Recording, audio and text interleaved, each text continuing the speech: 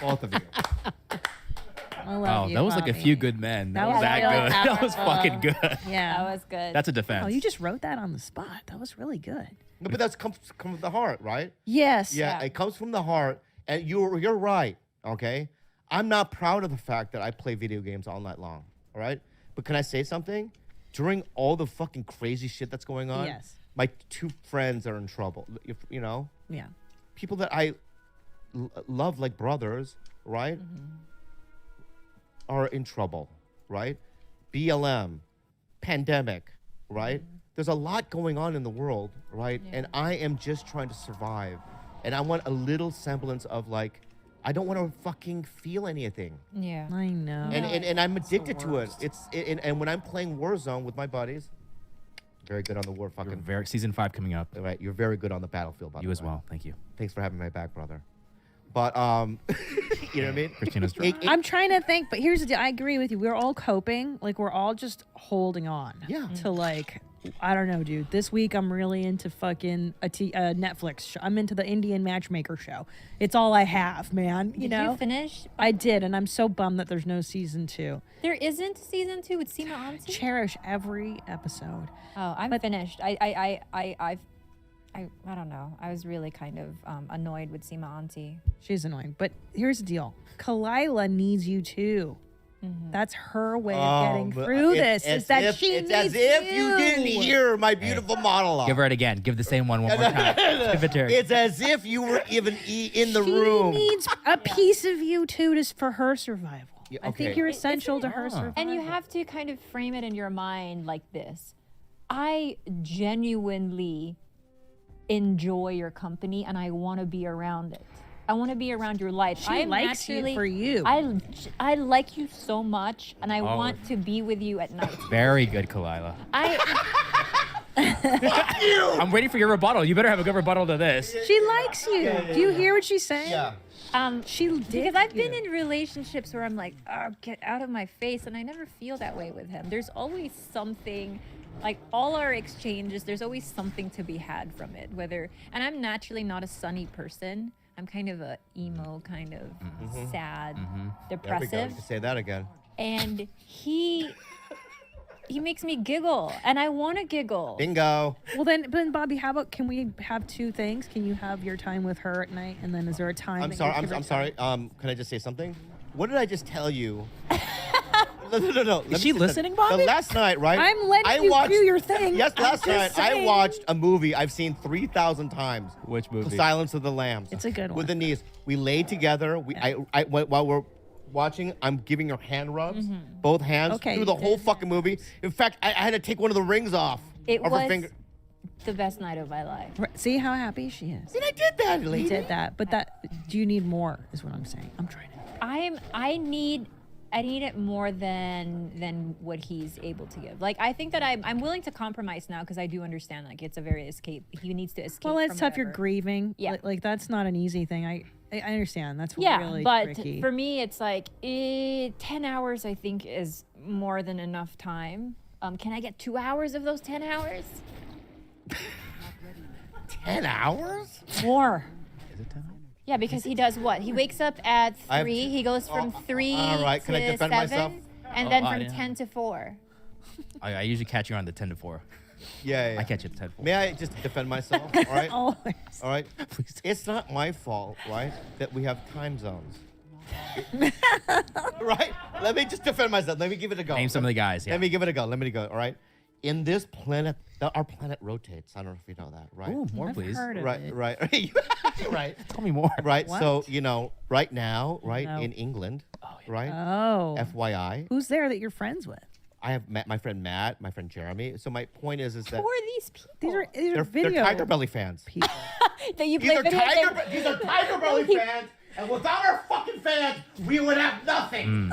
He plays Warzone with We us. would have nothing without our fans. He also okay? plays with a married couple too. Yeah, Oh, and they're that's nice. also fucking Tiger Belly fans. That's okay? awesome. I can name their names. I know everything about them. All right. So my point being is that, there are people that I play with from New Zealand, Australia. So during the day, I play with them because it's nighttime where they are. Okay. I also have East Coast friends. Like my friend Raimi, Josh Right. Price. Okay. All right, Claire and Jason. And like, I'm sorry, I haven't played a video game since Atari, and so you guys, you have like, do you wear the headset and then the thing, and you're like breaker 19? You have your call signs, or what do you? we don't do breaker 19 because this is not World War II. You know, it's what the fuck are you talking about? Why do you have to talk to? I don't understand why you're talking. Because to I'm going to explain it to you if you would fucking listen for once. in I'm your life. listening. So you say, "Hey, brother, how was your day? You went to the store. That's neat." Pew pew pew. No. You know, I How love do you do both at the same time? Okay, so I love you, but you're ignorant. I love you. but Beyond. You're beyond ignorant. Beyond right? ignorant. And today is supposed to be a joyous day for me, okay? Because it's a good news. Yeah. right? Yes. Show business. And I feel sweaty, Okay. and I feel empty. Oh, I'm so I sorry. feel sweaty, empty, and I feel like my scent. I feel attacked. Oh no! What? No. All right, so I'm gonna It explain feels it to so you. good. I love you, know. and I love Kalila. All right, I'm I gonna feel like explain it to you. All right. I want you For- guys to stay together forever. That's Oh, we why I'm will. here. All right. So, I hey, love my you. peasant friend, I'm going to explain it to you. Okay. All right. Okay. And you know so- what? I like Tom more right now. I'm going to throw that out. I got you. I like Tom more right now. So you go. You have your need to headset attack me. on. All right. Just don't make the noises, by the way. Right? It's ping pong. You know what I mean? Zoop zoop. It doesn't do that. All right. And what is Colette like? Do you hear him chatting? Oh no, it's not a chat. It's an Oh. all-out scream. Like Oh. I'm surprised our neighbors haven't. We don't have a noise violation thing because even when he plays here, you can hear him in the backyard upstairs. Okay. And he's screaming because he's like, "I made the shot." He's or- in the gulag. Oh, for, You know about the gulag? Oh, I know about the gulag. Wow. Okay. Can I just explain it to you what it is? yeah. I know what a ghoul. I actually had real relatives that were in actual ghoul. I figured you would know what the gulag was. Yeah. It was called real life. Yeah. Okay. All right. All right. All right. You stepped over the line there. Okay. So. Shit. Okay. I'm sorry. I'm So sorry. I Explain play a it. game. Okay. Hey guys, we're taking a quick break to share this brand new sponsor of the podcast. Native, my native. Native, my native. Native, my native. My native deodorant is my favorite deodorant, guys. 'Cause it doesn't just block odor better, it's made better. Native has ingredients you've heard of, like coconut oil, shea butter, and tapioca starch. It's also vegan and never tested on animals. Aluminum forms a plug in your sweat glands to keep you from sweating. That's why Native never uses ingredients like aluminum, parabens, sulfates, or talc. Wow. Switching to an aluminum-free deodorant doesn't mean you have to sacrifice on odor protection. And yes, Native will keep you smelling and feeling fresh all day long. With over 10 scents, including rotating seasonals, Native has something for everyone. Their most popular classic scents are coconut and vanilla, and lavender and rose, cucumber and mint. I love the cucumber and mint, and I love the lavender. So good. And citrus and herbal. Native is risk-free to try. Every product comes with shipping within the U.S., plus free 30-day returns and exchanges. Tell us more about it, Gilb. Do what I did and make the switch to Native today by going to nativedeo.com/belly or use promo code BELLY at checkout and get 20% off your first order. That's nativedeo.com/belly or use promo code BELLY at checkout for 20% off your first order. Something I want to say from my heart, if you don't mind, because I'm a heart teller, Of course, yeah. truth seeker. We needed to add a cooling system in our studio, guys, as you know. Yeah. We wanted to go with an experienced company and a top-tier mini split brand, Yeah. to be honest Because with we you. were sweating in here. We were was sweating hot. in this garage. We choose Precise Air. They have a great reputation and have been in the HVAC HVAC. Just say HVAC. HVAC industry for 45 years. Precise Air's project manager, my boy, Josh Torres. What's up, Josh? What's up? Shout out to Josh. Partnered with their distributor Ferguson HVAC and installed a Mitsubishi electric mini split. Right behind Kalila. Right behind Mitsubishi you. Electric leads the ductless mini splits industry with their product being second to none. Go ahead, guys. Ferguson HVAC is a national distributor that stocks Mitsubishi electric products on the West Coast for installers like my favorite place, Precise Air. If you're in Los Angeles, guys, and are in need of any heating or cooling systems installed or serviced, go to preciseair.com. To find out more about Ferguson HVAC, visit them at ferguson.com and learn about the Mitsubishi ductless products at mitsubishicomfort.com. Guys, enjoy the rest of the show. Usually, I play farming simulation games. Farming simulation. Yeah, like Stardew Valley, where I can do it upstairs on a fucking Switch next to her, right? Or I like RPGs like The Witcher 3, where I'm just going on adventures. I play by myself. What's RPG? Role-playing games, Okay. right? Where you play a character, you go into these open worlds. This is where he gets the wife. You can build a house, get a wife, kids. In Skyrim, you could do that. Yeah. How many wives can you have? Just one in the games. Thank you so much. And you can do that in Stardew Valley as well. Stardew Valley, you can get married and have kids. And stuff. can you choose what she looks like and stuff? There's 8. Oh no, 1, 2, 3. There's 6 girls in the world of Stardew Valley Oh wow. that you can choose. Haley, Emily, Penny. Abigail. Yeah, Penny. Abigail, Penny. Are they all Amish? These are really cool, Yeah. cool names. Hot Yes. chick names. So anyway, but gonna I throw played. up? No, I have a lot of acid reflux because when I get defensive, it just pops out. It's like Rage bubble. Rage bubble. Throat they call it. polyps. Yeah, throat polyps. Thank you. I played those games, but then I finished Witcher 3 and I kind of Googled, like, I don't know if you remember that time where I was going, I don't know what else to play. Because of the pandemic, there was nothing to play. And then Gilbert one day says, Handsome Gilbert. you should play Warzone with my buddies. And it's usually, it's what's that? What do they call those kind of games? FPS, first person shooter. For first-person shooter. And what it is, you can play with one or by yourself or 4 or 3, right? And I generally play with 3 or 4, and you're soldiers, 4 soldiers. You fly into I'm sorry. You want to take that back, Bobby, to the beginning? I'm sorry. It's just so childish. Like, you're an adult. In your 40s, and you're like, you could go in the different world. Oh God! Am I having a heart palpitation? I'm sorry. Fuck I know these are very popular. Fuck you! All right, lady. To hear it. How dare you? Like it's real. His shirt buttons are popping off. And you could choose between 6 ladies. And do you have sex with them? This is the last time you did Tiger. This is the last time. This is the last time you did. Oh yeah. Well, okay. Emily's a lesbian. She's Yeah. not even interested in that. I usually marry Penny, the Which one of one? the redhead to the right. All the way to the right. Yeah, Penny's straight. Okay, so anyway, Not even hot chicks. I know. So this is how the game works. Steve, what's up? I'm just giving you. Okay, like that's your brother. my brother Hey, Steve, Oh, yeah. hey, buddy. Hey man, so dude, I saw that last episode of Alone that you recommended. I saw the whole season, man. That was a good show, man. And then we talk about because you're not obviously playing right away. You meet in a lobby and you talk. You know what I mean? And you sometimes wait for another guy, like, hey dude, I'll be down in 10 minutes. Like my wife has me doing a chore, so I have to, I'll be down. So you wait 10 minutes because you don't want to go out into the world without them. Sure. So you're just talking to the guys and talking about politics, what's going, if they're not streaming, Yeah. I talk about, personal things, you know what I mean? Well, that's a nice way for you to catch up. I get that. Yeah. You catch up, right? And then it's like, everyone's there, you fly in, you parachute from a fucking plane, and you land on this gigantic map, right?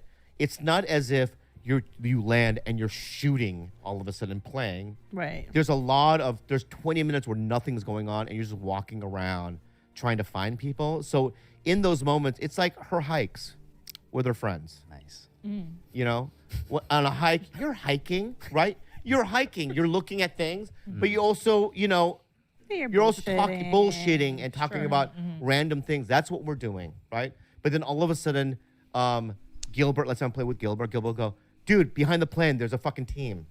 Then we go into game mode. Breaker. Breaker. Bobby, right? breaker. Right, and you go, I'm Yeah. gonna hook around left. Okay. You hook around right? And we're gonna find the And we're gonna Nazis or whatever. Yeah, whatever. But Russian. you're fighting other real people, right? Okay. And then do you have a code name? Like, do you have a stage name for your game or? No, I mean, my gamer tag? team that I play at nights is called the Silly Billies. Uh-huh. And the Silly Billies consist of my brother Steve, this guy Matt from Wales that we Okay. play. He's a one-arm guy, but he's a master jiu-jitsu guy, Oh, that's cool. right? And he's a big, very brave man. And his name is Matt. He lives in Wales. Shout out to you because he's a big Tiger Belly fan. Okay. And then we play with my brother. My brother's in a band called Mongchi Hammer. Oh. And the drummer, Dylan, he's also a Silly Billy, Okay. right? So at nights, the Silly Billies play, and I can talk to my brother and hang out. During the days, I play with kids from across the country. That's nice. So you can talk to people. It's kind of social. Yeah. Okay. I will say this: some of these Sure. kids he speaks to, it's a weird mentorship program. Because you don't talk to, I talk to them after. They are making money now because Bobby will play with them. They'll post about it, and these kids that are trying to save up money, they can't get a job, are now making money on Twitch. Well, Yeah, they that's are. nice. Yeah. All right. Like, Eh. I know that you play on Twitch and people can watch you play. Yeah, we have hundreds of people watching us as well. Wow. Play. That's, And they're making money, right? Good. I'm doing service. yeah, service. That's what they call it. Community service. Called service. Yeah. Which you should look into. I. All right. I'm You such selfish a bastard. twat. Yeah. All right. So anyway, Selfish and bitch. it's the most challenging game I've ever played. It's very difficult. What are you? You're killing people. You're finding people. Sorry, my feet are cold. I'm putting Yeah, this yeah. back on. Yeah, we're You're fighting people. You're killing stuff. you're killing people, and then it's very hard to win. Yeah. But when you win, there is a real deep gratification. No. I'm sorry, and the sound effects are very addicting, right? yeah. Like when you team wipe and whatnot. It's a whole thing. So it's addicting. I enjoy it socially, and you know what? You're right. You're absolutely right. I am going to be a lot more mindful from this day forward, Really? Will you pay attention to her? more? and I'm going to give more attention to her. We do therapy once a week. That's cool. How's that Right. going? Very good. I think everybody should be right now, Yeah. especially Yeah. in this. Yeah. This is scary. And I don't want to reiterate the monologue I said earlier, right? But I have to admit, I'm pure at heart, you are pure at heart. You are. and I You love are. You're the best. and I love you and Tom. I love you, Okay. and I love Does Kalila. Tom Sure. have any mild addictions? He probably doesn't have like super hardcore ones like him. I mean, Tom's like a comic, so we're all wired. Yeah, we all are wired to get really into the stuff. He likes cars. I always say like, "Oh, you can't change your wife, so you change your car." And he'll be like, "I'm gonna get this other car. I'm gonna get this other." Like he's like a little boy with cars. I would Yeah. say that's his Mm. thing. Yeah, I would say that's his big one, but not. Yeah, Does Tom have an Xbox or a PlayStation? he might, but he can't find it. Would you what might be age put would away. you introduce game consoles to your kids? I would never. I'm gonna go with never, and I know that's very controversial, but I'm not one of these weird parents that's like no TV, no candy, no mac and cheese. Like I'm really kind of 80s mom that Yeah. way. You're basically saying no joy. No joy, no socialization. I guess I think because I'd prefer my kids to go on a real hike with her friends, and I know that sounds really shitty and judgmental because it is. Because I don't understand. Because I'm just an older broad. You know what I mean? Like, Yeah. it's just not for me, the video games. I Yeah. don't get it. And Tom is wanting to give that to our kids. I think I'd have to put a time limit on it. Because I think I used to play Puzzle Bobble. There was a time in my life where I was addicted to Puzzle Bobble when I was unemployed in the early 2000s. What's Puzzle Bubble? It was the best. It was a little dinosaur, Taito, and it would go in a circle. I love it. My grandma loves it. It's Japanese. Yeah, it's the best. And I loved. Oh, yeah. So I I'm know a bit of a Puzzle hypocrite here because, and here's the deal, man. I would spend like 8 hours when I was unemployed and depressed. This is before I became a comic, doing Puzzle Bobble and just wasting my life until Blind Date would come on at 4:30 with Roger Lodge. Blind Yeah, Date. and then it would switch. That's the only thing that would get me to turn off Puzzle Bobble. And I realize now I was so depressed back then, and that wasn't helping. So I associate video games, I think, with like being depressed and like it keeps you in this weird loop. Uh-huh. Yeah, it's like a weird, Yeah. right? That Yeah. Of feeling. like you're not really doing anything, but you kind of feel like you are. You know, I have an idea. Yeah, Can I tell you the truth? please. Oh shit! The truth is this. You're not gonna cry, are you? No, I'm not. Okay.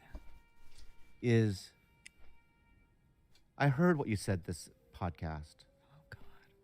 And in my head, at first, I was like, this lady's cray cray, you know? But then another feeling came over. And the reason why you can say these things that are truthful, Okay. right? And I'm analyzing my own behavior is because we feel comfortable. I love you. I do too. I have nothing but love. I feel comfortable with you, and we're real friends. Okay. We can really say things to each other, Yeah. and I really appreciate you. I appreciate you. I love Okay. you. I love you hope too. But I'm not her. I And- hope I'm not. No, I'm worried and- about her. I want her to she's be good. happy. No, she's- I want her to stay with you. I Do you know, me too, understand? yeah. I do. I want her to be really Thank happy you. because she's such a wonderful Right. person. So are you. And hopefully, if I see behavior in yourself that I don't like, and I would be mindful.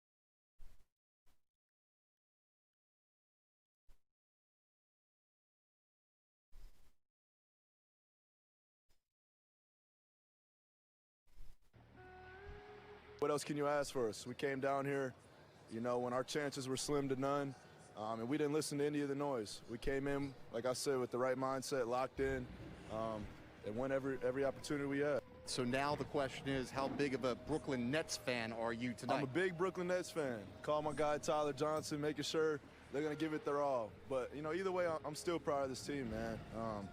What else can you ask for us? We came down here, when our chances were... And maybe, hopefully, I'm comfortable around you. Yeah. I could express myself and say What would you say? On her say, podcast. hypothetically, what would be On my something- podcast. On her podcast. Yeah. though. on your podcast. her podcast. Yeah. What would you say? So much. I'm sure like that. But this is my problem. Is this that there's not a lot of filtration, I'm sorry. It I comes know, that's across what I- as like, This is what makes that's why we're podcasters. Is because this is what we do. see, I think I may be autistic because Say that again. I would take a spectrum test because Tom was like, you need to take a test because Yeah. I don't think I don't mean to be this way. Yeah. I There's just a there's movie no called Powder. That's what you filter. remind me of. Female version of Powder. I love that You have movie. something good movie. Power. I mean, not a good one either. But I've been to your house. You moved, right? yeah. I would love to.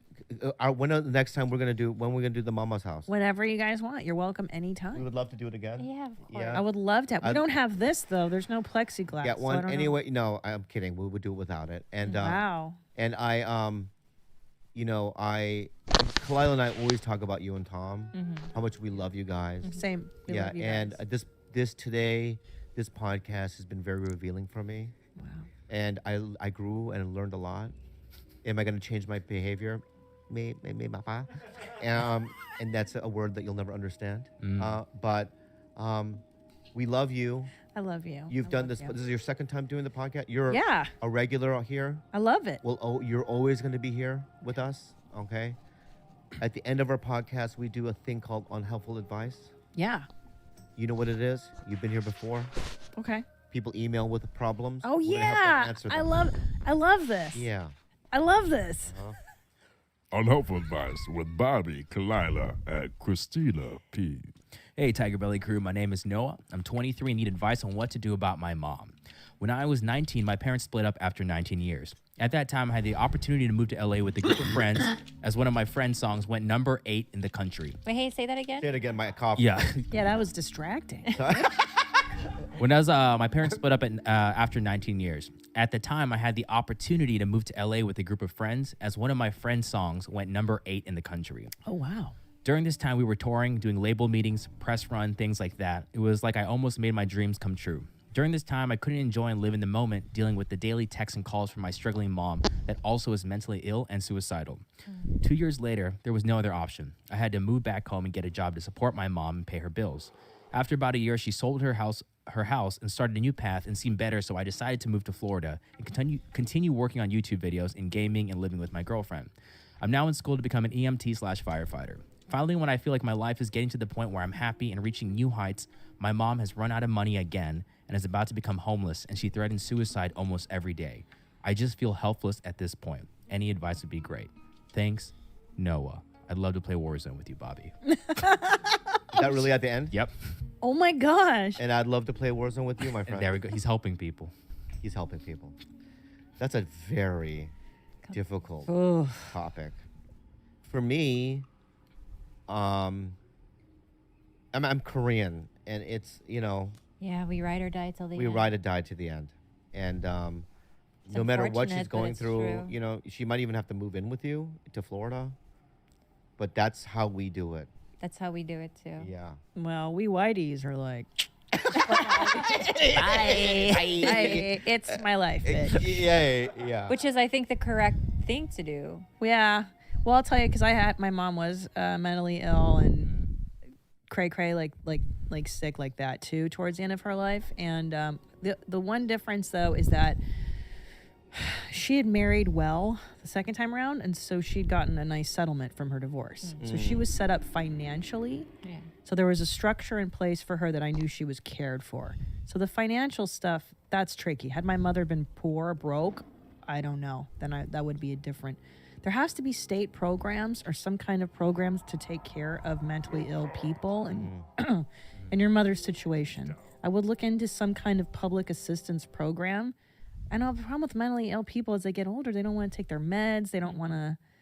It is just a nightmare. You just gotta ride it out until the bitter end. Yeah. It's just a bummer. Yeah, it's like when my dad was sick, for 10 years he had, strokes, couldn't move. Walk. Oh my mom was God. an in-house nurse, and he, she'd have to dig the shit out of his ass every fucking day because he Ugh. could have bowel movements. And I forced my brother to Arizona to do it, Yeah. But, I was in a situation where, I could afford to do that. in your situation, and if I wasn't in the position that I'm in, I don't know how I would have done it. It would have been a far more difficult, task to take care of my dad. Oh my god. And so, all I can say is this: is you can only do the best you can. Yeah. You can't do more than that. And if you're the best you can is if you make $1,000 a week and you can send your mom $50 out of that 1,000, that's the best you can do. Yeah. And you can maybe try to find government programs or things in your mom's town that could help her. You know what I mean? But that's all you can do. It's Yeah. tough. That's a hard tough one. I can't imagine my mom going down that path now. And I you know my mom really well. What would we do? Now this situation? Yeah. We would do everything we could, but we're in a different position than this Yeah, kid. that's true. You know, we would, do whatever we could. Like when my brothers had surgery, and he didn't have medical insurance. I had to step up and do it. It's Ugh. it's You have a to give it's him a surgery. yeah, it's a drag, but you have to do it. And because I love him, and I'm sure you love your mother. But my brother's not mentally ill, or my dad wasn't mentally ill. That's a different. I don't know what that's like. See, I don't know what it's like to love the family member, like to like them. Like, Yeah. everybody that's died or had problems in my family, I've been like, well, they're kind of crazy or they're kind of a shitbag anyway. So I actually haven't lost somebody who I really loved. I loved Brody very much. So that was, him and a dog I lost a year ago. I'm still pretty bummed about. Like, Yeah, but you could link Weird. it up with your children, no? That's oh, the I kind would of love. be. You would do everything you could, Are right? you kidding me? That's Yeah. what it is. Oh, That's till what the it- ends of the earth. Yeah, to the end of the earth, Whatever. whatever it took. I- And so, yeah. but you can only do so much. Like if you, God forbid, one of your children had a disease they don't really have a cure don't for. even. I know. I'm not even. But I'm just saying, you would do everything you could to the best of your abilities. Yeah. But there's only so much you can do. Remember Lorenzo's Oil? God, that's so. Wait. With Susan Sarandon, where she had a sick child, but doctors couldn't figure it out. So her and her husband concocted this oil that eventually healed him. But that to me was like ends of the earth kind of parenting. Hell And yeah. eventually they got like an honorary PhD from whatever university because they came up with a cure for this disease. Damn.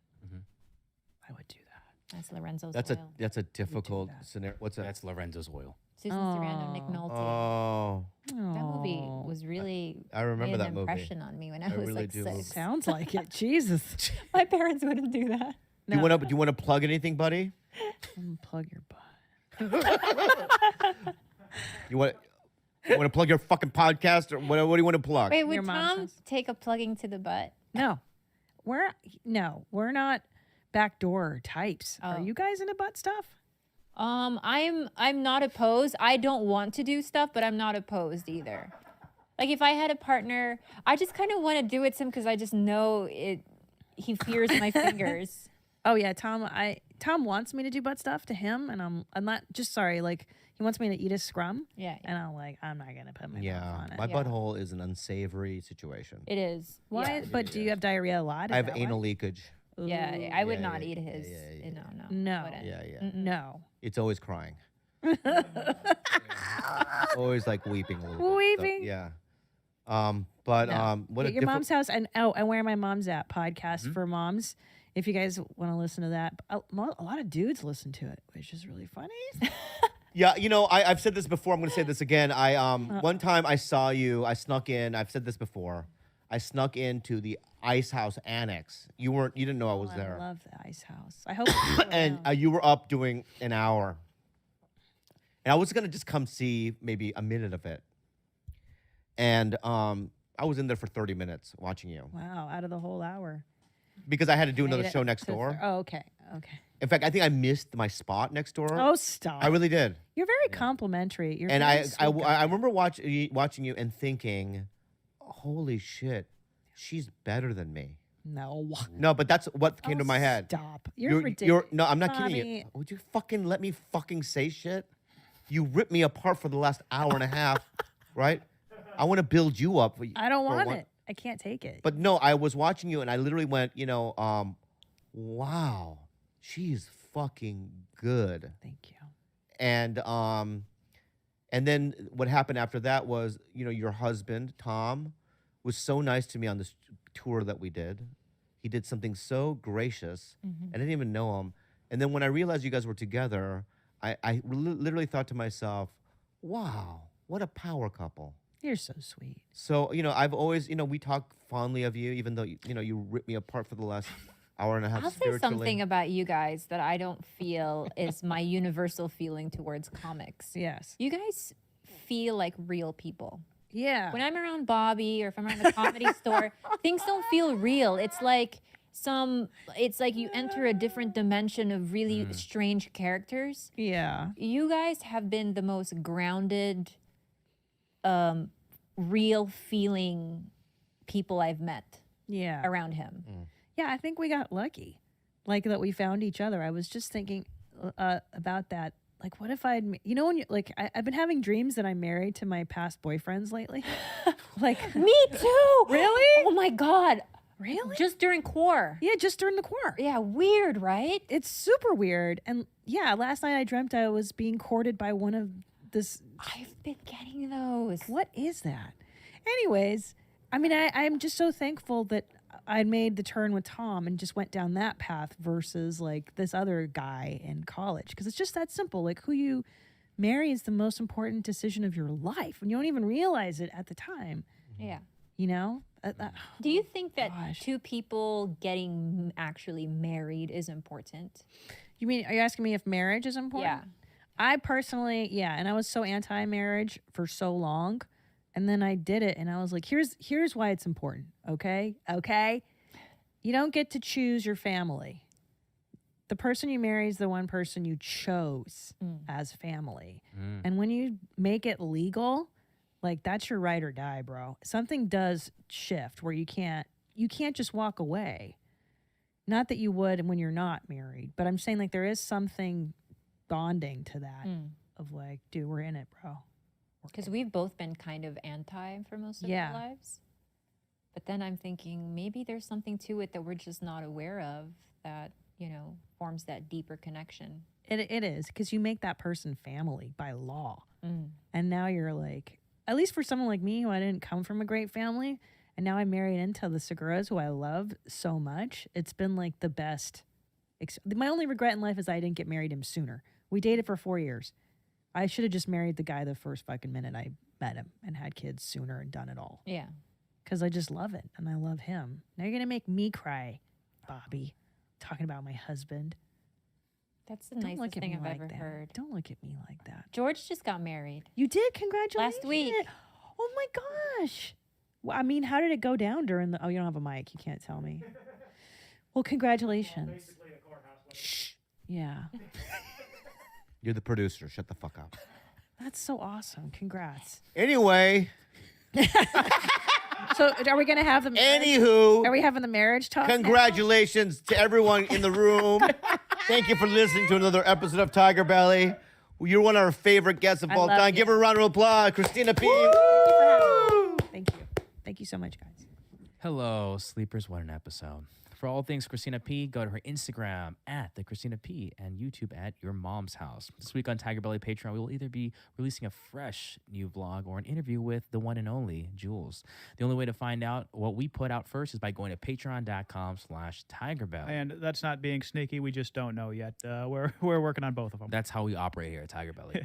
Are things planned here? People always ask. No, they're not. We just figured it out on the day of. So thanks, guys. George, who are our sponsors that we want to thank? And thank you to our sponsors, Manscaped, Tushy, and Native. Make playing with your balls the best part of your day. Oh, George. That's why you made me read this part. Yep. Get 20% off and free shipping with the code SLEPT20 at manscaped.com. Join millions of happy Hello Tushy customers right now and have a clean butt with every flush. Go to hellotushy.com/tigerbelly to get 10% off. And smell better, made better. Make the switch to Native today by going to nativedeo.com/belly and use promo code BELLY at checkout and get 20% off your first order. Once again, that's Manscaped, Hello Tushy, and Native. So, guys, check them out because they are our sponsors, and we love them. Also, you can follow everything Bobby at Bobby Lee Live, everything George at George_Kimmel, everything Kalila, and those super hot thirst traps at Calamity K. So many of those. So many thirst traps of just dogs and Bobby doing weird things. Hey, I went to the beach. Let me take my mask off so I don't sound muffled. I went to the beach and I did put out some thirst traps. Yep. Just on for 24 hours and then they disappear because they're on my story. See, guys, I mean, just check them out. Maybe just check them out. Anyway. Okay, guys, they're calculated. All right, guys. One more thing. Can I give a shout out to my friend Smriti Mundra for doing Indian matchmaking? She's the EP. She did the show. She's the EP. How do you know her? Columbia? Columbia, yeah. Columbia College? Columbia University in the city of New York, Gilbert. There we go. Well, guys, we love you so much. Thank you for listening. We will see you next week.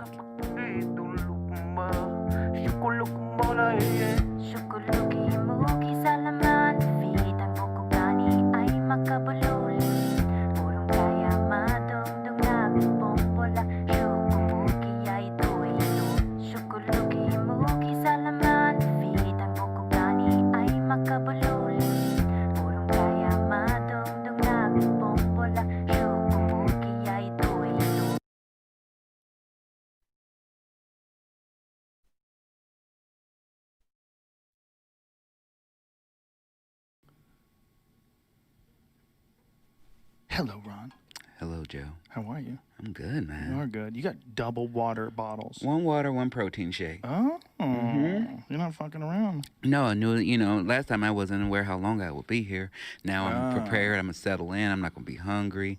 My wife got me all set up. Nice. Water, protein shake. Make sure that your blood sugar doesn't drop. Mm-hmm. Maintain energy levels. Mm-hmm. You are a man who has done one of the most difficult things a person could do. You lost a ton of weight. Yeah, and then keeping it off. That's the harder. Right, that's the hard part. Yeah. Yeah, the momentum of losing the weight is good, but most people, they get to a point and they want to take a break. Mm-hmm. And then once they take a break, then it all slides. Yeah, it's a bit of both. Sometimes I want to take a break, but then I want to get to that next level. So then I get back on it. Well, we were talking about Gucci Mane before we started the podcast. Gucci is the guy who's done that. Yes. He's maintained and looks fucking amazing. And took it to he that was next a big level. fella. Yeah. At one point in time, when he had Burr tattooed on his face. Mm-hmm. The ice cream cone. Yeah. Yeah. And now he's shredded. Yeah. I mean, now he got rid of that ice cream. Well, you were saying it was the lean, right? Yeah, for sure. Drinking. Yeah, codeine will put a lot of weight on you. Look at the difference, man. That is crazy. Well, he wasn't too fat in the other one. Yeah, that's kind of like him mid losing weight in that one. You can find some real chunky pics of him. Yeah, he got thick. Yeah, but now he's shredded. Yeah. He's my inspiration. Yeah, me and my wife all the time. We look at him and his wife, the pictures they take, what they do, and I'm like, I want to head in that direction. What do you do for working out? I'm a trainer about 3 days a week, sometimes 2 days a week, and then on top of that, and we'll do, just different circuits, back, chest, whatever, legs, and then the other days I'm always just trying to make sure I hit the treadmill twice a day for 2 miles on an incline. Twice a day? Yeah. Really? You do it twice a day? Yeah, in the morning and night. I don't do much otherwise. So especially now, a lot of my stuff is sitting in front of a computer, podcasting, playing games on Twitch and stuff like that. So I feel like, if I'm going to sit that long, I got to start the day treadmill, end the day treadmill. That's discipline. I like that. It is. I fucking hate it. So it definitely is discipline. But you like the results. Yeah. I like how I feel. I like the compliments. I was just doing this thing the other day, and Jake Johnson, the guy from New Girl, I'm in a cartoon with him, and that's he's like a leading man, dreamboaty guy, and he's looking at me, he's like, man, you're looking fucking good, man. You got your shit together. You looking like you're about to lead your own show. And I hear shit like that, and I'm like, okay, I better go get on that treadmill again. Yeah. Yeah, that helps, right? It really does. Yeah, the positive feedback and positive energy. That's one thing that I like about what you do. You are very positive. Like you're very warm and friendly. Like all the shit that you do online, you're all smiley and positive and friendly. It's cool. It gives off a good vibe. Like when I look at your Instagram posts or read something that you post, it's like Ron is on the good path. You're Yeah, I on the try good to, path. you know, because it's so easy to go the other way, and Yeah. you get caught up in what other people are doing and what you think you should be doing, which Yeah. I battle all of that too. So I don't ever try to act like, oh, I'm just like, oh, everything's great. It's like, of course, I go through shit all the time, but like, I think I choose to support my friends. I choose to support positive things because that's what I can control, and that's to me fighting against that negative as opposed to like just joining everybody in the fray. Yeah, what do you mean by like? How do you feel like when you say like you feel that too? Like you feel the draw to the negative. Oh, I mean, because we all like, you know, we just want things, you know. So I wanted a Netflix special. I want to be a lead in a show. I want my own show, you know. And I've already do a lot of great things, and that's why I have to balance it all because I'm like, oh man, I'm in such a great position. I do so many wonderful things. What always helps me actually is talking to people like you, or talking to people like Bert, talking to any comedian that's been doing it like 20 years plus when I'm at like 14 now. And when I talk to them and then they are like, oh, hold on, slow the fuck down, man. Like, you look at where you are and what you're doing for how long you've been doing it. You're fucking aces, man. So chill the fuck out and play it out. Don't freak out. And that always, you know, having faith, that always helps me out. Well, we're all stalled right now, you know, unfortunately, because we can't work. But stand-up is a long haul. Like at 10 years, people start taking you seriously. You know, if you're really precocious, people start looking at you at 7, like, damn, this motherfucker's good. But at 10 years, they go, okay, that guy's a pro, or she's really got it. She's legit. 10 years usually. So 14, man, you're cooking. You know, 14, you got things happening. You know, you're putting together like real sets. You got like you get off stage, you're like, damn, that was legit. That was legit. It's a long road to get good at stand-up, you know? It's like that AC/DC song. It's a long way to the top if you want to rock and roll. I was on stage, or not about to go on stage, rather, at the Improv once, and there was this lady who was on stage, and you could tell she's real recent, and she was just eating shit up there. And me and the DJ were just like, whew. And I just looked at him, I go, it's a long way to the top if you want to rock and roll. And then the DJ played that song as I went on stage. Nice. It's a long way to the top. It is, man. It's a fucking long way. Yeah. You No, know? and I agree. And that's what I had to change my mindset very early because, you know, I came from not having money, not having anything, and having my son really early. And so I was like, I need to make it. I need to do this. And then, like, I remember I got on Conan the first time, and they were like, oh, what are you promoting? You got to promote something, you know, when we introduce you. And the only thing I had to promote was an open mic that I was doing in Portland the next day. You know?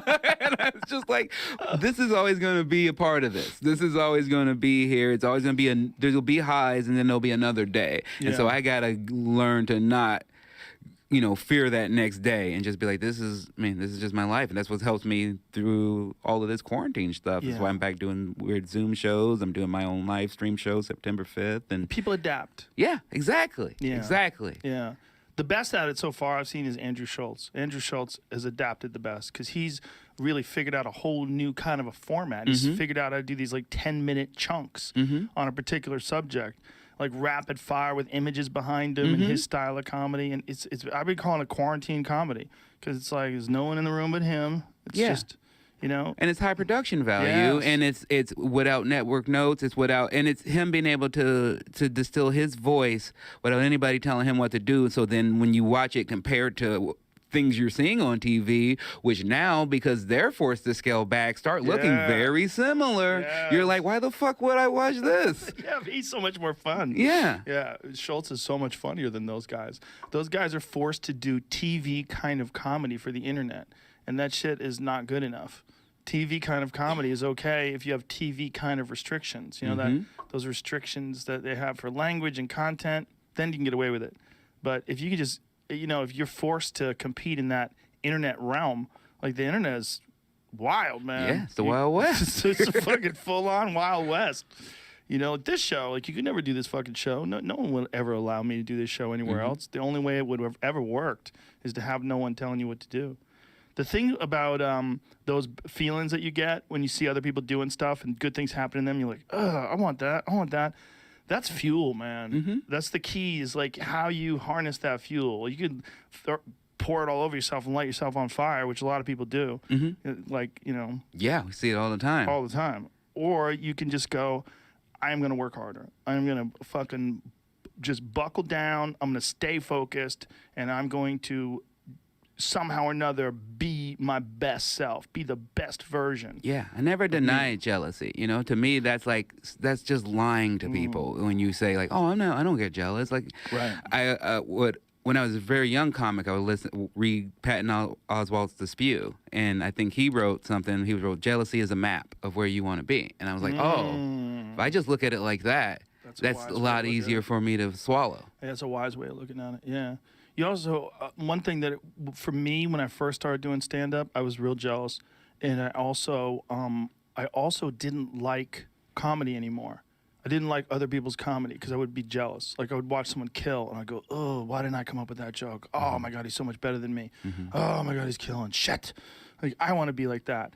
And then I realized, like, oh, my God, I've stopped enjoying comedy. And now I'm not a fan anymore. And one of the things that switched with me is I realized that I had a very weak perspective on it. Instead of being inspired and instead of being, like, energized, I was, like, wishing that they would do badly.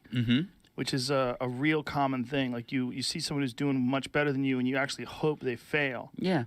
Well, you see, a lot of people, once you see them start succeeding a bit, I've noticed in general, you stop seeing people champion them. You know, they stop. They're like, oh, well, you've made it as far as I wanted you to. And they call you a sellout. Yeah. Oh, my God, you sell out. But I love being inspired. That I've never had. Like, I've always been inspired by comedy. I've always loved comedy. And there's comedy I love more than others, but I've always learned to go like, well, that's not for me. You know, I respect their craft. I respect the way they put that together, but that was not for me. But I always looked at it like rap, where it's like, man, you look at like the old Death Row Records, or then they always were sharpening each other by how good each individual was. And I look at comedy the same way, where it's like, oh, if I see an amazing set, I'm not like trying to steal that joke or trying to but I'm going like, oh, fuck, I gotta raise my game. Yeah. Well, that was one of the best things that we had at the store. Absolutely. We were all working together. And, you know, we'd have a show on. It'd be you and me and Burr and, you know, and Eliza and Whitney and fucking Ali Wong and bang, bang, bang, bang, bang. These shows were fire. It was just, and you had to warm up in the back. I'd be in the back. I'd be jumping up and down on cushions and shit and shadow boxing and touching my toes and taking deep breaths. And you gotta get your body charged up. You know, I missed that. I miss that a lot. I miss that a lot. I miss that feeling of being in the main room, green room, getting ready to go on.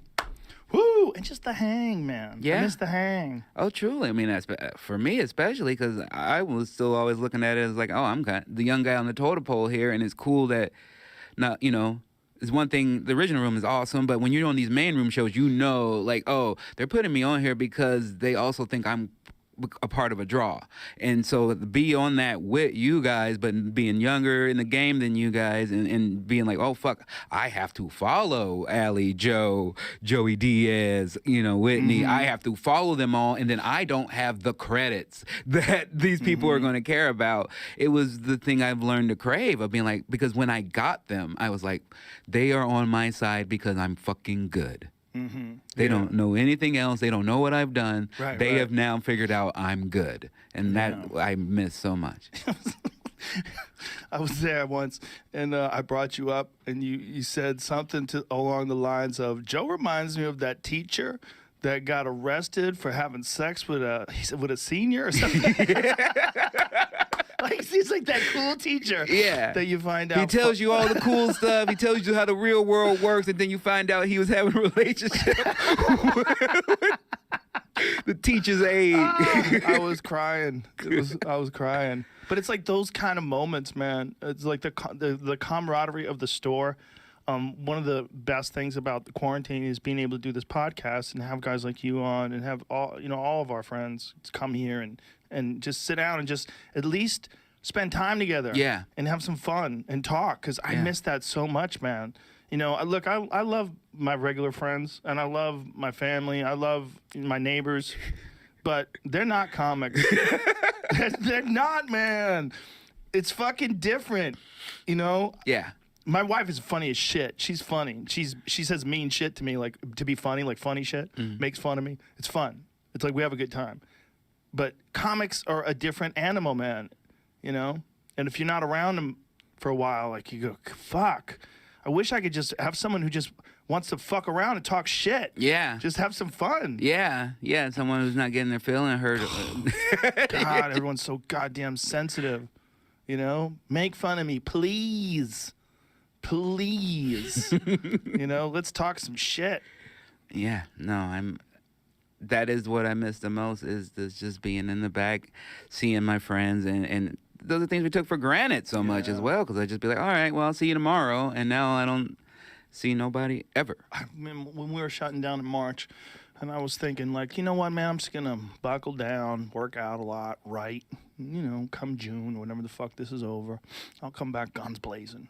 You know, and then when I realized that there was going to be a second lockdown, and then there was going to be no return, and here we are in August, and there's no sight. It's not going to happen. It's not going to happen until 2021. There's no way. I was like, fuck. Like, this is terrible. This is a terrible feeling. Like, I never would have imagined that I would have to worry about comedy clubs going under. But they're going under all over the place, man. They just can't stay open. It's crazy. Yeah, no, I mean, I was in the exact same boat. I think most of us were. We were just like, okay, well, I can last. I'll put it together. Just treat it like I'm in a short-term prison sentence and just work out and get my GED and just get it all together. Become a lawyer. Yeah. Go over my case. Yeah. Yeah. And then, same thing. That second lockdown happened and something happened in my brain where I was like, okay, I'm going to have to just... Because before I was like, oh, no Zoom shows, nothing like that. I don't like how it's fucking with my rhythm. I don't like how I'm not getting feedback. But after that, I was like, you know, I just kind of have to adapt and go with the flow and hope things change and know that things change in time no matter what. But if this is how it is, I got to stop fighting it and start just like, you know, finding my lane in it. So, you know, I'm just trying to do that now. Yeah. You have a podcast, luckily. I felt bad for dudes who didn't. Yes. For the folks, the guys and the gals that didn't have podcasts, I was like, ooh, like you got no way to keep in touch with people. Yeah. I mean, and that was exactly the reason why I started my podcast, because I was like, oh, I'm like, everything I'm doing is a guest in other people's shit. Like, I'm a guest in everyone else's home, and I don't have a home for people to come hang out with me. Yeah. And so... I've been thinking that for a long time, and that's the reason why I started my podcast. And when all this stuff happened, I was very happy because I've always been in two minds when it comes to comedy. I love specialists. I love people who are just like, I do stand-up, straight stand-up. I'm going to be the best fucking stand-up in the world. Like, I love being that competitive. But I also have this part of me that's just like, I love new challenges of all types. And so I got into voice acting, regular acting, all that stuff. And when this thing came down, I was like, oh, fuck. Actually, you know, just like in business, it is good to diversify because voice acting is saving my fucking life right now. Yeah. As a person in show business, you must have as many forms of revenue as you can.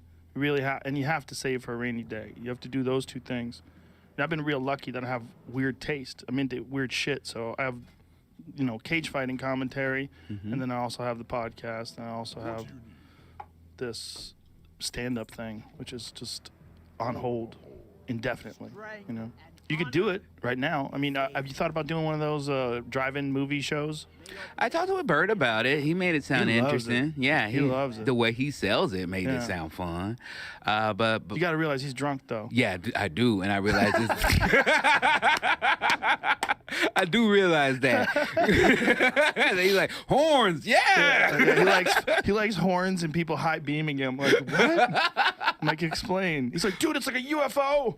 Well, I'm actually, I've been talking with Chris Titus because he has his own little production studio. I shouldn't call it little because he has his own production studio. I don't have no fucking production studio. He has his own big ass production studio, and he's been shooting his own specials and he's doing a reunion of the Titus show through it. And so I reached out to him, and I'm gonna do like a live stream show where we have 10 people in the audience, and then we'll be live streaming it out on YouTube on September 5th if people want to get tickets tickets to that. So- RonFunches.com. Don't stop my promo, Joe. Sorry. RonFunches.com. So there's 10 people in the audience. Yeah. So what do you test those folks? Yeah. How you do it? Yeah, well, there'll be way not like you where I took the full test, but it'll be temperature checks and weight.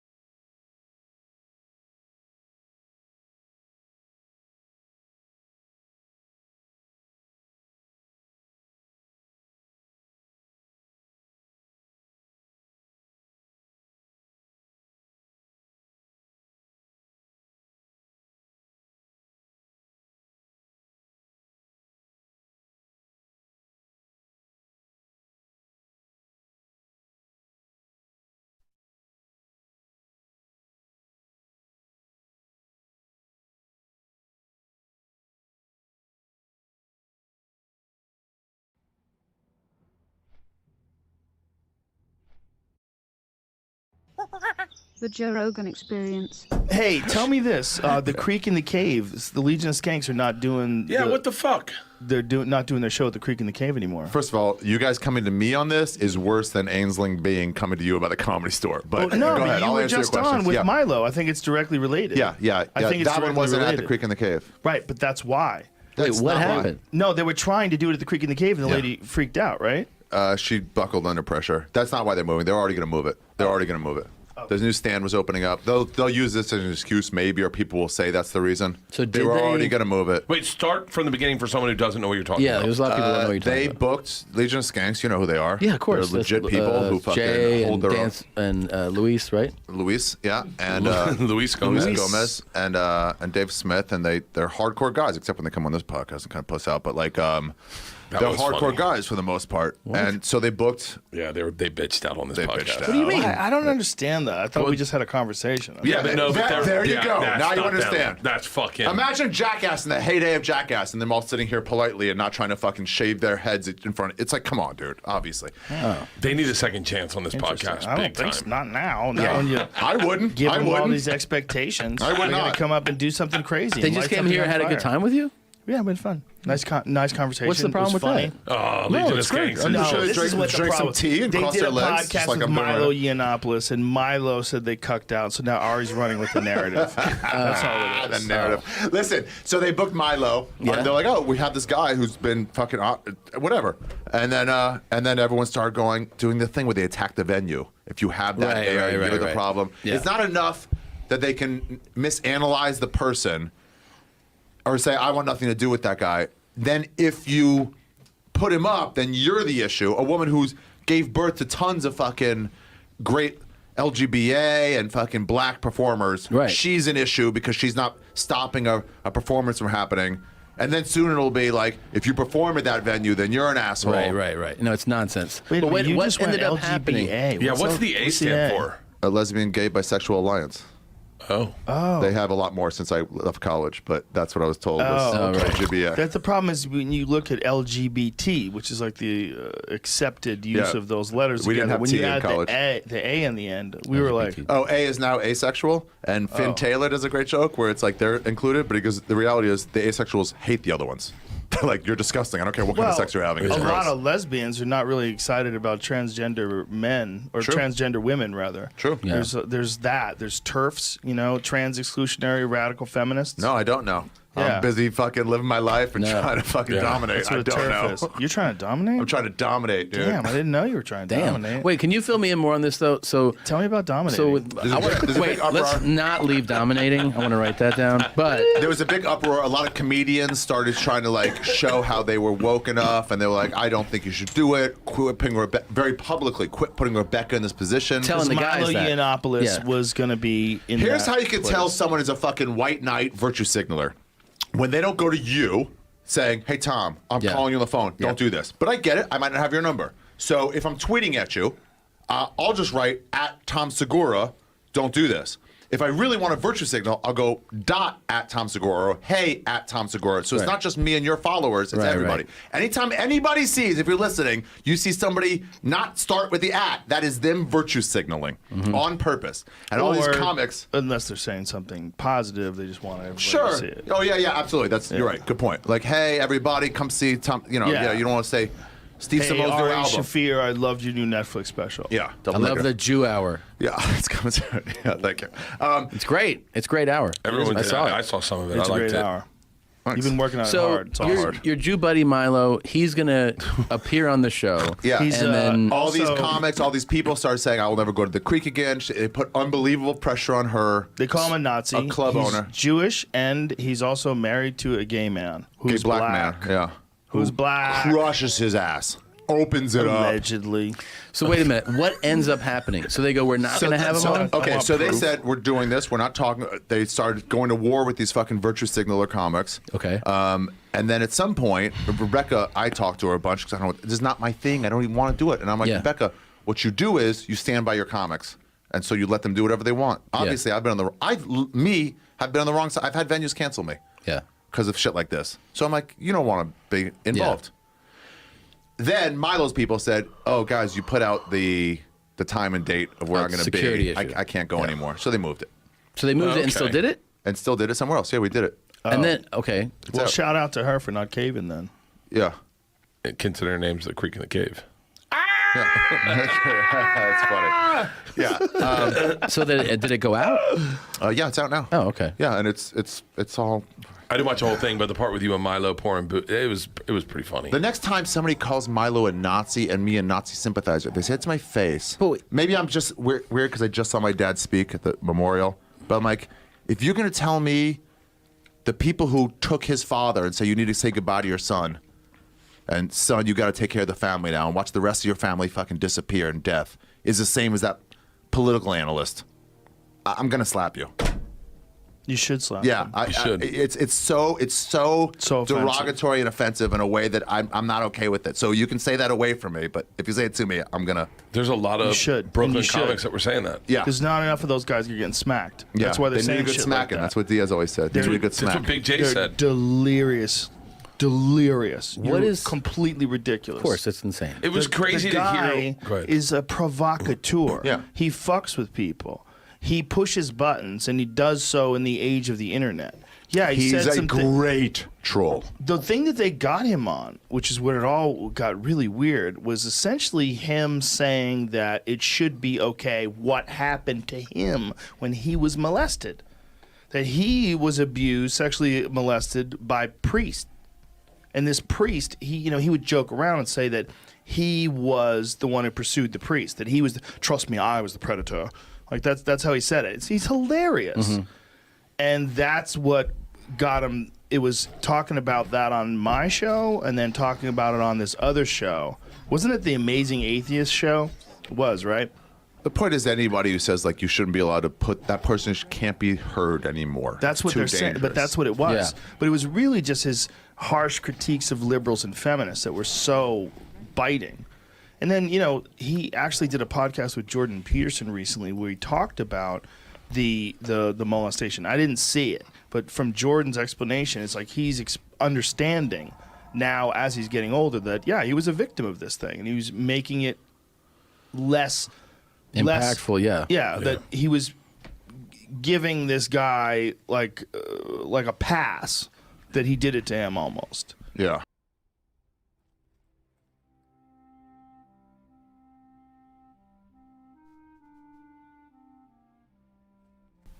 I rarely watch the event live. Hello, skanks. What's up? Hello. We're live.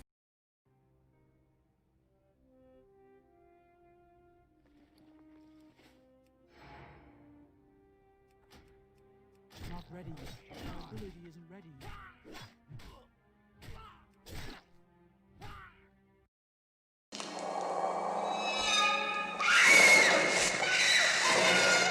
What waits behind the curtains is exciting, frightening, sensual, terrifying, and bizarre. There was a movie where this fucking maniac, this chick was skating. I've talked about this before. She was figure skating, and then all of a sudden, this fucking hockey playing Jason, they just show him skating in slow motion with his big Muppet shoes. Right? That was the funny thing. They couldn't give him, like, I don't think they gave him real skates because it would have seemed too fucking normal. He still had on his Frankenstein shoes with blades underneath it. Starts fucking skating. Look like the Muppets on ice, but then you see he has like a sickle. Starts skating towards this fucking lady, and he pulls out this sickle.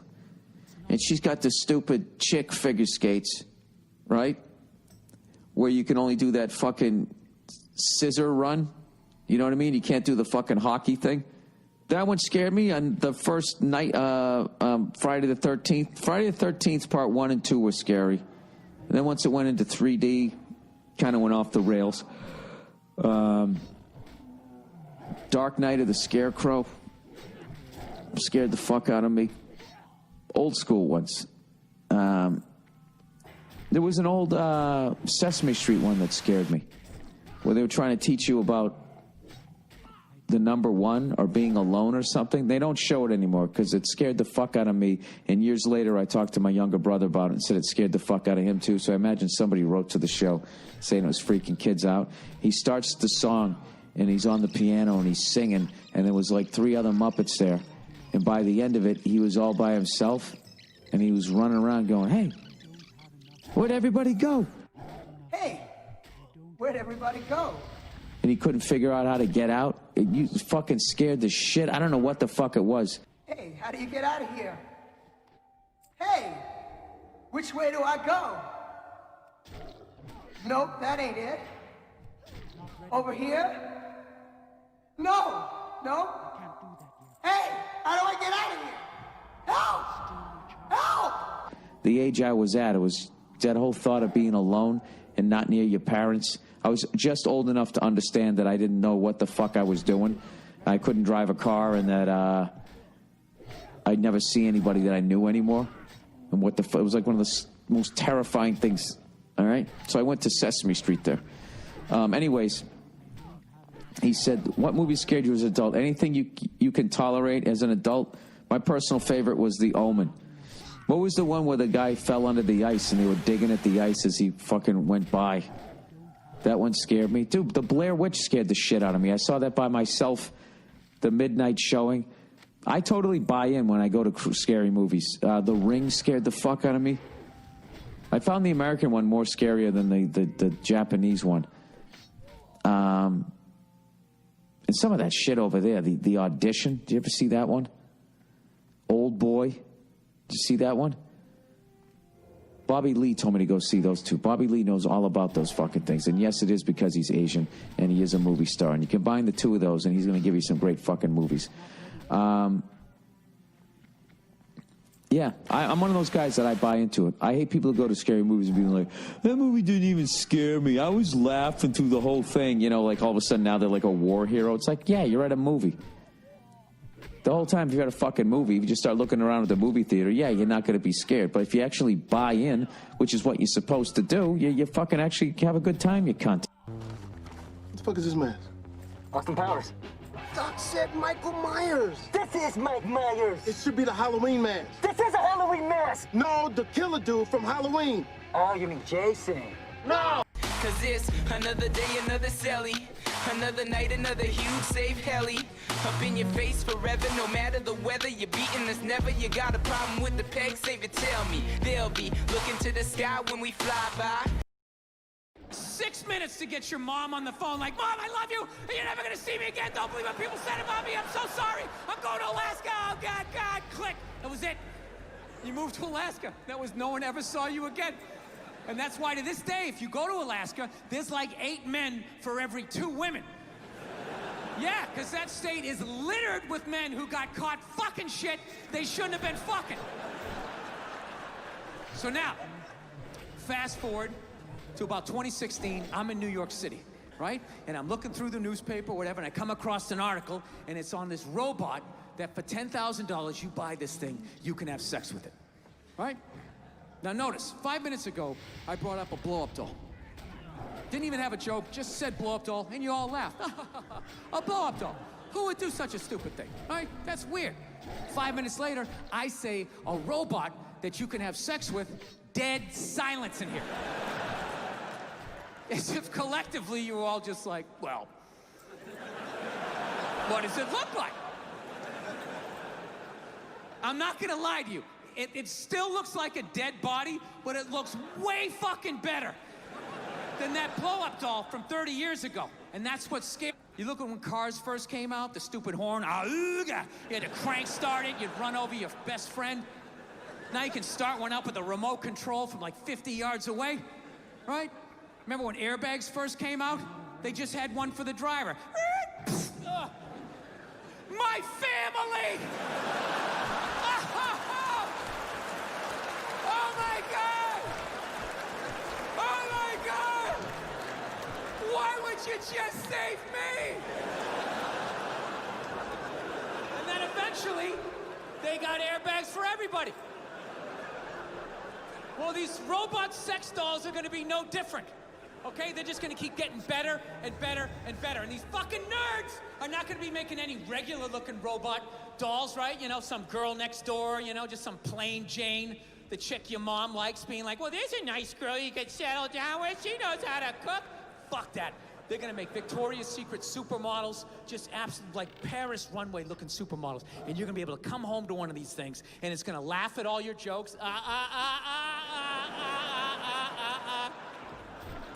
It's gonna sit down and watch the game with you like it doesn't get any better than this.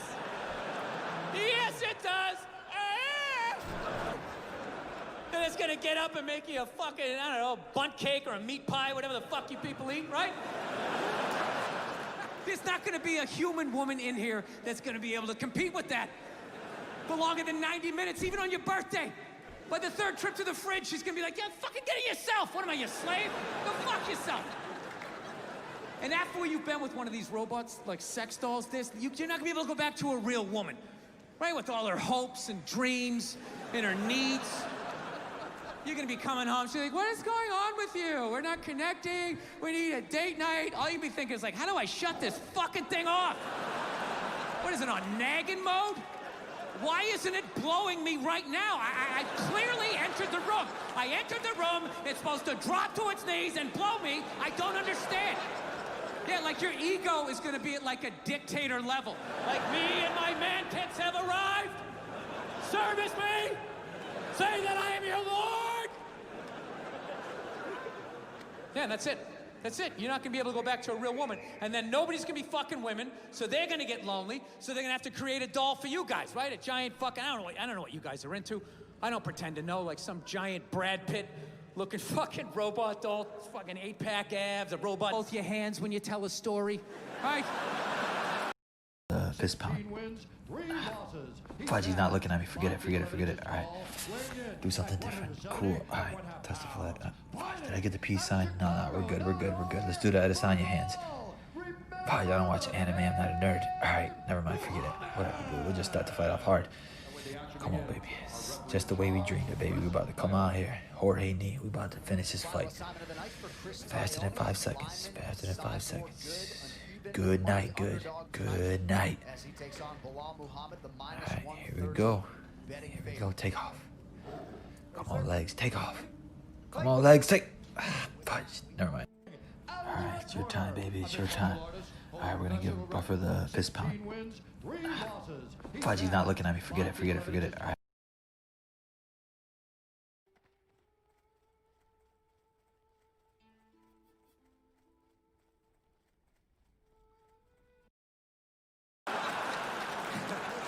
Whatever you're into. opens a bottle of wine at 12 noon. It's got to be 5 o'clock somewhere.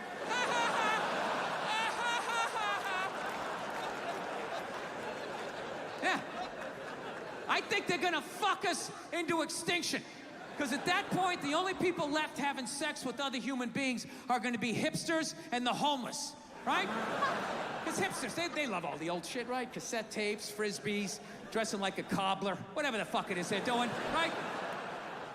But even a homeless guy, you know, after like, I don't know, a couple of years, he'll be able to drag some old one-legged, fucked out robot model out of the trash, drag it back to its lair, and even that thing will still be building them up, you know, just laying there like, I don't think you smell that bad. This is my favorite bridge.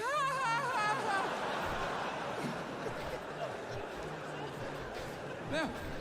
And we're all gonna fucking die off. And what's gonna be left to fight these robots off is gonna be an entire generation of hipster spawn. Yeah. And they're gonna go to war ironically. Yeah. Dressed like, I don't know, like Star Wars action figures, and they're gonna get fucking slaughtered. And right when they get down to the last 30, there's gonna be some liberal robot going like, we should save a few for posterity, right? And they're just gonna stick them in a zoo. And be this little hodgepodge of what was left. You know, black, white, Latin, Asian, gay, straight, trans, whatever the fuck, right? And they're still gonna be arguing with each other. The robots are just be standing outside going, I love it when they cross their legs.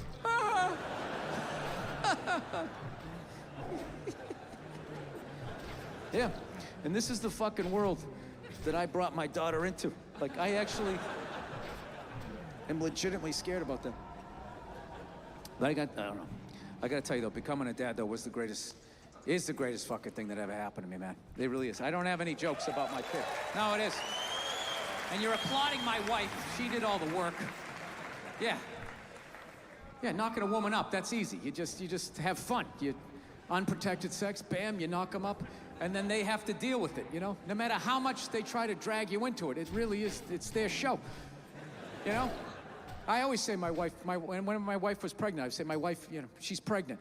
And then I always have these people like, excuse me, you're supposed, we're pregnant? It's like, well, I'm not a seahorse, so I'm not fucking pregnant. My wife is pregnant. Look at her, she's putting on weight, her feet are swelling up. You know, she's miserable, fucking miserable. I'm still doing pull-ups, I'm crushing it.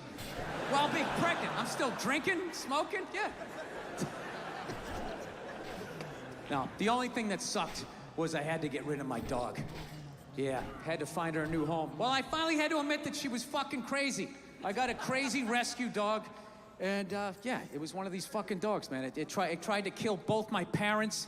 It tried to kill my father-in-law. It bit one of my friends.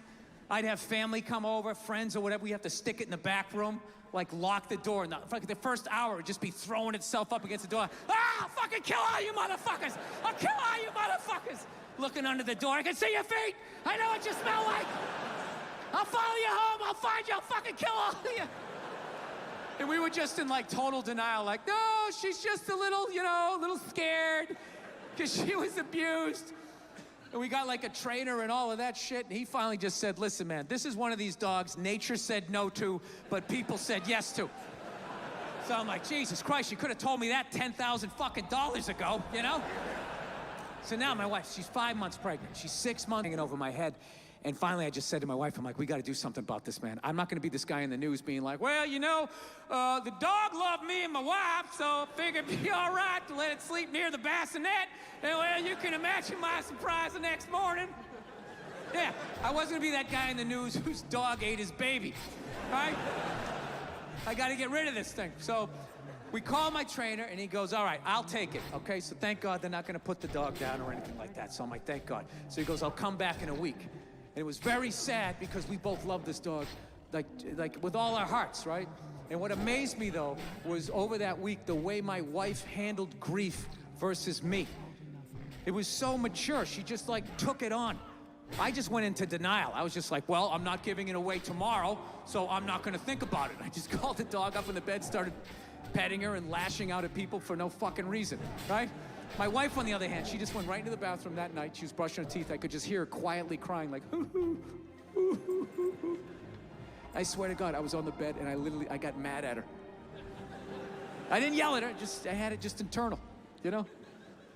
And I was just thinking, like, why is she having the proper emotion in this fucking moment?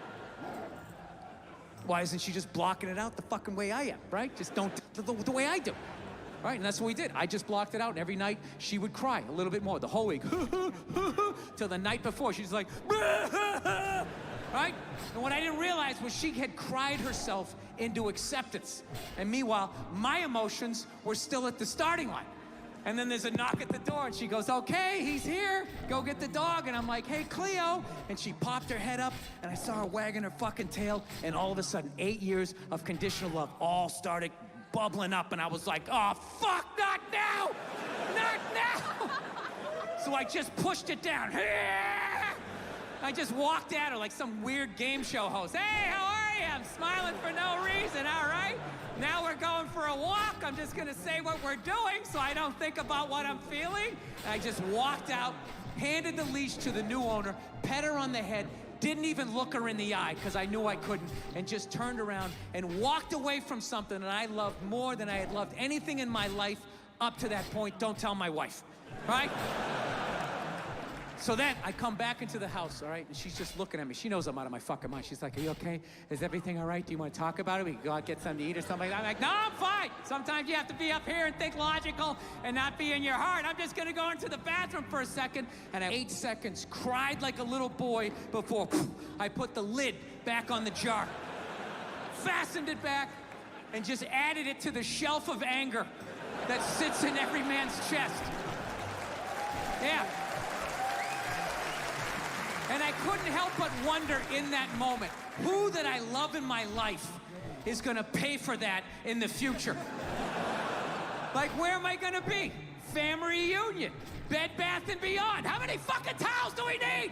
Jesus Christ, it's a fucking sickness with you. Where is this coming from? I just don't understand where this is coming from. Listen, you guys were so awesome. Thank you so much for coming out. I had a great time. Thank you, thank you. Guys, you did well with the Hitler reference. You did all right. Nothing quiets a room like dropping the H-bomb. You bring up Adolf Hitler, it gets fucking quiet to this day. This dude fucking, he died like, what, 75 fucking years ago, allegedly, you know? Some people think he went down to South America, und fire de so brown, right, for the rest of his life. At this point, even if he lived, he's fucking dead, right? We can go with that, right? But still, to this day though, even though he died, let's say 75 fucking years ago, he's still the benchmark for evil. Have you ever noticed that? He is the reference. Anytime you want to say somebody's evil, you just say he is the next Hitler. Donald Trump, he's the next Hitler. Saddam Hussein, he's the next Hitler. It's always he's the next Hitler, okay? I don't know what the fuck they used to say before Hitler came around, right? He's the next Genghis Khan. He's the next Napoleon. I don't know, Ivan the Terrible. I don't know what they said. But whatever they used to say, he wiped them all out. He was so fucked up. It's like what they did didn't even exist anymore, all right? It's like when Michael Jordan came into the NBA. He was so fucking good. He wiped out everyone. No one ever goes, he's the next Dr. J, the next Mike, right? Adolf Hitler is the Michael Jordan of evil. He is. Like Nike literally should have made him a sneaker, like a giant fucking boot. You know, it's all stiff around your knees so you get that walk going down, right? Like if there was an evil Hall of Fame, you gotta put Hitler in. He's first ballot Hall of Fame evil. Okay, undeniable stats. He's got the career numbers, you know? 6 to 9 million dingers. You're getting in. You're getting in. People, it's a sports analogy. I'm not advocating what the man did. Can we all be adults here? All right? Am I gonna be on a split screen tomorrow morning with some blogger and some Good Morning Nashville show? Comedy, can it go too far? Last night at the Ryman Theater, making fun of fat people sinking cruise ships was all fine. Suddenly, it took a horrible, horrible turn. Fortunately, local blogger Maggie Magenhall was on the scene. Maggie, can you describe what you were subjected to during last night's horrible rant. Humor. I think this is funny. I think that is funny. But that last night, that was not funny. It always goes down like that. They always have to establish what a wonderful sense of humor they have. No, it's a sports analogy. Okay? 6 to 9 million. He got all of that one. He had power from both sides of the plate. He'd have his own fucking wing. Okay, but this is what kills me about Hitler. Killed 6 to 9 million people. Meanwhile, Stalin killed 20 to 25 million, basically over the exact same period. Okay? Yet he cannot get arrested in the conversation of most fucked up dude who ever walked the planet. It's always, he's the next Hitler. He's the next Hitler. Well, how many fucking people do you have to kill just to get a little shout out? A little tip of the cat. What do you think of this guy? It's always, he's the next Hitler. How about every once in a while, this guy's a little Stalin-esque. I see a little JoJo in this guy, right? He almost tripled his fucking numbers.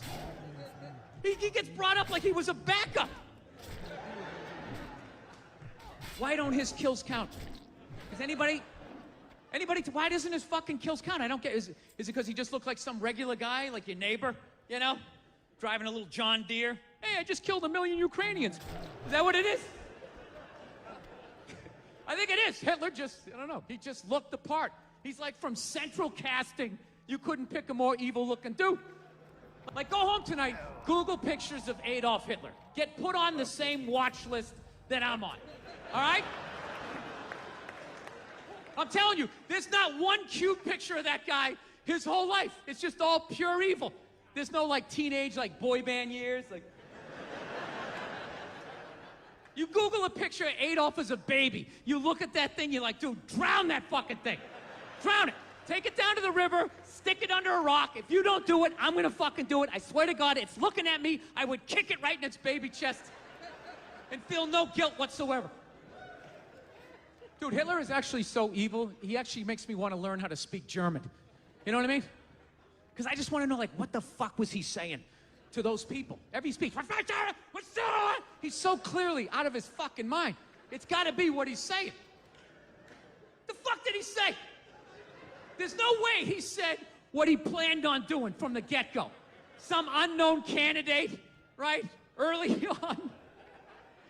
Okay, our next speaker coming to the stage. To Posher. His name is, oh dear, I left my glasses backstage. Is that Alan? Is it Alan?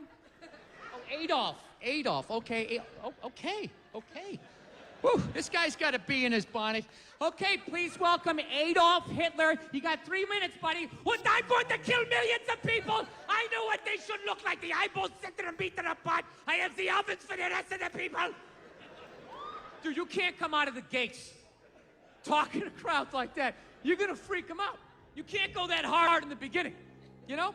You can do that in the woods with a couple of drinking buddies, freaking people out like, hey, Matt, relax, there's girls here. Jesus Christ. I think I got a shot here. I'm trying to get laid. Can you just be a wingman? For once in your life, dude, can you just be a fucking, just bring the energy down. Nobody gives a fuck about your fucking theories, okay? Just be a chill guy. You got shit on the side of your mouth. You either grow a mustache or don't. You look ridiculous. I'm sorry, ladies. He gets a little excited.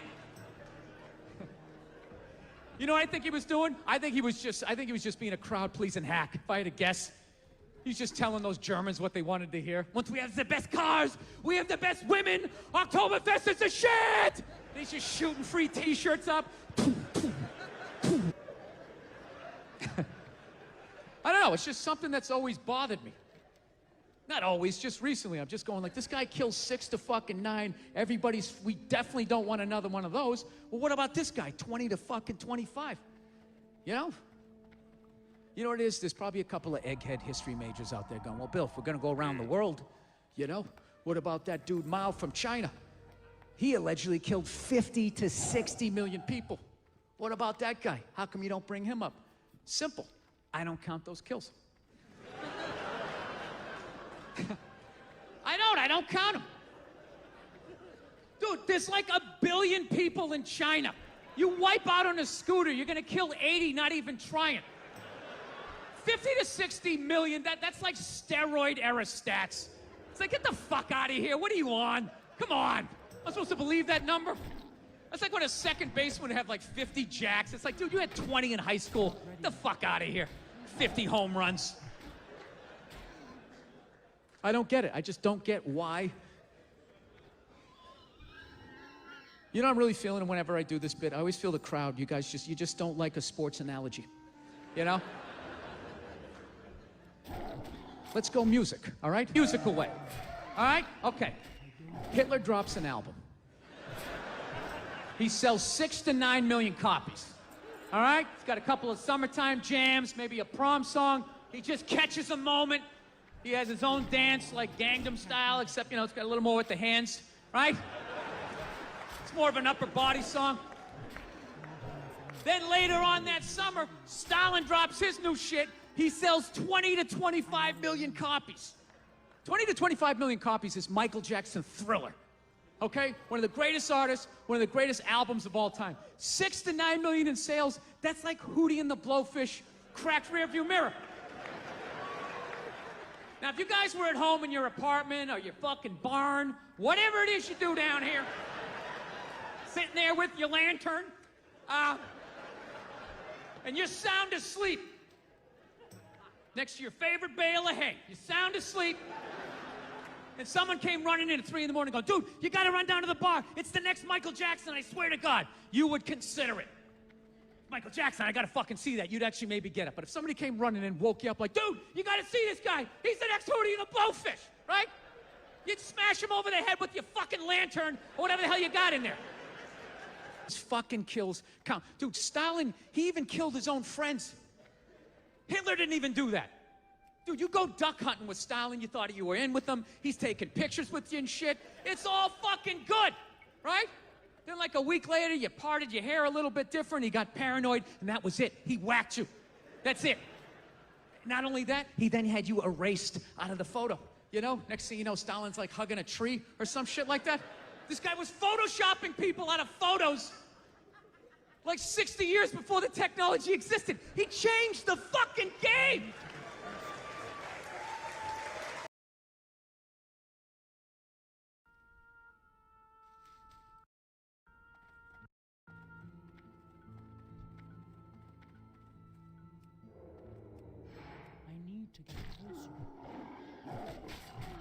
Puts you right alongside the greatest sports athletes of all time. Michael Jordan won with the Bulls when they beat the Jazz. Unfortunately, he came back. I won't come back. Peyton Manning won a Super Bowl in his last season. It would put me in that type of sphere with some of the greatest athletes that have ever competed across any sport. So when I win on Saturday, I will retire in that way.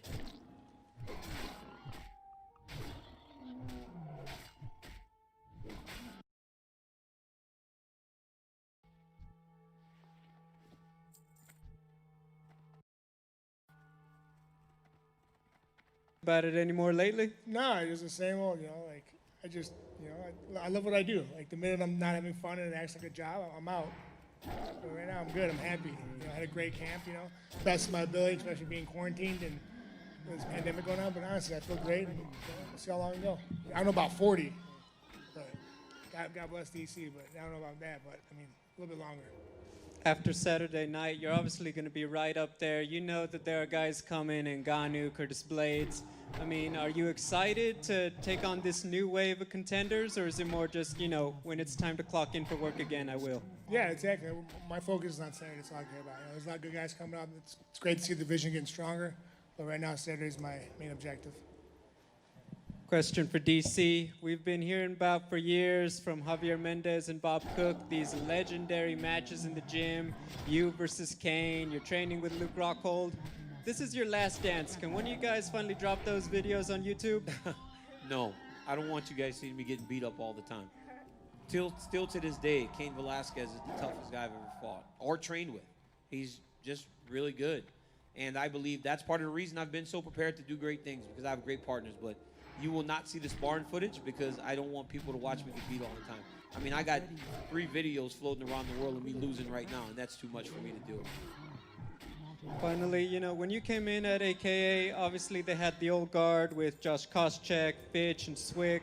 Then it was the new guys, you, Kane, Rockhold winning belts. What does it mean to you to have, just continued that legacy at AKA? And now obviously it's going to still keep going with Khabib. Oh, it's great. It's great. There have been a lot of camps that have been around for a really long time. And Koscheck, Fitch, they all fought for titles. But then Kane, myself, Luke, and Khabib now, we all took the next step. So seeing it so close allows people to realize, the athletes in our gym, that it's possible. We always talk about, we were the kings of the American Kickboxing Academy. We all got to the top of the world. We all wore UFC championships. What gym can say that guys went in there with no skill outside of maybe wrestling and became champions? I mean, his gym, but it's only Stipe, right? Not people that moved in. Khabib's the closest one to moving in, and he might have had one UFC fight when he got here. And he's the most dominant champion in the world now. So, yeah, we're very proud of our team, and, we're extremely proud of Khabib. Final one for me, for Dana. You've had some pretty epic heavyweight title fights over the years. Brock Lesnar and Kane was a big deal. Kane versus JDS, the trilogy. What makes Stipe versus DC different? Well, obviously the trilogy.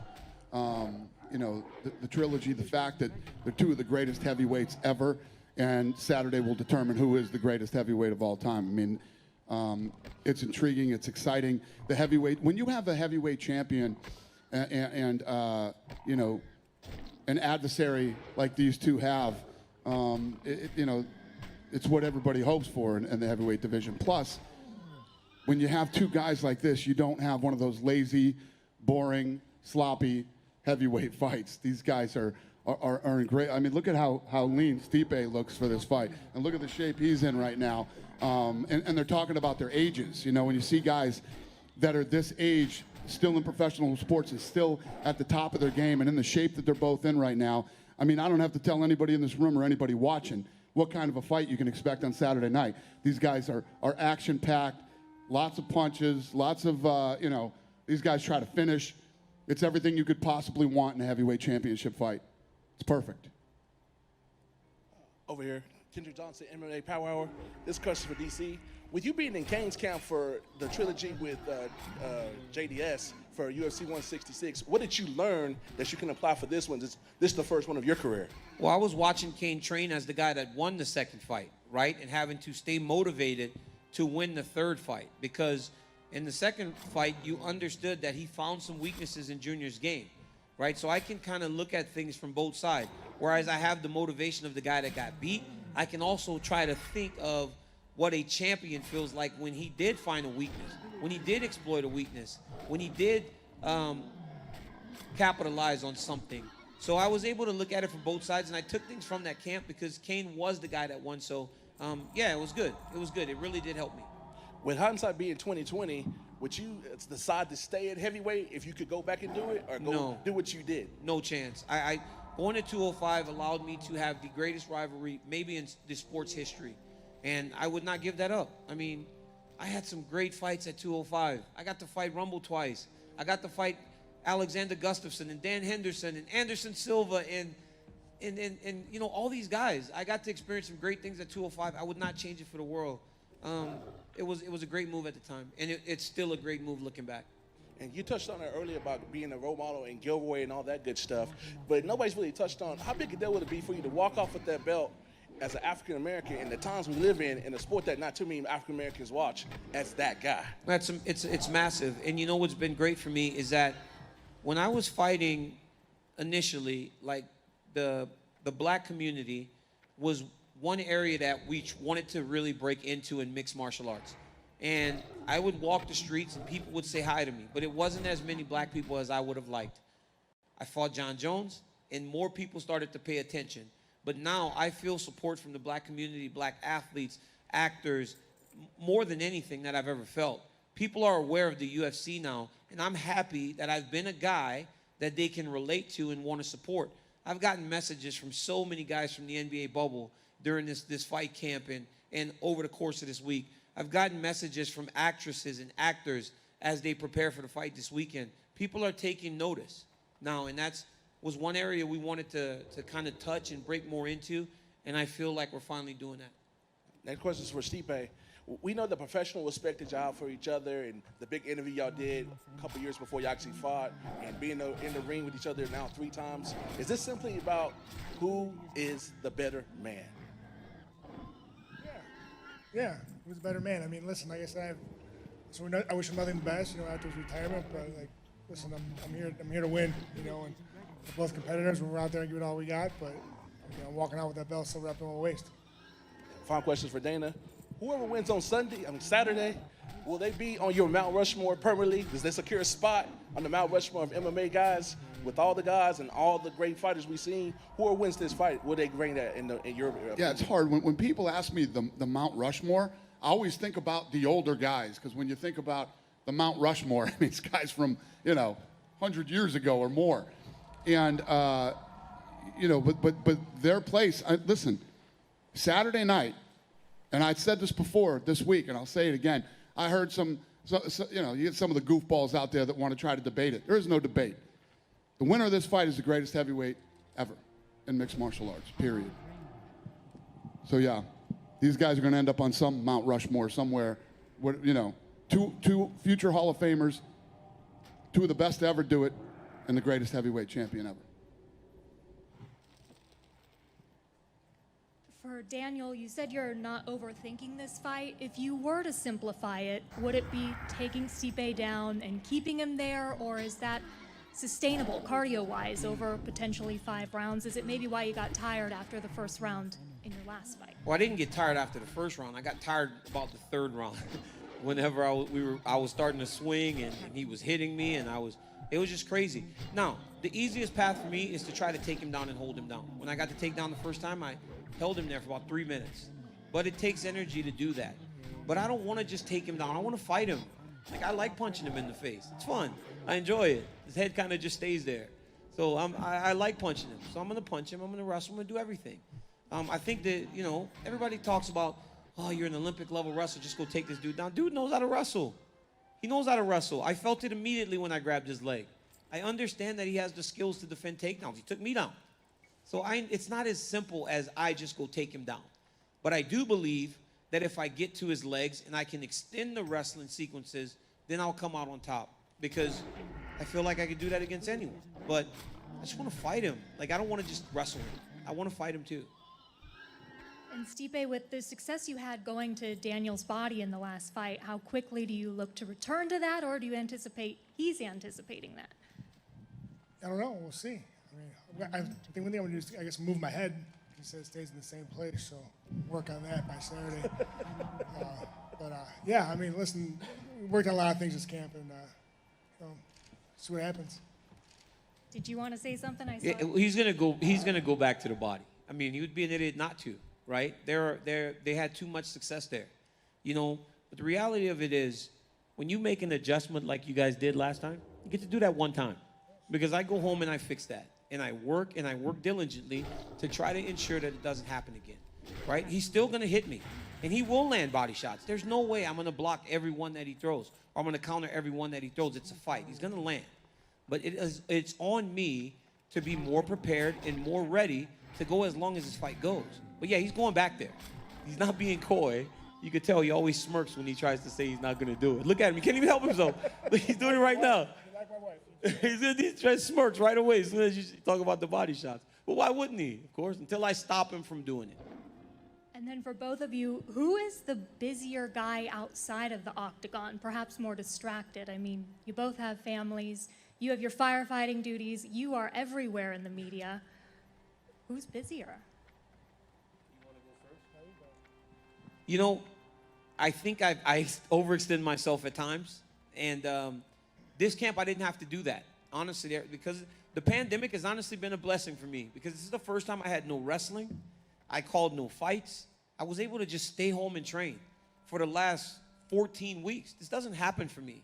Generally as a wrestling tournament, or I get out of practice at 2 o'clock and I'm at the wrestling room by 3:30 until 7 when I go to train again.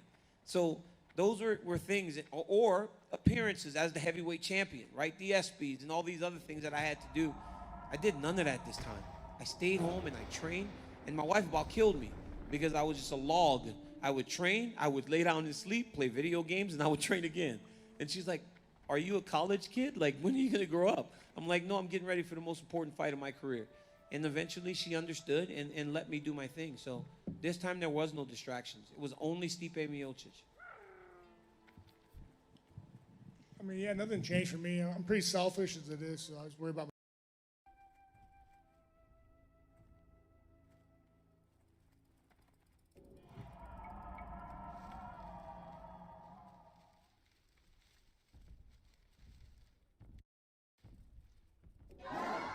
When I was a young kid, I knew I was gonna do something. I knew I was gonna be famous. What's up, bitches? And I remember telling my friends I was going to be, and they're like, how? I don't know, dude, but I'm gonna be. Your name is being thrown out a lot on social media for them continuing to discredit you, but also talk about you all the time. I'm sure you see all that, right? Excuse me? For my career, the goals I have, I want to be that A-list kind of celebrity. I want to be that Michael Jordan, that Muhammad Ali. You know, I want to be bigger than Conor. And I've wanted this stuff for a long time, and I knew that I could get into this position if I kept winning and kept training. Started from the attacking that right hand, threw him down. High kick. O'Malley goes high. The Sugar Show, live and in color. He looks better than he did in his last fight. He's just better all the time. Welcome to the Sugar Show, everybody. It's about to get loud. Everybody knows the sound. What you think about me now? The walk-up the Sugar Show. Right now, I'm not feeling okay with what happened in the last fight. I feel the judges is screwing me. Dana White told me I won the fight. Sean Shelby told me I won the fight. The whole world told me I won the fight. So I want to hurt somebody. I want to go in there and fight. I have one person in mind, you feel it. and I'm going to fuck him up. Well, Chito Vera has accrued a lot of UFC experience pretty quickly here. Started from the bottom, The body shot, triple boom. Chito Vera. It's going to be a fun fight, and I hope it's going to be super bloody. I think the reason I kind of blew up and got so much support is the performances I have. I've been knocking people out for a long time. For a young guy, he's very comfortable there. I can beat anybody. I know that, I proved that, I showed that. I beat this guy, and then I fight somebody in the top 10 and I keep climbing. Now attacking with the arm bar. He's got it. There's the tap. This fight against Marlon ends with my hand raised and him laying on the canvas unconscious, whether I knock him out or choke him.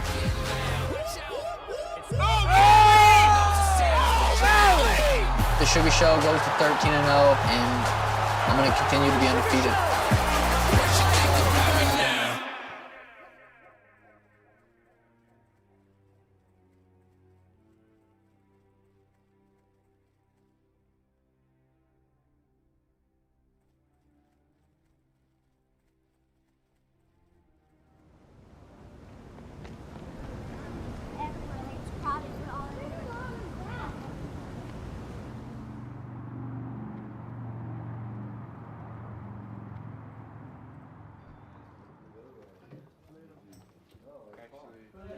Yeah, it's all good, though.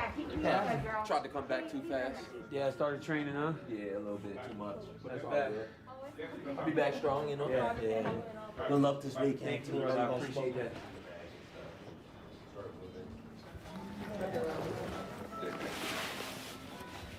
Ready? 1, 2, 3.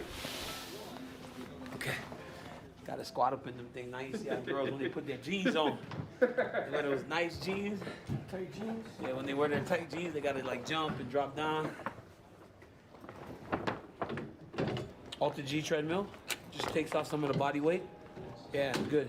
I started using it for this fight camp. Just makes the run a little less taxing, you know, on the knees and everything. It's good. I enjoy it.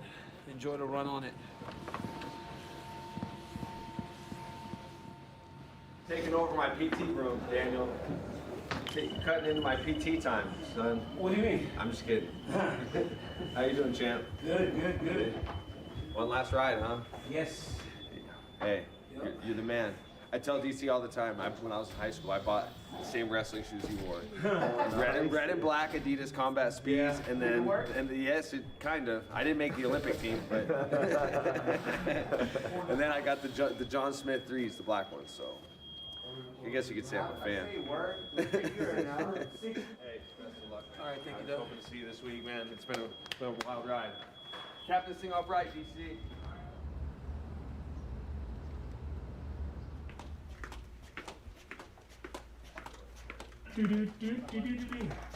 Bobby, let me tell you something. Like, they tell me it's a smaller cage. Like, dude, how perfect is this room? Like, it's like emulating. It's amazing. Like, It's meant for small a cage, cage. small room. You know what I mean? Yeah. I'm gonna warm up just a little bit. Long jabs. Long jabs. Just a little different than normal. You know, normally we'd be in a big cage and really do some situational type stuff, and unfortunately we're in this little 5x6 or 6x5 box. So, you know, we just have to work with what we got and you know, make a few modifications. But everything's been great. He's right on point. We're ready to go. There you go. That's where we go. I look back at Stipe's career from when we first started, you know, to now, you know, and it's been unbelievable all the way through, and mainly because of the person he is, not just the fighter. You know, we want this to be the fight that he shows all of his potential, you know, all of his attributes that he's established and worked so hard for all these years. I mean, who doesn't want to win the trilogy? Oh, great. Mm-hmm.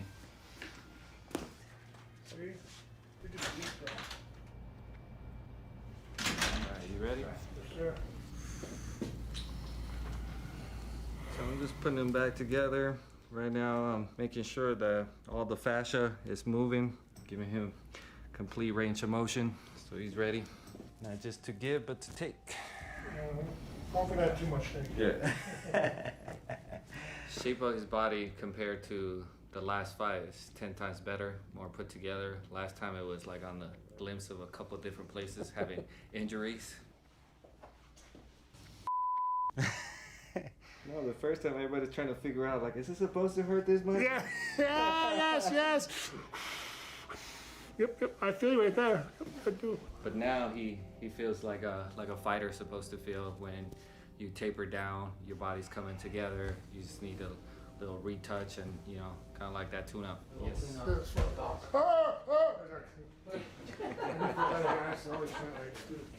Thank you so much. Yeah, bro. Picking up a new sport, Joey. I'm very bad at it right now. Okay. But I don't accept how bad I am at things. So I just keep working. And I think the first step is to get some clubs, huh? You've been playing at all? Or? I used to back in the day, and then I stopped. You okay with making a few swings? Yeah, let's do Okay. it. Let me put some stuff together for you. Okay. We're just gonna kind of start off with something basic, just so I can see you swing a little bit. Not bad. Okay. Terrible. Shut up. None of your buddies here offered to give you pointers and stuff to No, help they you? just want me to continue sucking. They all want me to stay terrible. You guys still recording? Yeah, you want me to stop? You want me to stop? 56 miles an hour. That's how fast basically a lady would swing. Oh. No. I'm doing all this because I refuse to be worse than him. See him? Oh, no. Him. With the X on his mask with the gold chain. Hey, stay here for a month after the fight and get lessons. What's that? Are you planning on playing a lot of golf or just going to the range? You learn to fight by fighting, and then you learn to play by playing. Oh my God, probably the best one I've done. That was a couple good ones back to back, so let's stop. Hey, look at this. Look at this. Show them the last couple. The last two or the last three. You can come by anytime if you want to practice. Okay.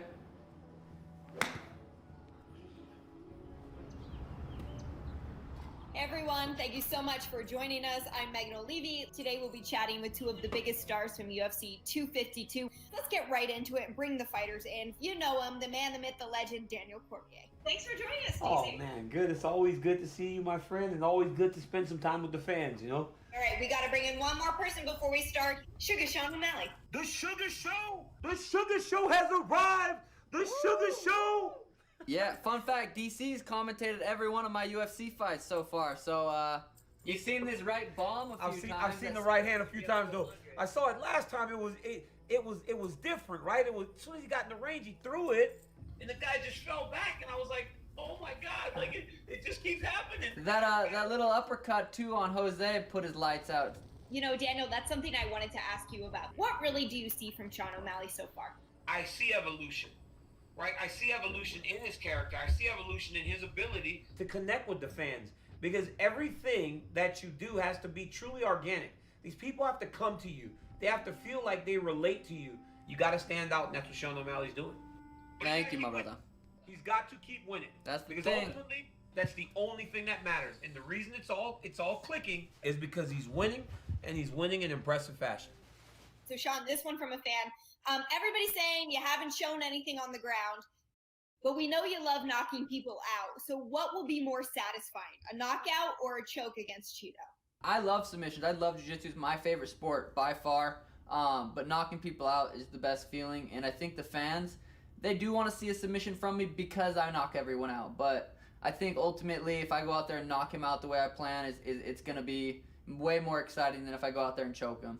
He's called all your fights, like you said, and now you're the co-main event. I think Daniel asked Dana if I could be the co-main, if I heard right. No, I'm joking. Yeah, no, this is a legendary card. Every time I fight, I'm always the main event in my head. I'm the main event. So to be on this one, you know, I feel like, you know, the main event is Cormier and Stipe, and it's crazy I'm on this. I was walking around my pool. I got out of my cold plunge, and I was freezing. I was walking around my pool last night, and I started laughing a little bit, like, you know, the most legendary trilogy fight of all time. So yeah, this is amazing. Let's do this. Just roll right out this time. So let's do this. You Here. like winning style? So this would be the dipping sauce for that, okay? Dip my ball away. Oh, here's balsamic vinegar. Got it? Whoa. Giuseppe's, the Dos Angelo family. Hey, Giuseppe! Nobody better.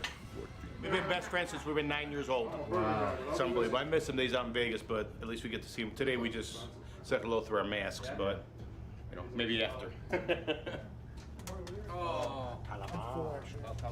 There's a special relationship and bond develops going through this day after day, month after month, year after year, that makes people very close. Our coaches are absolutely unbelievable. We're all very close, you know, and to go through all this together is unbelievable. Hey, Bobby. Take it away, my friend. In the name of the Father, Son, Holy Spirit. Dear Heavenly Father, I thank you for bringing us together today, Father, for this journey that you've put us on. Now I pray to you for this team and this night, and I thank you in Jesus' name. Amen. Amen.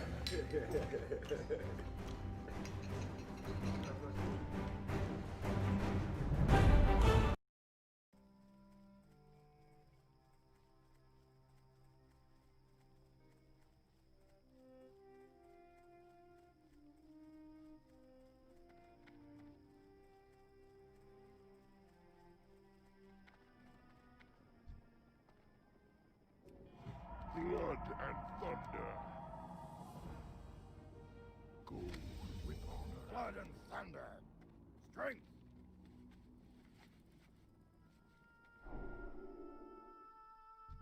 Well met.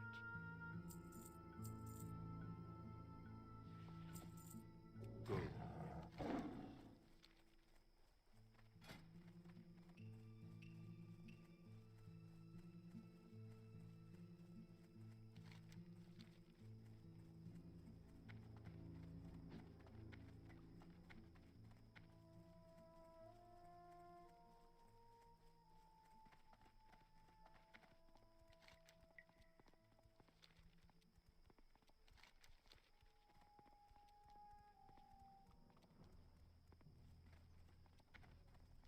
Holy shit, I'm actually fucking flying this level. I'm actually flying this level. Wow. Okay, let's go get this. Just run there.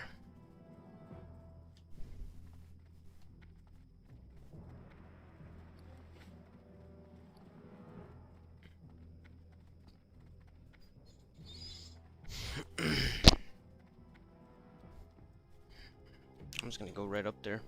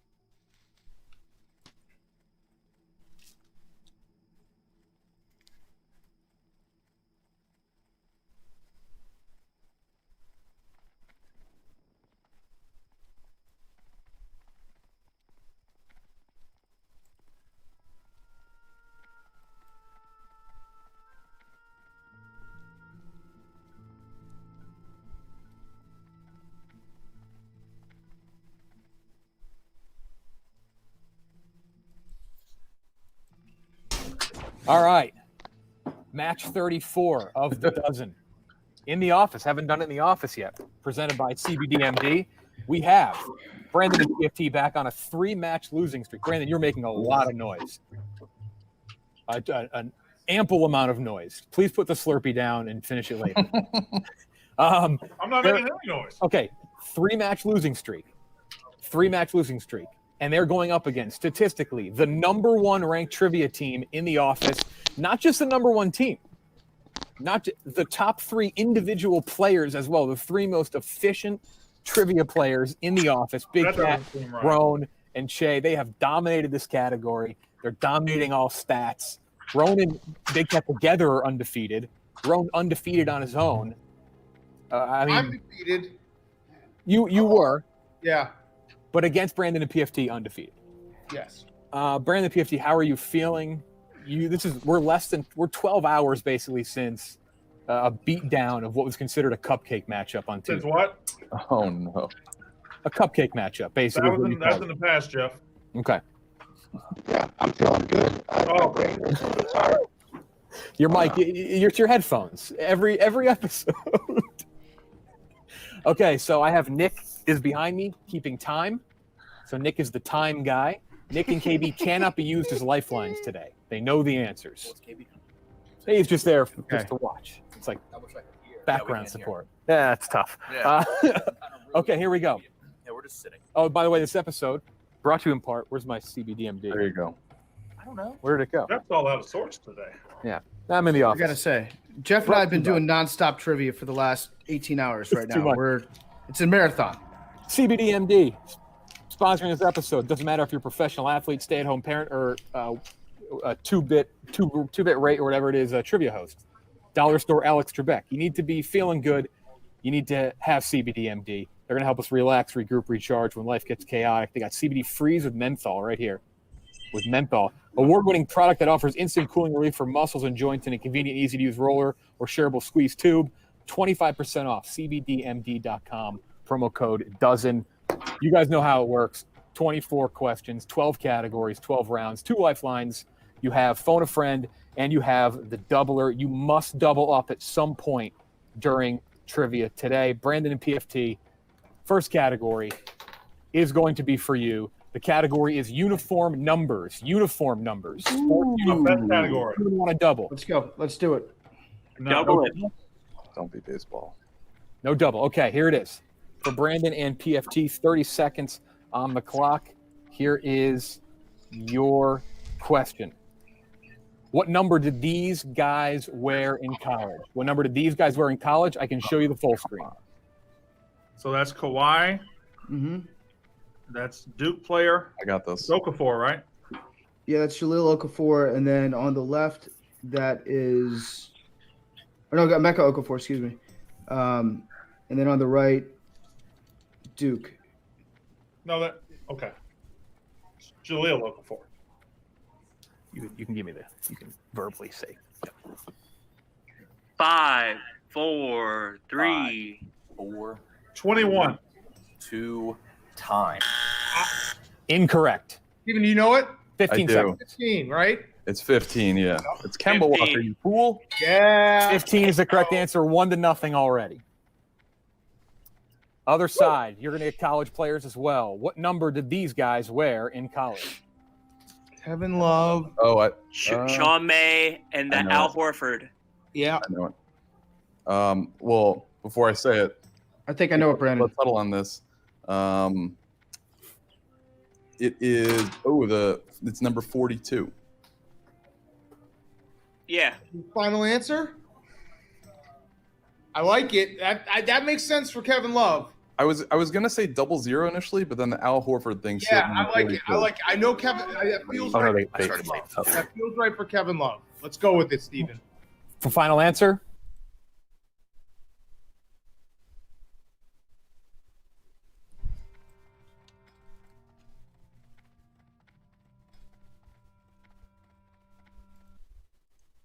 Yep. 42, final answer.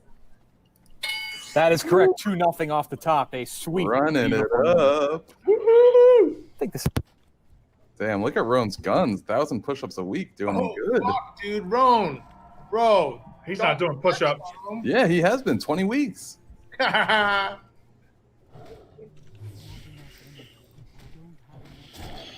we have another category? Good start, boys. Good We can't hear Jeff. Jeff, we can't hear you. Now you can. Celebrity. Yeah, now we can. Oh, okay. Celebrity matchup. Who are these two? Ask us one that we know, Jeff. Yeah, Here please. it is. Brandon and PFT. Who are Yeah. these celebrities in this photo? Here's the full screen. Oh my God! All right, so it's Okay. Okay, so it's Ariana Grande. and Ellen. No, It's always Ellen. always looks like Ellen. That's a man. Looks kind of like Shia LaBeouf if you got into like. I think that's an old face. It looks like an old face.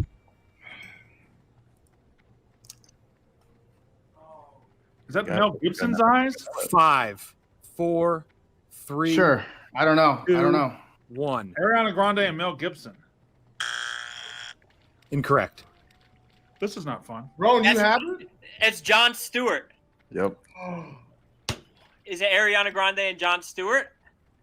Is that your final answer?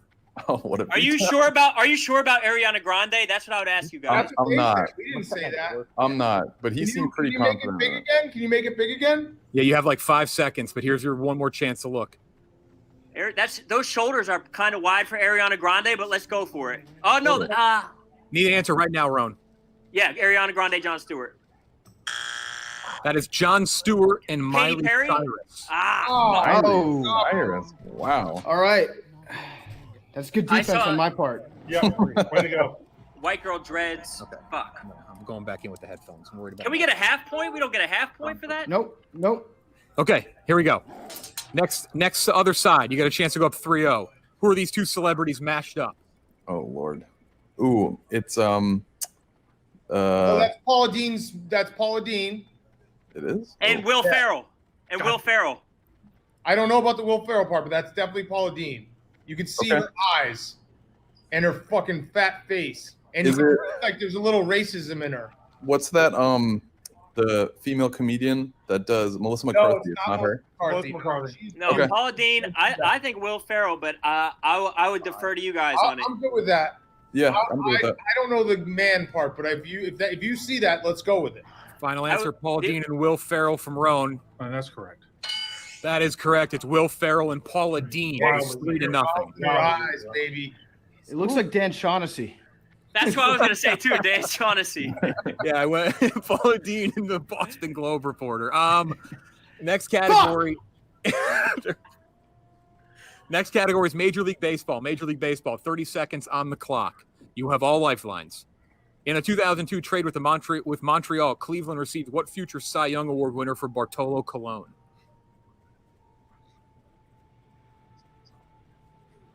No pictures in this one.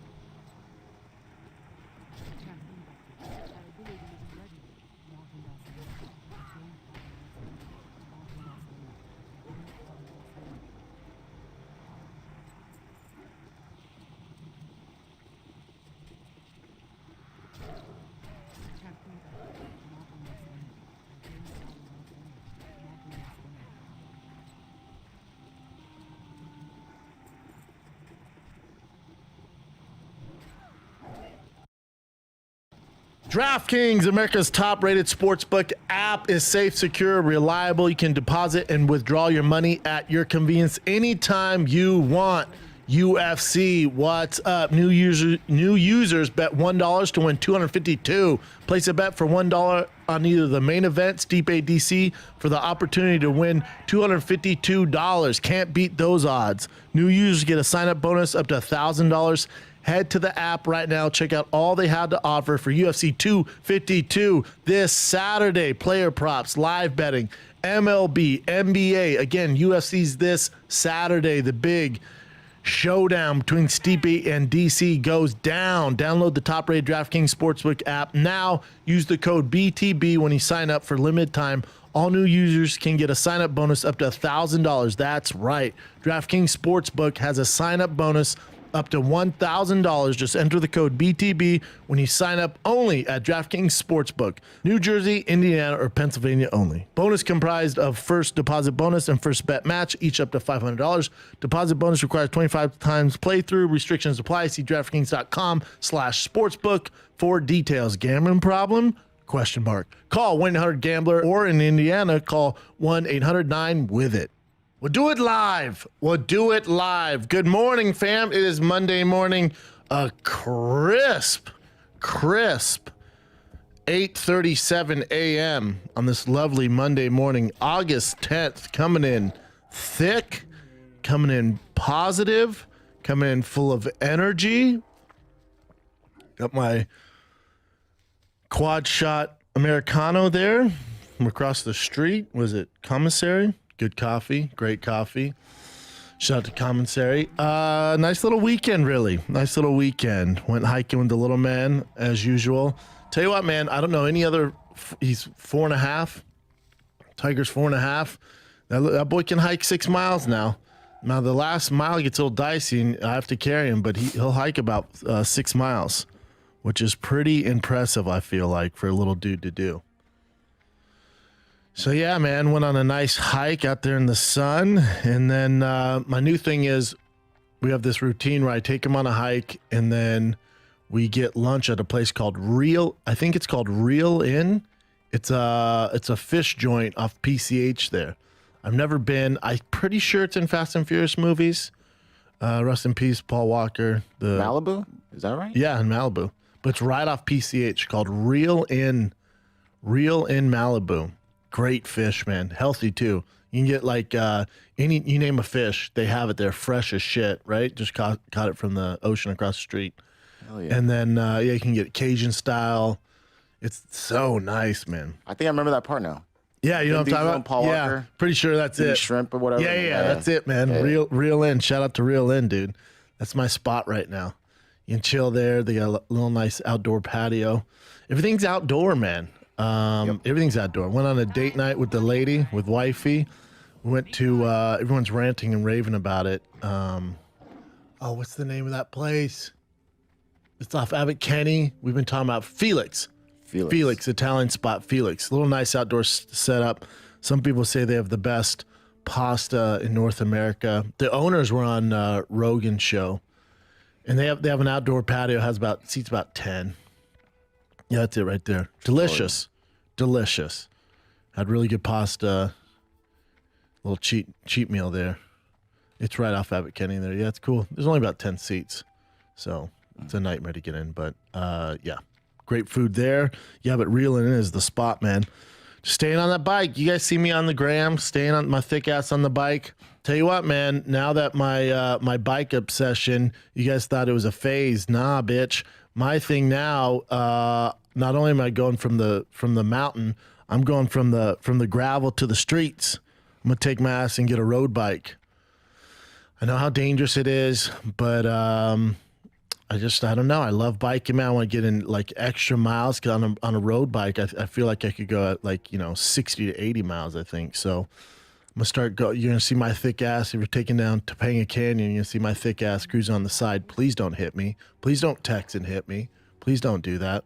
So yeah, in the next week or so, I got a specialized road bike coming in town. Still not gonna wear the tights. That ain't my thing. Never gonna be my thing.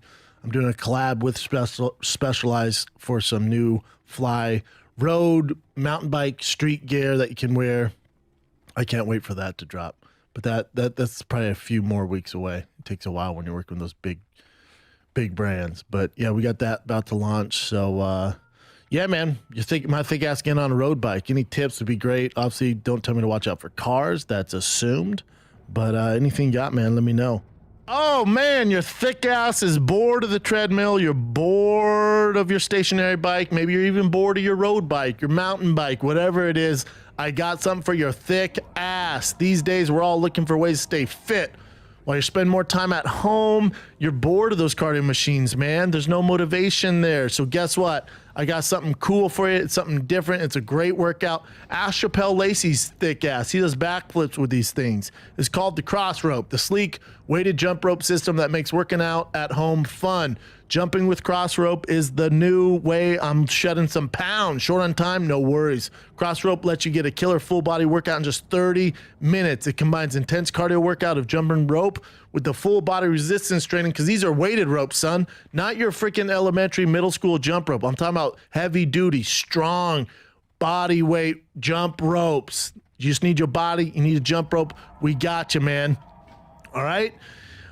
Thanks to Cross Rope, the most efficient cardio workout just got even better. Weighted ropes combine high-intensity cardio with full-body strength training. Get your heart rate up in no time. Your core, your back, your shoulders, your arms, your glutes, your freaking calves, your feet. What's up, man? No fluff, just fun.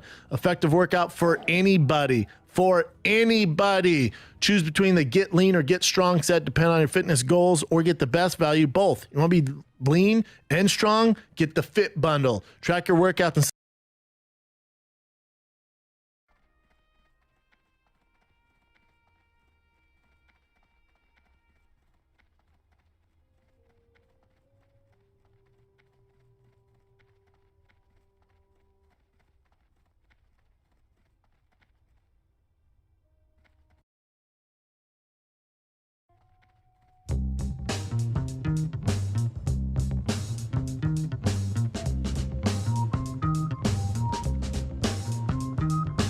What's up, brother? What's up, Thanks man? for doing this, man. Absolutely, UFC dude. 252, some big time box on Showtime. Woo! When I need to break it down with somebody, I call you. Absolutely, man. I Good to weaseled see the ya. coffee from you, so I'm ready to go. I know you're Java'd up. I You're am. Java'd up. I And you am. know what's weird? This is my third of the day.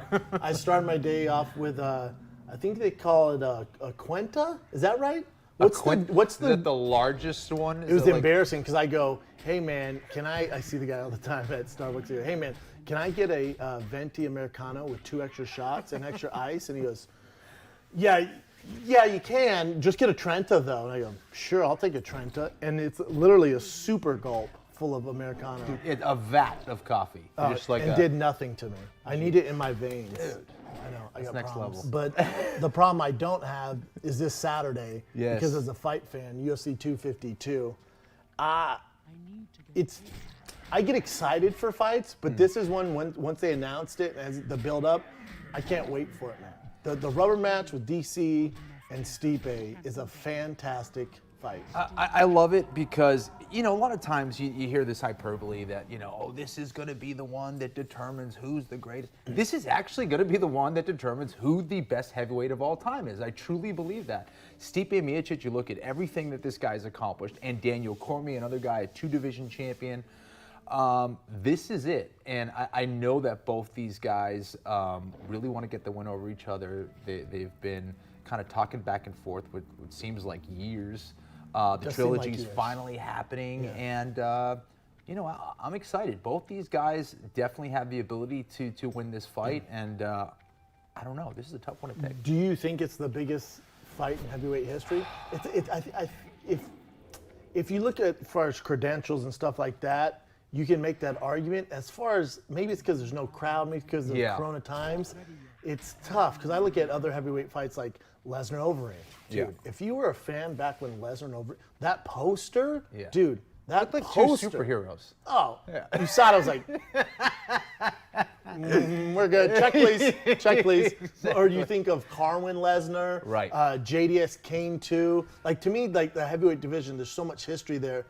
And my first reaction when I hear all these other analysts go, that's the biggest fight in UFC history, I'm like, geez, take it easy. Yeah. And I sit down, like, you're going through, and they're like, yeah, I guess it is for what's on the table. It really is, because there's argument that Stipe is the greatest of all time. You look at how many times he defended the heavyweight title. You look at DC, who I did in light heavyweight, and then Strikeforce. People forget that he was the heavyweight champion of Strikeforce Grand Prix, and then comes the UFC's undefeated as a heavyweight.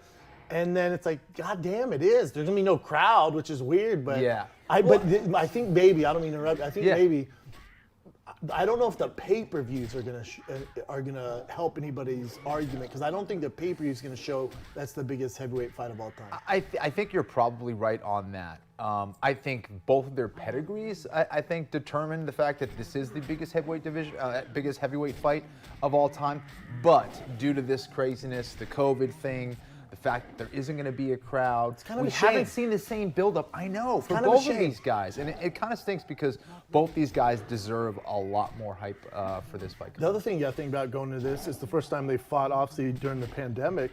Their camps aren't the same. It sounds like both guys are doing camps kind of at home or close to home and bringing in certain training partners. So I don't know if they're getting the full run-of-the-mill typical camp. So there's that X factor. Yes. There's the X factor of, it's DC, and I love you. I love Cupcake DC. Yeah. So there's the X factor of, it's been a long time, and DC has a lot of other stuff going on. Yes. Has he put on a ton of weight? Like his weight is a bit of an issue. Right. Stipe's eye injury, and I've heard of other injuries. He didn't really want to take the fight, and then he takes it.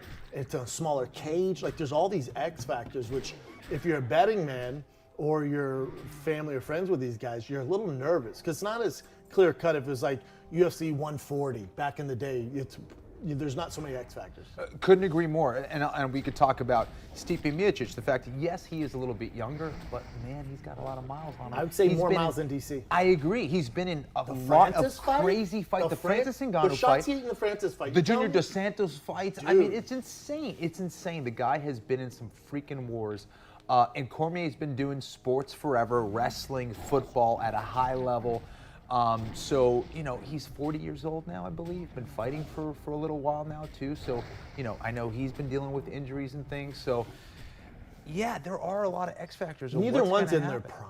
Yeah. I think that's fair to say. Yeah, no, I agree. Yeah. I agree with that. I think that's fair. I think neither one's in their prime. And the other thing is, when I look at the betting lines are so close. It's basically a pick'em, which it's a pick'em fight. Is it? But here's my thing. Let me sell you on DC. Okay. And I love Stipe, training partner of mine, love Stipe. Yep. But outside looking in, if I sell you on DC, he's won every single round they've ever fought except for the last minute in the fourth round. Every single fight. And so DC's 41. I think, Stipe's, late 30s. Mm-hmm. So neither one of these guys can come in looking different. Maybe their weight fluctuates, but no one's gonna come in with extra tools. You're not gonna see some cool new leg kick that we've never seen from Stipe. So really it's about just getting in shape. If you're DC and you look at his camp, just do the same thing. Don't fight with your hands down. Don't be stupid. Yeah. And also we gotta work on your cardio, because I think those body shots affect them in that last fight. But, and then also to DC's credit, then he hired Mark Henry, who I think is the greatest mind in mixed martial arts as far as striking. So now he adds Mark Henry on his team. So you have him analyzing, all the rounds. Mm-hmm. I favor heavily DC. Prove to me otherwise, besides that one round. All right, I'm going to play devil's advocate. Please and do. Obviously, I am friends with DC, and he's my boy. But, I think you'd agree with this, but wouldn't you say Stipe Miocic has more adjustments that he can make to win this fight? And I agree, I don't think they're going to come in with any new tools, but I do think if Stipe can look at all those fights, look at the two fights that he's had, look at all those rounds and say, all right, this is the fight I was winning. Yes. I was feinting, I was jabbing, I was attacking the body, and I was moving my damn feet. Early on, though. Yeah, and if he's able to do that, and if he's able to adjust early, and of course he's got to stop those takedowns from DC. And the pressure he can win of the DC, fight. the grind but of DC. It's not going to be easy. I And think it's a smaller cage. So that's here's Stipe, and that's going to be a huge advantage for DC. all I day. think. And that's why DC went, bring your wrestling shoes, dude. Right. It's a smaller cage. Yeah. So it's not that Stipe can't get it done. When I look at the first two fights, I've watched them several times now. Mm-hmm. In the first fight, I think it was, you can chalk it up to Stipe didn't respect DC. He didn't respect his hand power, knockout power. He got knocked down in the clinch. The second fight, I thought it was you can chalk it up, DC not respecting Stipe. He was winning all the rounds, getting cocky. He like, did. what's Started happening dropping right his now? hands a Yeah, little and bit. kind of mocking Yeah. him, like, oh, it's still a heavyweight fight, DC. And they see him get clipped, like, oh, there you go, dude. Yeah. The body shots, So I think if you're Stipe, you can look at that second fight and go, let's go to the body early. You don't think Mark Henry and you don't think that DC know this, that obviously the body's a weakness? You don't think they're working on that? I hope he is. Listen, for DC's sake, I agree. Listen, he's got to be ready for those body shots. He also has to be able to wrestle consistently for 25 minutes. He's got to expect to go the distance here in this one. He better be in shape. Stipe is also one of those guys, no matter how crazy each round is, he's always got a reserve. Agreed. Like in his tank. I don't Like think we've even ever in the seen fight him. against Ngannou, you see him tired, but then he just keeps pulling away from Ngannou and just his conditioning is phenomenal. You know he's going to come in shape. He's been in some of the craziest fights in UFC history. And I think he's going to be ready for Daniel. I think this is going to be a true chess match. I do think that having the small octagon is going to favor DC. It's going to make it easier for him to clinch. It's going to make it a little easier for him to cut off the octagon and get him up against the fence. So Stipe has to be incredibly precise with his footwork, with his shots, and his ability to mix things up. If he can't do that, it's DC's fight. I think you're going to get the best version of this fight. Again, first one, quick knockout, no respect. Second one, late knockout, no respect. This one, they both know what each other brings to the table. So you can get the best version at, the back nine of their careers. You're getting the best version of both of them. Yeah. I think it's going to be the best fight. You For think sure. there's a finish? I think that both these guys have knockout power to finish the fight. I wouldn't be surprised to see DC maybe land a TKO if he's able to get top position and land some shots. I don't see him really submitting Stipe. Yeah, you don't think so? If there's a lot of heavily grappling, and to me, for Maybe. DC, my only argument with that was like, again, I know I'm riding DC's bald head right now, but with DC, it's like when his back's against the wall and he knows that he can take advantage of you in wrestling. You look at Derek Lewis fight, Gustafsson fight. You look at a lot of these other fights. He's like, oh, I have to win this. I'm taking dudes down because I'm the best wrestler in the heavyweight division. I'm gonna take people down. Absolutely. So with Steve, it's like last fight in my career. I got knocked out last time. I'm gonna wrestle his ass for a long time. Yeah. And I think, again in that second fight, he thought he was gonna break Stipe. You can't. He's a fucking firefighter. Yeah, he You're not does gonna not break break. Stipe. No. So he thought he was gonna break him. It didn't end up happening. He ended up getting tired and getting knocked out. So I can see DC winning via submission. It could Rear happen. naked, something maybe late in the third, It late could in the fourth. happen. I would say probably either a TKO for DC or a knockout for Stipe. It's both these guys are savages. I'm really curious to see which Stipe shows up, which DC shows up, and if they can bring, true tactics and strategy to the table. I think it's going to be a very calculated chess match. Again, only one guy added a new wrinkle into his camp. It's DC with Mark Henry. It's not like he had to just like, oh, I get this new conditioning coach, which we hear all the time. How long did he work with Mark? He started working with Mark months ago. Okay. At the center. Okay. What do they call it? AP? The Apex Center? Apex Center. Okay, Started working yeah. with him there. and was like, PI, holy shit, this PI. guy's brilliant. Yeah. He's like, I need him in my camp. So this is the first camp with Mark. Nice. Which, you know how it is. When being a Yeah. coach, it takes a while to learn. Yes. But from his perspective, I've worked with Mark for one camp. Ridiculous, man. Nice. He's a guru. He's a mastermind. That's interesting. Yep. Yeah, so I think you're getting the best version of both guys. And then let me ask you this. The other thing to play devil's advocate against DC is we know this is DC's last fight. No matter what happens his last fight. Maybe. Yeah, maybe. Unless Brock Lesnar's like, you know what, Right, I will yeah, do no, this. that's the thing. Or Zeros John will bring him Jones. back. Yeah. Or John Jones at heavyweight. You'd have to win. But I think DC is going in thinking that's not going to happen. And he keeps saying, this is my last fight, this is my last fight. He's 41, wants to see his kids, he's balding. Now it's out the back. It's tough, DC. Get Hims, dude. Promo code SHOP. Anyways, for DC, going into fight, knowing it's your last fight, it's either like motivation, where it's like, this is my last one, I end on a high note, be the best heavyweight of all time, or you have 1 foot out, 1 foot in, because it's like he has all this other opportunities, right? He's a great analyst. You know, I'm sure they're going to book him for more gigs doing his analytic work. Him, Rogan, and Anik are my favorite. That's the squad. That's the A team. Yes. They're the pinnacle. So he has that going for me. I'm sure he has all this other stuff. He has the wrestling camp. Wrestling coach. He has all this shit going on. I know. And you know, and a baby on the way. Oh, a baby on the way. So it's like his third or fourth. And then he does the podcast with Ariel on ESPN. Yes. So he has a lot of other shit going on. Steve was like, I'm a firefighter, but this is fighting a full-time gig for me, man. So, there's something with that. When the plan B's already mapped out, win or lose, I don't know. No, like you said, I don't remember a championship fight this big with so many X factors. Like there's so much going on both sides. That's why bettors like hell. Yeah, now. yeah, exactly. That's why it's a pick'em. Yeah. Yeah, I'm excited for it though, man. Yep. I'm super excited for it. I'm curious what happens with Stipe. Because we know DC's running off the sunset with more kids and doing all of his analyst work. But for Stipe, win, lose, or draw, because he hasn't talked about retirement, has he? I don't think so, but he's got to be near the end of his career. And I actually think he just wants to be an EMT and a fireman for like the rest of his life. Good I mean, for he him. truly enjoys that. He loves giving back. Those are the kind of guys we need, like Stipe. And I think he's made a decent amount of money where he doesn't have to do it. He doesn't have to do it. And also, look what's waiting in the shadows. Francis is like, hey, Stipe, I'm way better now, Bubba. I'm way better. I fought some wrestlers. I've learned my lesson. Want to run it back? Yeah. Stipe's all, I'm good. I already beat you. I'm out. I remember I beat your ass. You know what I'm saying? So it's like you got Curtis Blades and Francis just looming in the freaking shadows, man. So it's not, Yeah, it's not fun. The money can always bring you back, but I wouldn't be surprised if one or both of these guys just retire.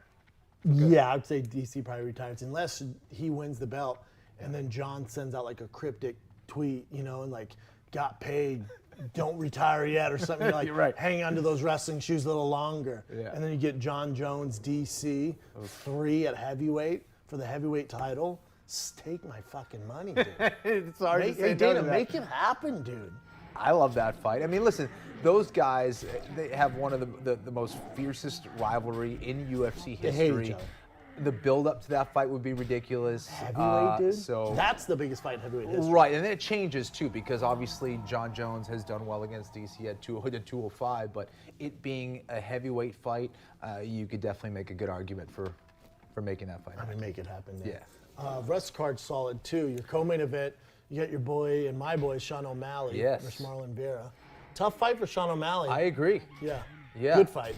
It's an excellent fight. Listen. Are you on the Sugar train? He looked pretty damn good against Eddie Wineland. I didn't think you'd finish him that fast. He has a composure and a calmness in the octagon that is unusual for a guy who doesn't have that much experience. I think Connor-ish? his range, kind of Connor-ish. He turns it on when the lights come on, man. He's got amazing power and precision and timing. Really utilizes that 5'11" frame at 135 pounds. I mean, he's going to be the biggest dude in that division. Hits like a Mack truck. Hits really hard. Isn't afraid to go to the ground either. I do think Marlon Vera has an advantage on the ground, and Vera also is fighting him at an interesting time because I feel like Vera is really maturing and bringing his whole game together at this point. If there's a time for Marlon Vera to really break out, it's right now, and he could absolutely upset Sean O'Malley. I think O'Malley is a tremendous talent. I think he's an excellent fighter, really coming into his own as well, but Marlon Vera is as well. And I think him being the underdog and everyone looking at O'Malley, it feels like this could be a big upset. Yeah, could be an upset, could be a good 3 rounds for Sean O'Malley too. Marlon doesn't have the best wrestling, so if he wants to get it down to the ground, that's true. It's going to have to be Malley clipping him and then going into his guard, I think. Listen, Malley's a friend. Vera's part of the Thick Boy Bike Club, so I'm not picking the fight. So he's a big biker. But I do think even though, Sean beat Eddie Wineland last time, who's a vet, WC champion, stuff like that, and he starched him, it's an older Eddie Wineland. Absolutely. With 100%. Marlon, he has the youth, he has the talent, he has the experience. He's got some up and downs, so he's a good opponent. Yeah, and Chino doesn't really have a whole lot of weaknesses. No. I think his wrestling, like you said, is probably the weakest part of his game. But it's not terrible. No, it's not terrible. No, it's not like CM Punk. His clinch game is awesome, and I think that's probably where he can win this fight if he's able to close the distance and make it a rough and tough fight. He's got to make it a brawl. If he tries to make it a too technical of a fight with long-range weapons, O'Malley will beat you. Yeah. But if Vera can get nasty, which he's absolutely capable of, and he's a tough dude, I think he could steal this fight. Can he? Will he? I don't know. O'Malley is very skilled, but I think we're going to find out what kind of fighter we have in Sean O'Malley here against Vera. He beats Vera, and he does it impressively. Dude, the sky's the limit. And a lot of prospects are getting, taken out. A lot of prospects that they put, these rocket ships on their back, they're getting taken out, man. I know it. You with Shabazian, just a few weeks ago. Before that was my boy Sandahagen, the Sandman. So a lot of these big, young lions are getting taken out, man. Because too much too soon. But what I like that they're doing with Sean O'Malley is this is a good step. It's a good step. And even, what is he ranked 15? Like if you were to lose this one, it's not the end of the world. Like, I couldn't agree more. Shabazian, like, here's Derek Bronson. Like, Jesus. He beats him. Who's next? Kelvin Gastelum? That's what they've been doing so great with Sean O'Malley. I feel like his management, himself, and his coaches deserve a lot of credit because they've been getting him the right fights. They've been building him up at the right time. A lot of times, like you said, you go too much, too quickly, and you screw up all the momentum. And again, it's fine. Everyone's going to lose in MMA at some point, and you're going to learn a lot from that. But you got to take the right fights at the right time. It just doesn't make sense to me. Sandahagen, who I absolutely love, shout out to Aurora. They went, oh, you lost that last one to Aljamain. Very cool. Here's Marlon Moraes. Right.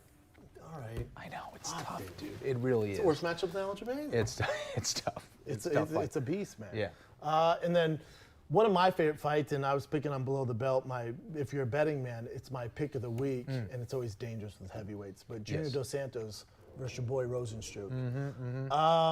I'm high on JDS in this where, JDS, one of the best heavyweights to ever do it. Not the best, but definitely, I mean, when you talk about heavyweights, he's one of the guys that built the division. He's had some of the best fights in history. That big knockout on Fox, when he beat Kane in under whatever it was, 75 seconds or something. And his fight against Shane Carwin, his fight against Steve, he beat Stipe. So he has some amazing fights and credentials. He has the experience. I know he's a little older and he's lost his last two, but it was against Curtis Blades and Francis Ngannou.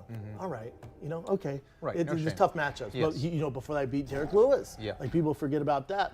You see the shape he's in. His body, first team all body, best body in the heavyweight division besides Francis. So he has the mustache, the creeper mustache, which I like, and then he has, and he's fighting a guy in Rosenstruck where I've never been sold on him. Everyone jumped on this guy's, nuts. I was gonna say something else, but jumped on his nuts. But easy, Brandon, this culture we're in. He was gonna jump on his nuts, but I just look like there's no wrestling. Like as far as MMA in general, you look at his wins in the UFC. He's not blown anybody's hair back. I mean, his best win is probably Andrei Arlovsky when he starched him with that, that clip when he clipped him with the check hook. The Overeem fight, he was losing every second of that fight except for the last 3 seconds. He clipped Overeem because Overeem was stupid. Overeem's lip got split. Right. He's losing that fight. He was. They fight 10 times. Overeem wins 9 out of 10. Yeah. So that's his big win. Then they give him Francis. Francis goes, oh, you fancy yourself a striker. That's fantastic. Check this out, dude. Right. You ever seen Bart Simpson fight Lisa? Watch this. No, hands down and just windmilling it and here's the other point. That was 2 months ago. I know. 2 months ago, it wasn't like, oh, yes, dude, you got clipped, dude, behind the ear. No.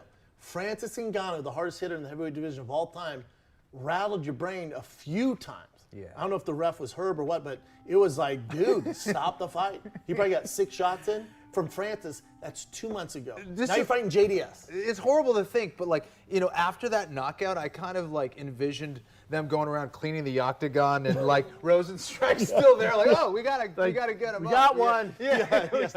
No, it was a nasty knockout, and again, you never know how someone's going to react to getting knocked out cold like that. That was easily the most brutal loss of his career, and some guys just can't recover and don't come back confidence-wise. And now he's facing another guy who can do that same thing. Junior Dos Santos has insane speed, excellent power, He's more good technical timing. than Francis. He is. As far as technical boxing, JDS is a better technical boxer. Yes. Sometimes Junior Dos Santos, here's my problem with Junior, is sometimes he doesn't let his hands go when he should. And then he lets his hands go when he shouldn't. Sometimes I'm like, oh, dude, that's what's going to get you knocked out. So I think there's a lot of question marks here. I think I don't know how Rozenstruik's gonna come back from that loss. I do think he's got the knockout power to beat Junior Dos Santos. Also, people forget Junior Dos Santos is a black belt in Brazilian Jiu-Jitsu. He might try to hit a sneaky double and put Rozenstruik on the ground where he knows he's got a huge advantage. Rozenstruik looked terrible on his back.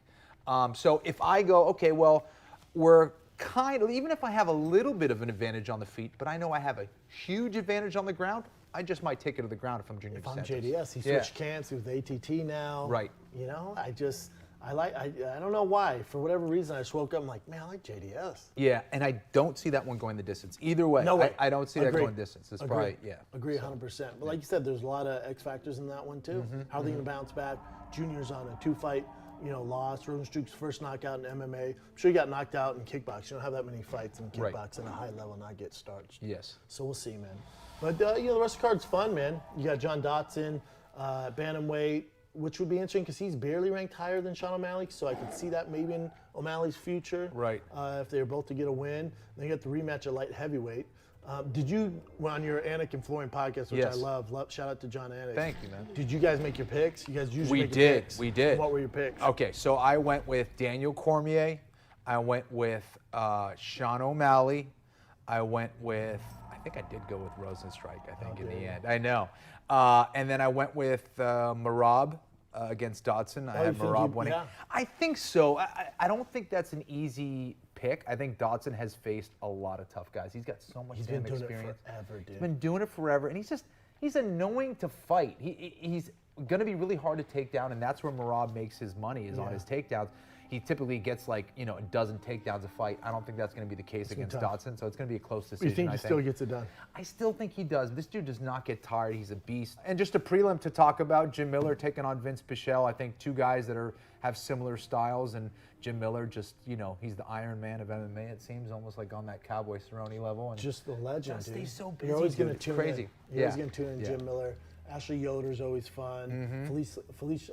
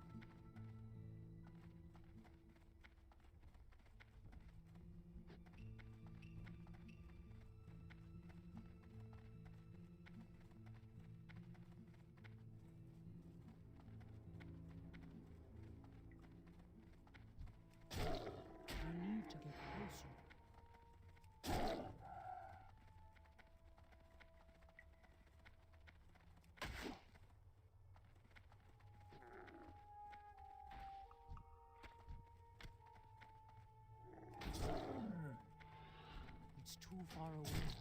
I can't do that yet. I don't have enough energy.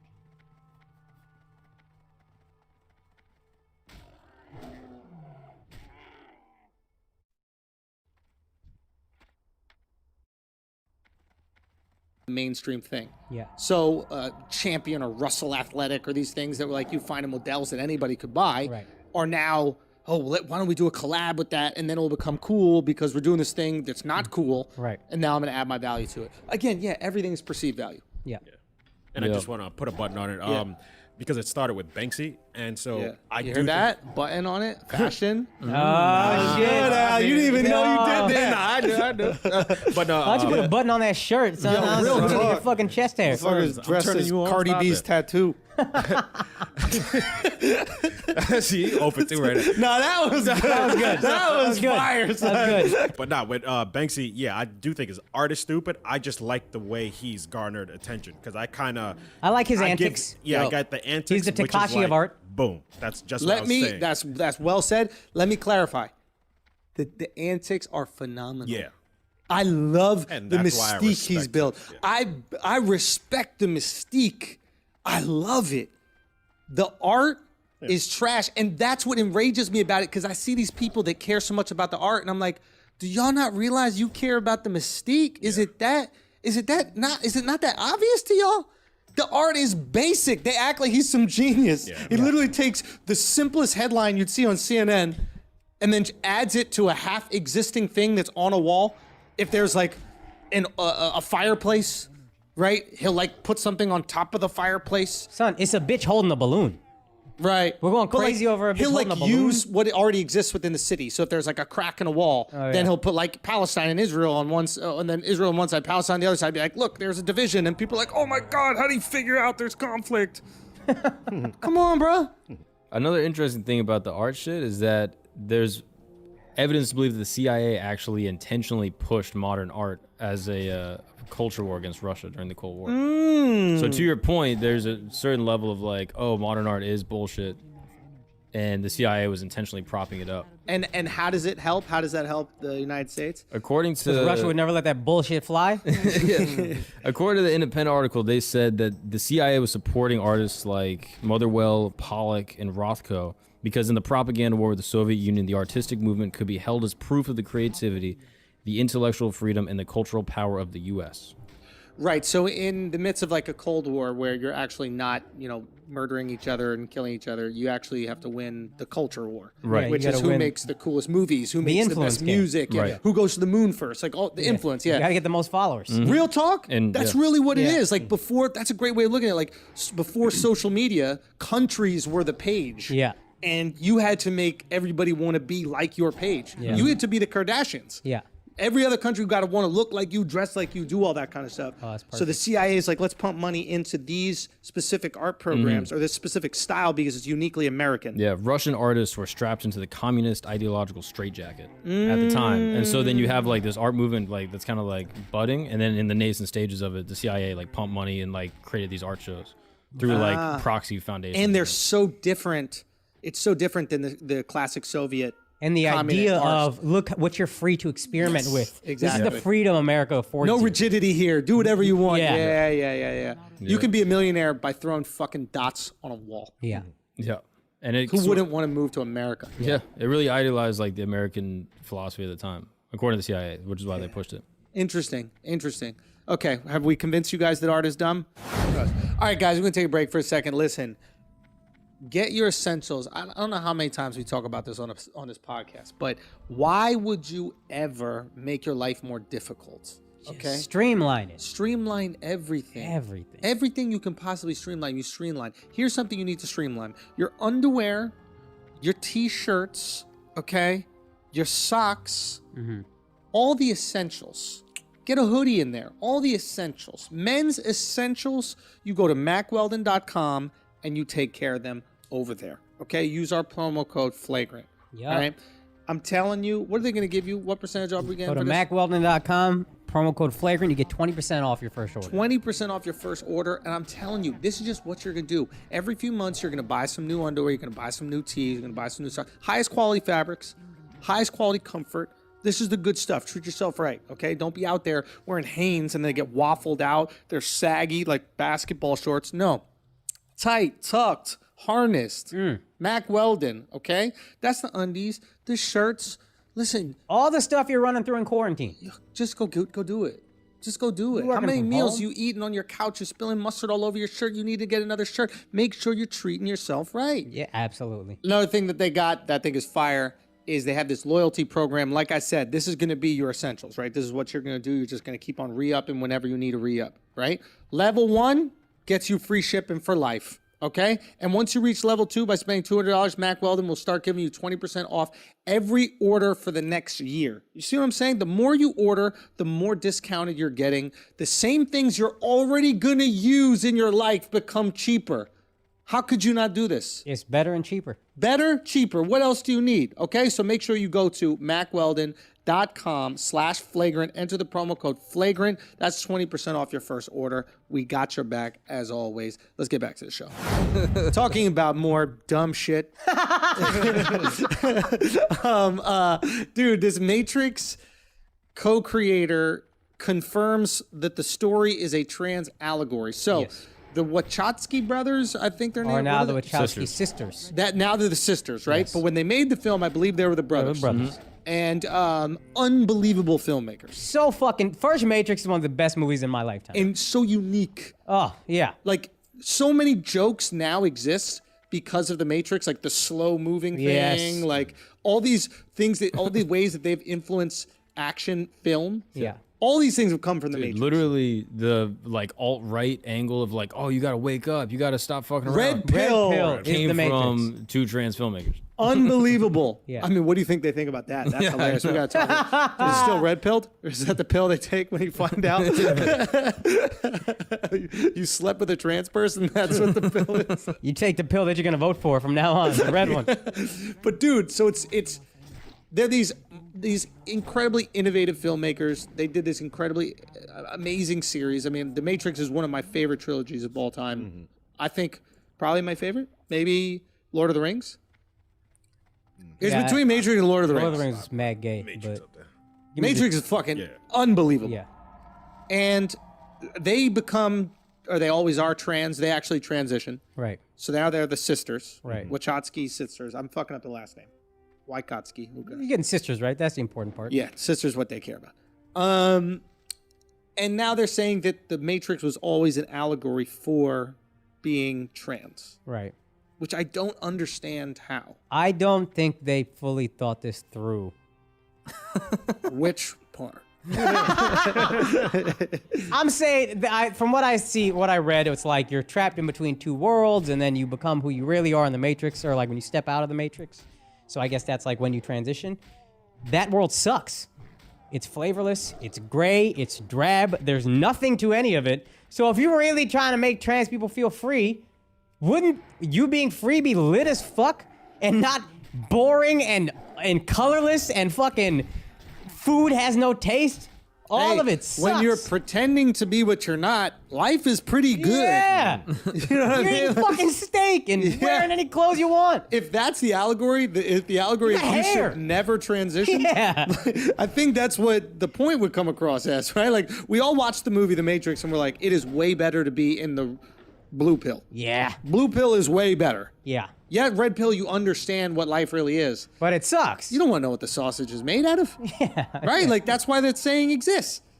Yeah. I don't want this fucking thing in the back of my head letting me know that I was plugged into some shit. Yeah. Ignorance is bliss. Ignorance is bliss. They said that in the movie. Now, but what's interesting is, I wonder if it tracks, and this is something they did retroactively.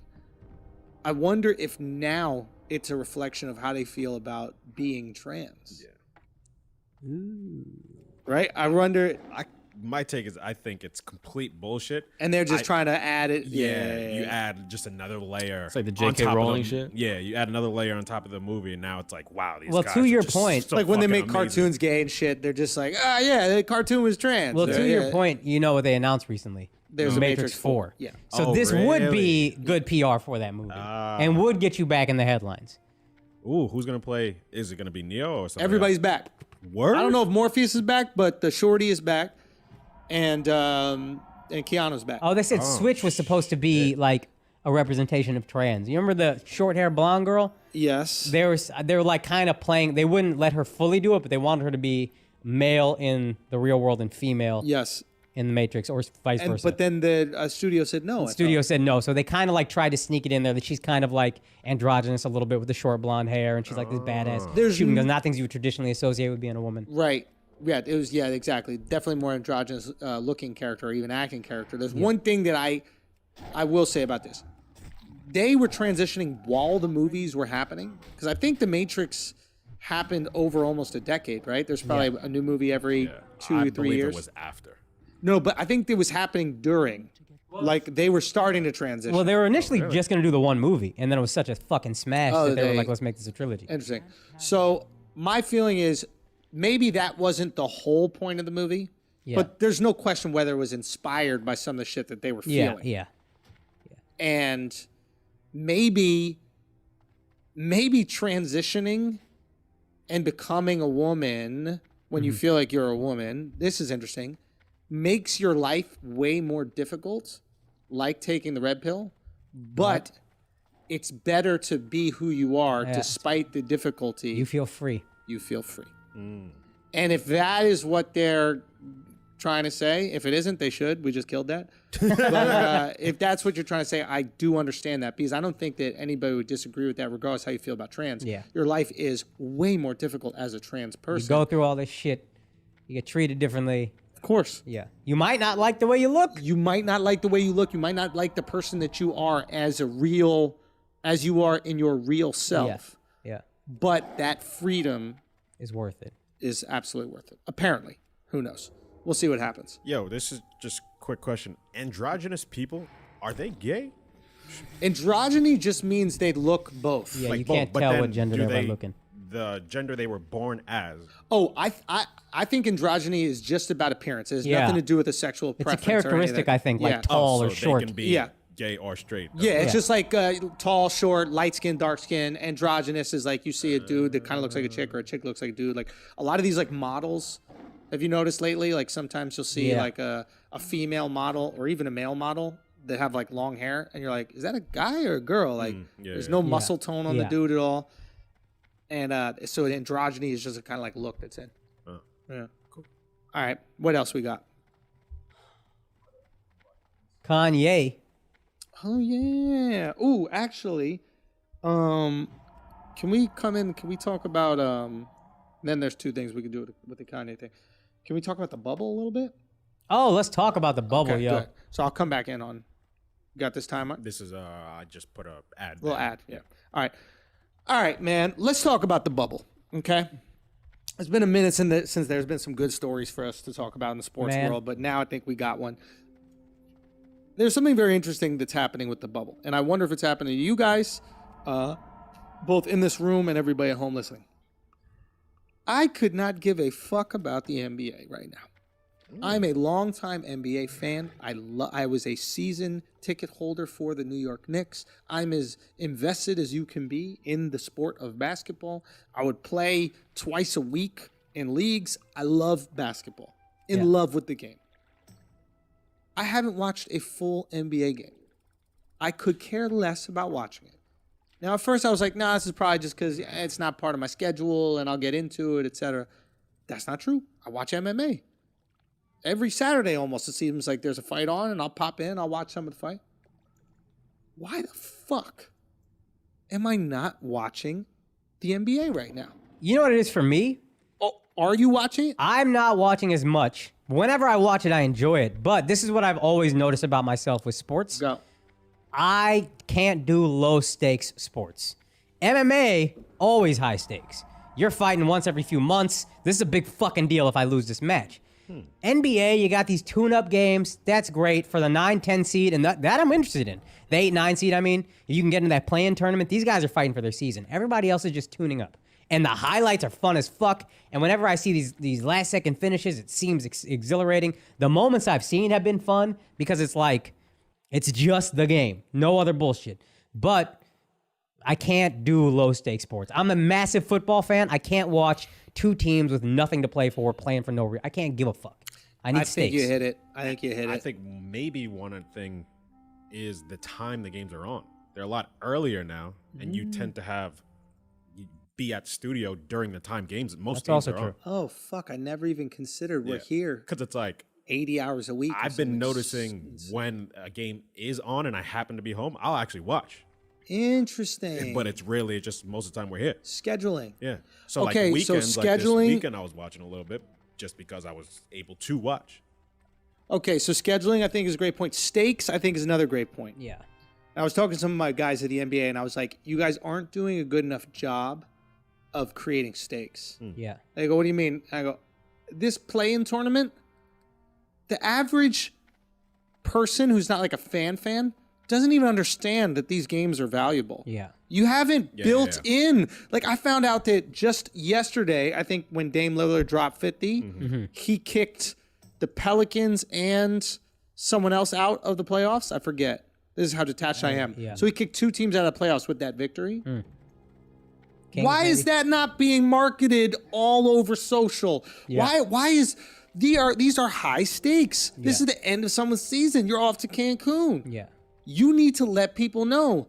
And I think what's going on is, my assumption is they're like, yo, once we have sports back on TV, everybody's going to be obsessed. They're just going to watch it. We don't need to do nothing. We have found other things to take up our time. It's not like sports left and there's this gap in our schedule. We found other things to fill that gap. We're watching a new series. Me and my girl watching all the James Bonds in order of how good they are, right? There's things that we're going to find to do. You got to earn our fucking time again. Make this interesting with me. When you said the thing about MMA and how always have high stakes, there is no meaningless fight. No. Every fight matters. Your life is on the line every fight. So I could watch it. Life is on the line. I can't watch guys playing a fucking pickup game, basically. Bro, when we watched the MMA fight in Kansas City, there was somebody who was literally like, man, we lost our house. We're like in between homes. We're moving. Like, he needed this to keep his, not only are you fighting, keep his career alive, feed his family. Like, he's crying after he wins. Just some regular ass undercard match. It meant so much to this guy. There's so much stakes. Dame Lillard, I want to see. This motherfucker has put stakes on it. He's out here beefing with other players. He's fighting for the playoffs. Like, period. That's the thing. Putting up 51. He's going at it. Even putting up 50 and even like the fight, I'm seeing the perfect recipe for an interesting NBA season, and I'm just not plugged in. Like, when I see like Dame Lillard's sister go at Paul George and go at Patrick Beverly online, like, it was hilarious. Dame was going at him too. I didn't even see the sister. Oh yeah, the sister got in on it, and then like Paul George's wife got in on it with I mean, like, it's all the hijinks you need for an exciting season. But it doesn't have the stakes yet. And I was telling my guys, I was like, when the playoffs hit, I'm going to be in. Yeah. But y'all are fucking up right now. And this is actually an important time because this is where we get the ball rolling for the playoffs. Yeah. Let me lock into a team. My team ain't there.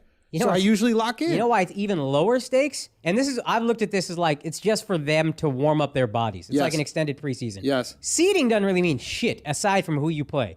Home court advantage, there is no such thing as home court advantage. So like, the only reason I want the 1 seed is because it would be an easier 8th seed matchup, maybe.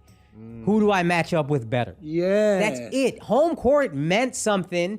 You wouldn't think it, but then whenever you get to a game 7, that's home the deciding court means factor. a lot of fucking, it means a lot. Now it's, we're all playing in Orlando. The only one that got home court is Austin Rivers. He grew up here. That's it. Yeah. Talking about Austin Rivers, this is really interesting. He dropped crazy. He dropped like 40. Was it 37? He dropped like 37 last night. I don't know what it was. I'm guessing. So there's another player also who usually doesn't. Yeah, TJ Warren. There's a few guys that are playing exceptional basketball, and I'm sure it's not just them, but those are the names. He dropped 41, right? So TJ Warren's been balling out of his ass. And I'm like, why is it that certain players are all of a sudden hooping? I'm trying to figure that out too. I think I have an idea. I think there are 2 things. One is going to seem silly, but bear with me. Yes, I understand these guys are professionals and it shouldn't matter at this level, but bear with me.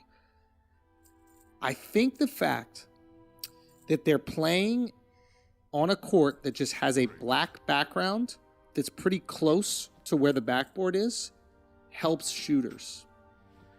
If you're a shooter and you're shooting at a glass backboard when there's an entire arena behind it, it can throw off your depth perception a bit. Like, whenever I'd play in big open gym, remember we go to like a Basketball City or that shit down there to play? Like, I hate shooting in those gyms. There's just so much more room. It's hard to like calculate everything. When you're playing in like the half court somewhere that has like a wall behind it or there's something else, or even like the non-glass back, I know this sounds so silly, but I do think it helps shooters. I bet if they calculate shooting percentages, I bet you players are shooting better at a higher percentage now because of the background in which they're shooting against. That's number 1. Number 2, I think the players that get nervous because of the fans. I was just thinking that. Yeah, I think the players that get nervous because of the fans, they get caught up in the hoopla, that are thrown off by people booing them or thrown off by massive cheers, and their assholes get tight.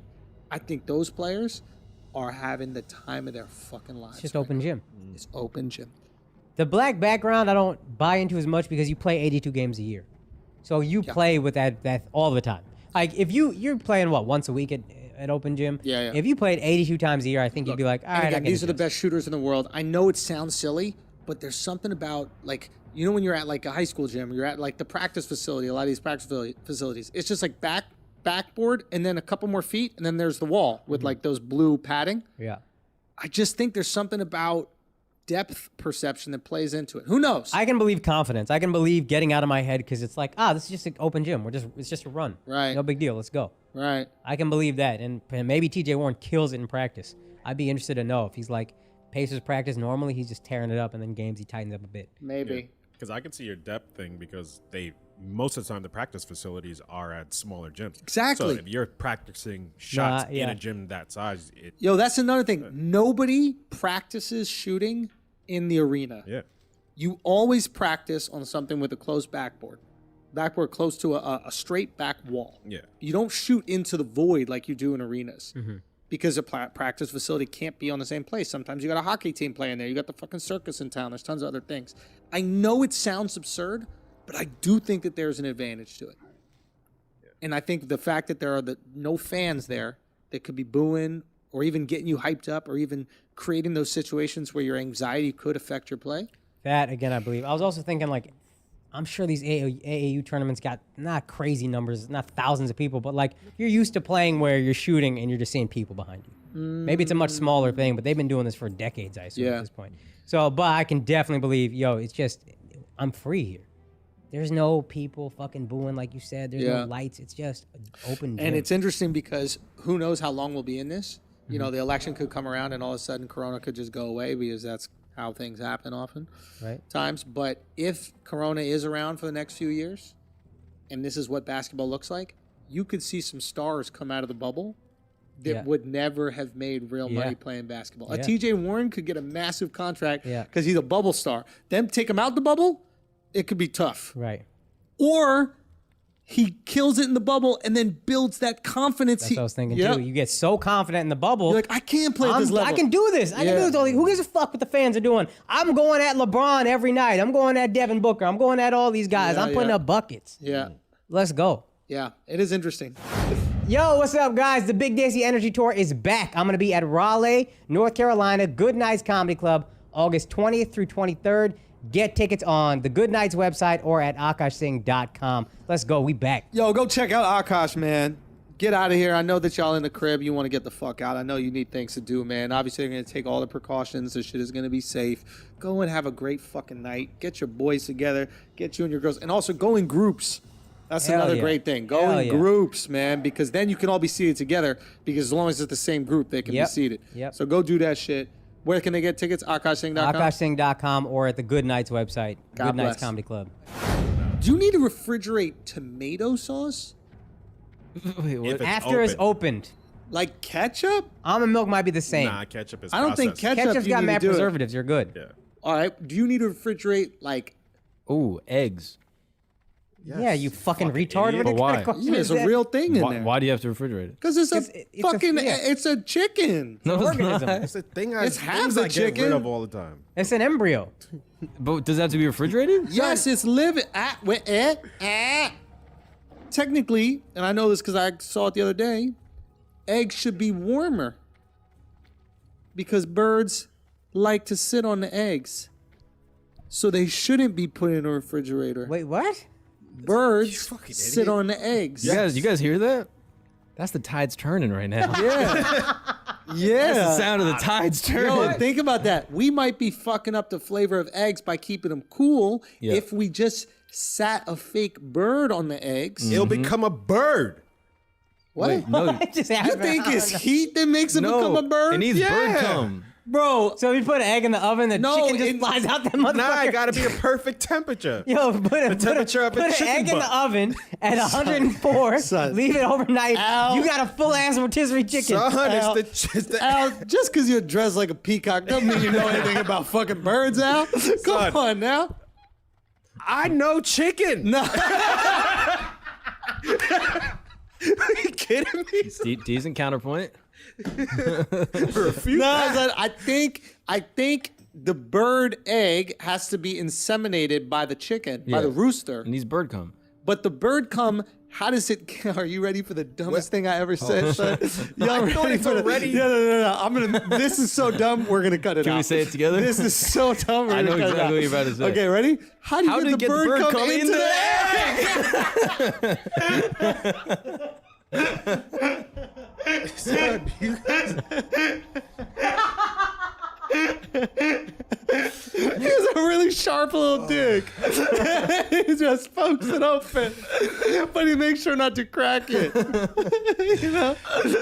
For real though, how do you get it in? Yeah, how? Son, it's an embryo already. Okay. It's an embryo so that already. means the sperm got in. No, it doesn't. It did. The embryos start without sperm. I swear to God, Sherlock. we can Google this right now. Son, Yeah, but that's not what fun is.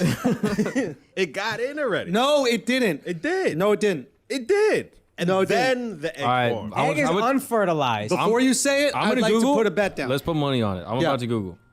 Egg is unfertilized. Egg is unfertilized. That's just some shit that just drops like a period. Bop. Boom. Right? And then so- it can get inseminated within the chicken. And then that's a different egg. So, Boom. I told you, dickhead. I'm guessing for the record. I'm guessing. So this is my assumption, right? Rooster bucks off. Buck. Buck. Okay. Yo. Mad different buck jokes we had already in this episode. Rooster bucks off in that chicken, right? Yeah. Fertilizes the egg within the chicken. Yes. Then the egg comes out. You don't fertilize the egg after it's out, Al. That's what you're saying. What if? the Wait, hold chicken- on. Did you say that shit like you figured it out? I don't. Like, What I do? Yo, What I do? I just blew your mind. Yo, what I do? All y'all thought the What egg I got do? hatched and then the rooster fucked the egg. What I do? Watch what I did. What I do? flipped it like What- Missy Elliott. No, reversed but it. I just taught him how it is. This motherfucker. You don't just even- repeated what he just said. No, I didn't. Did I? Yeah. No, I didn't. Yes, you Because did. I made it sound less gay and homosexual. Okay, he did do that. That ain't no fun. You want to talk about having fun? Thought we were having fun. No, but for real. Mark, did you figure it out? But wait. Al thought I got that you another theory. inseminate the egg after it comes out. No, no. Admit you thought that. I got a different theory. Admit you thought that. I did think that. Thank and I got you. another theory. Okay. What if? Take that. What if the? Take that, Akash. What if the? You have to take that because he did it, and your explanation it was too sophisticated. Okay. Al and I, we operate on a different wavelength of Way shit. different. Okay. I had to make it super rudimentary. Yep. You know what I mean? Because when you were talking, I was listening. I didn't understand a single word either. That shit was too. You were too. It supermentary. was too much biology. Okay. But then when I put it in terms of, We just speak science. it's different. Ours is more science Okay. than you. Go, Mark. Okay, so you were right initially Okay. that the rooster or the cock will have sex with the hen and then fertilize the egg in utero. Yup. And then it drops out of the cloaca. Yup. And then Then the they egg forms. and then it forms. But if the female is not mating with the male, she'll still lay the egg. Yes, and that's what every we, day. That's what we eat from the grocery store. Wait, Exactly. what? That's what I said. That's what I said, right? I think that's what I said. No. He No, just threw you an said it, extra man. Smart, situation. son. Stop it. I got say more What was dumb. that last part? Yeah, You say threw more some dumb. sauce on that. All right, so if the woman doesn't mate with the male egg or Yeah. with the male chicken, then Yup. the egg that comes the Look at Al's face. the root Al's face. the hen mad always is confused. laying eggs. Do you have an angle on yourself so you think how fucking stupid you are? Yo. Al's posture just got mad good and shit. Yeah, what was that? Sucked in his gut. No, real talk. I don't get that part. The hen is always laying eggs. Yeah. Even when it's not getting fucked. Yes. Exactly. Just That's like like a woman. period. Akash was But saying then that, isn't but the he didn't say yolk it right. the embryo? No. That's what I It's a think it eats. period. Every day they have their No period. way. But the Every yolk. day they have so their what's period. the yellow part? What? What's the yellow thing? That's the That's egg. the That's the uterine fucking, lining. Yeah, that's the ovum. And I think that's like what feeds. Again, bro. Come on, Again, what are bro. you You need to doing? stop it. Yeah. Talking about WNBA teams.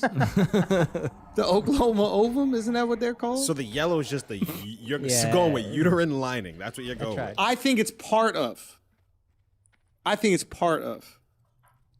the uterine lining.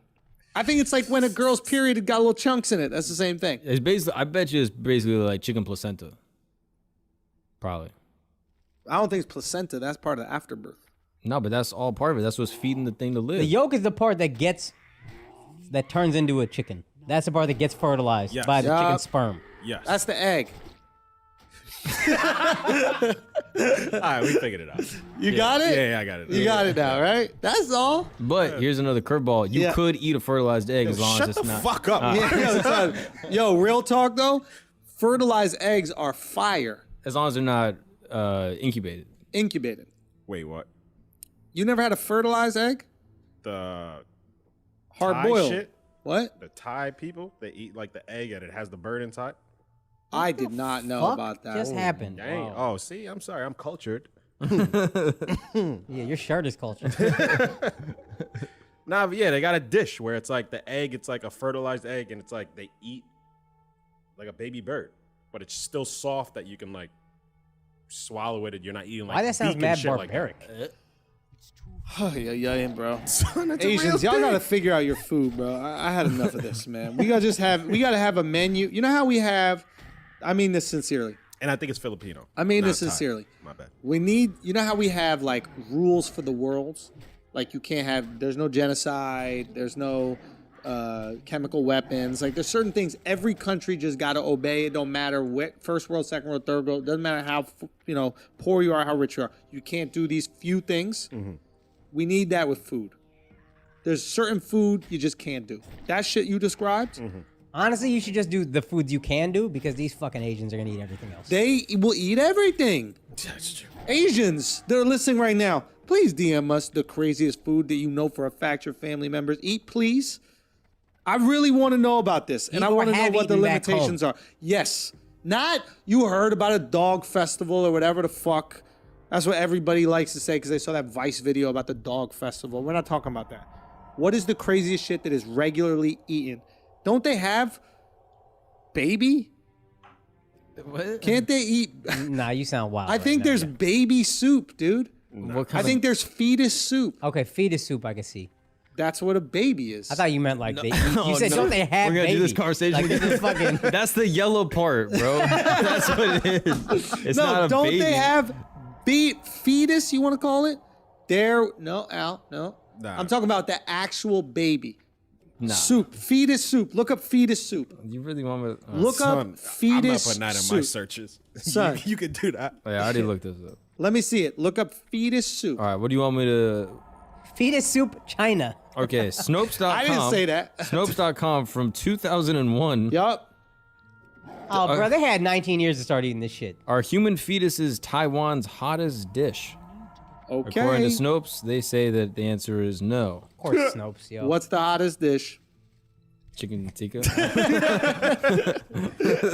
Because they could not be the hottest dish. I didn't say it was number one. I just said it was on the menu. And we need to cut that shit out. I saw a wild video. Why? What? No. I was just saying this is the shit I was talking about. Yeah, that looks horrifying. And But they we eat do need to talk. Yo, Asian assholes listening right now, reach out. Let's get to the bottom of this. Okay? For real. Talk to me. Are we gonna talk that we have a survivor in the building? Oh! Yo, Mark could have got, man. We almost lost Mark. Yo, real talk. Real talk. This is serious. Simon Cowell. I can't believe we're about to talk about Simon Cowell. That's an odd looking guy. Bro, you saw him after his plastic surgery? He looked like a thumb. Yeah, he's a fucking finger puppet. Bro, Son, don't he look like he's drawn on a finger? Oh, Bro, remember those videos we got of like the guy on the finger skateboard, or he's on like the finger scooter? Yeah. That's what his head would look like if it was a complete finger person. Bro, look at his fucking face. What is he? Yeah, I don't know what's going on with that. What is his background? just I need to know what his ethnicity is. British all the way through. He kind of look like That's straight British? Dude, I don't know, bro. He looks like Artie Lang. I think You Artie? Yeah. Oh yeah, that's I think we look at British people how all other races look at us. Which is? It's kind of gross. My mom's British. Nah, your mom is Scottish, yo. That's British. Not the. That's He's a good talking about point. English. Yeah, I'm talking about English. Oh, England specifically? England specifically. Oh, I say everybody's just UK. That's Okay, well, yo, that's a little. And y'all get disrespectful. upset when we say that Dominican and Puerto Ricans are the same. They I don't are. give a fuck. They What are you really talking are. about, yo? I Come on. mean, It's enough similar. It's enough similar where if you got it wrong, it's okay. All right, guys, look, we have to wrap this up. I think that in conclusion, it's very important we talk about a tragedy. Recently, Mark was in a rush and he needed to get somewhere, so I let him borrow my electric motorcycle made by the Super 73 brand. That we should have promoted roughly 6 months ago. We had a promo code, but they have since removed our promo code due to lack of use. So there's You know no what? more. Hey, if you're looking to get an electric bike in quarantine, just buy a Super 73 and then just shout out Flagrant somewhere or Andrew Schultz somewhere. Actually, buy a Huck, because I bought a Huck recently. And that's my upgrade, and I really appreciate Huck. And thank you, Huck, my electric motorcycles. They're the sickest ones. I'm not gonna make the same mistake twice. Okay. You still need parts. I still need parts. I'm realizing while I'm saying it. Buy Super 73 too, guys. Look, there's lots of good opportunities out there. yes, Go we to like, Super we 73. like both. We love both. I do Super 73. You do Huck. I also still have a Super 73. Boom. Okay, so there's both are great companies. You should support both those Yeah. companies. A little trashy on the brakes, but they're pretty good. You know what? You know what? You know what? Kinda bullshit break. Let's not bring that up just yet. Okay. Here's the thing. Mark is in a hurry. He has a lower version of the Super 73 Also, than me. my house is getting broken into, for the record. His house was not getting broken into. You always say that when your Jewish landlord comes to collect the rent. And I find there's a little anti-Semitism baked in there a little bit. Maybe bake was the wrong word to use. Now. It's great. Now, Mark's saying that there are people breaking into his home. So I say, yo, use my motorcycle, electric bike. We can use those words synonymously. To go to your house even faster. Okay? To go to your house even faster. Right. I go for it. He takes it. Literally 2 minutes later, I get a call from Mark in his aw shucks voice. He has an aw shucks voice. What is the aw shucks voice? He goes, Andrew. He says aw like 4 times before he says anything. Don't be mad, man. Don't be mad, man. Man, he puts like Y's and everything. Man, don't be mad, man. Real Wisconsin. Yo, I got hit by a car and I got hit really hard by this car and like oh man, the bike is totally ruined, man. And I just, oh man. And I go, oh my God. I go, what do you mean by ruined? That's what I did. I did phrase it like that because he seemed like he was talking fine. You were talking. Yeah. We go out there to go get him. Yeah. Actually, my first reaction, I laughed and then asked if he was okay. Yeah, he laughed, then answered, and then he said this. I was like, we gotta go get him. And then Al goes, yo, you shouldn't go because if they see you, they might try to sue. So don't go just in case you don't get caught up in the lawsuit. Also, Al called me. He goes, "Yo, whose fault was it?" And I was like, "It might have been my fault." And he goes, "Well, then run, motherfucker! What are you doing? Like, get out of there!" You don't gotta say that publicly, but it's all right. So we go over there, right? The bike is fucked up. Right. Mark said he landed on the fucking hood of the car. Yeah. You got hit T-bone. Flies onto the hood. Yeah. Okay. Poor kid who's driving the car. Yeah. Terrified. I think so. Yeah. Kid looked 18 years old. Mm-hmm. Short little Tekashi 6ix9ine looking kid. In the car with his shorty. With his girlfriend. A baby seat is in the car. Oh my Laundry God, is yo. in the car. Like the kid was literally supporting his family. Okay, trying to do laundry. I got hit by a car. Let's Guys, not we're forget that. going to get to that in a little bit. The kid is doing his best. I can't believe you. Yo. Do you know what I mean? Probably lives in some dangerous part of Bushwick. Wait, why do you think that? I was being racist.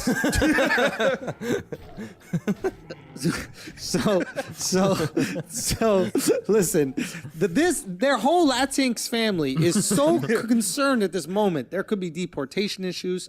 Mark is standing over this guy's car like a fucking tyrant. We literally pull Fist up on his hips. literally hands on his hips, Standing on the hood. standing on the fucking hood of the car, Wow. and he's saying this. He goes, "You're not going anywhere, buddy."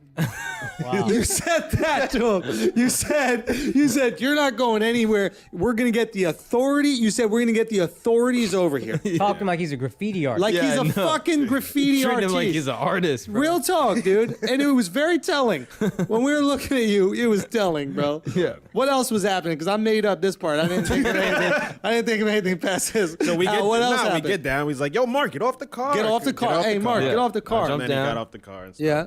And then we went Son, to the guy he- first. Yeah, yo, but he make- we literally asked he him. didn't go to jump off the car. He makes the guy's girlfriend get out of the car and lend him a hand Wow. to get down from the car. Like it Wow. was, he was stepping off a throne or something like that. Yeah. He conquered the car. It was unbelievable, bro. I was asking Mark if he was okay. I'm asking the guy if he was Yo, I was okay. like, "Are you okay? Are you frightened?" Do you know what I mean? Like, what is it? This must be so horrifying for you to experience. Yeah. Right? And Mark was like, "What about me? I just had to touch a Puerto Rican's property." I believe they are Mexicans. Oh, okay. I believe that they are Mexicans. Get it straight, though. Go, Mark. Puerto Ricans. What happened next? Well, I recovered. Thank God. I felt bad for his car. Yep. That's true. So I did. Why? Feel bad Because for a him. Mexican drives it? No, because when he hit me. Jesus, Akash, swinging with pure racism. I mean, it's not me saying it. It's Mark. You know what I mean? No, I felt bad because he hit me, and the way he hit me, like the hood got all dented when my bicep hit the side of the hood, and it got a divot in it. And he was like, "Yo, bro, my car, your bicep is too big." And I was like, "Ah, my fault." Was dude." that your Mexican accent? Yeah. Yo, bro. No, that wasn't Mexican. That was just what he happened to sound like. Exactly. But yeah, so after he hit me, I was like, "Oh, dude, like." He was like, "Well, do you want to do anything? Like, you want to get the authorities involved?" Say exactly what happened. He The said, guy goes like this. He goes, "Yo, I don't want to get you in trouble or anything like that." Then he goes, "I think my dad can fix it." And Mark literally looks at him and he goes, "Shocking." I could not believe it, bro. I could not believe it. The guy's basically absolving Mark of the guilt of running the red light, destroying his car, giving PTSD to his Latinx Word. girlfriend for the rest And of her baby. life and child. We did mention that he ran the stop He sign. ran the stop sign. It really was Mark's fault. in And fairness, he's the only one out of the two of them that speaks English, and he was the one that did respect stop. now let me. Like the other guy didn't even speak the language. He knew to stop. Now let me just say though that Fuck. when I was struck by the vehicle, Yeah. I think you struck it. no, I got struck. I think you struck That's it. a dog. white ass way to say it, That though, is right? white. I was struck by the vehicle. I was struck by the automobile, and after I was struck, I looked, and the stop sign was nowhere to be seen. There was no stop sign there. There is a stop There's a sign for stop you sign on that block. And what showed up 3 days after I got struck by the automobile? A giant stop sign and a bunch of paint on the ground that says, "Hey, stop." This is not true. Slow down. This is not true. There's Yes. been a stop sign there the entire time, and what? you know it for oh, a fact. Oh, how shocking. The white guy's rewriting history. Who saw that coming? Shit. Who saw that Oh, coming? shit. All right, you back, Akash. You back. You back, saw that Akash. coming? Damn, bro. Nah, I was No, struck. no, that's foul what you did to that fucking Mexican family, Mark, dog. that's foul. What did I do? You robbed them of their American dream, dog. Which was what? His dream's probably hitting a white kid on a bike. No, So he got no his dream dreams? His was dream came finally true. doing his own laundry. Not some fucking white people's. And then you stole that from him on a fucking Saturday. Was it Saturday? It was a Thursday. Thursday. Yeah. It's unbelievable, bro. There was no stop sign. I went and I was distracted. And after he hit me, I got off. I was like, "Yo, I'm sorry, dude. Like, you know, Nah. can I give you some money? Maybe I can help you fix it, but we don't have to get the cops involved." No. And he said, "All right, let me call my dad." And then you guys came down, and Andrew's holding a smoothie, drinking a fucking peach juice smoothie, or like a banana peach smoothie. He's like, Yeah, "So what's peanut going butter." on here?" He like tried to pretend he didn't know what was going on. Yeah. So he's like, "So what's the deal, guys? What's up?" And then he's like, "Oh, he hit me. I hit him with the bike." Remember when he kept speaking English and I kept speaking Spanish to him to relate? You did? You don't remember that? I don't remember that part. He's like It was so- perfect English. He's like, yeah, we got it. And I was like, oh, ¿qué es el problema? And the guy's like, well, no, he hit me. Oh, qué asco. No. No, but the kid turned out a good deal. I was like, yo, I'll give you like a couple $100. Like, there's a little dent on the front of it from when I was struck by the automobile, almost died. Yeah. And I was like, yeah, I don't mind paying for part of it. And he was like, honestly, dude, let me just call my dad. And then after he talked to his dad, he was like, hey, man, if you're cool with the cops not coming, like, are you okay? Is everything fine? And he left. And I was thinking about it. I think he was speeding. Oh, shit. I've seen a lot of cars come down that road. Oh, and it's his fault, huh? You were scared. I got hit by a car. Whose fault is it? I get the joke, Mark. What's the joke? Speedy Gonzalez.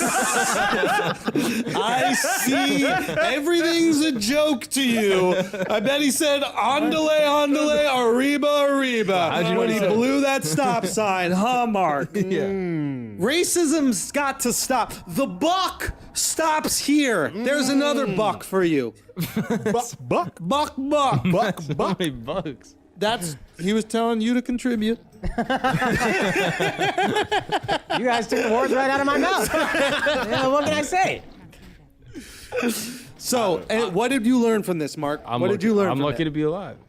You are. Yeah. And I don't know. Like, I don't like getting political on this show. And you guys know that about me, but I do think the country could benefit from stricter policies on the border. Just a little, right? I don't know. I've never been hit by a white guy, you know? White guy never hit me with his car. All you're trying to say is that if instead of a wall, we put stop signs at the border, it wouldn't work. That's all you're trying to say. You're not trying to get any more political than that. No. I don't like getting political. But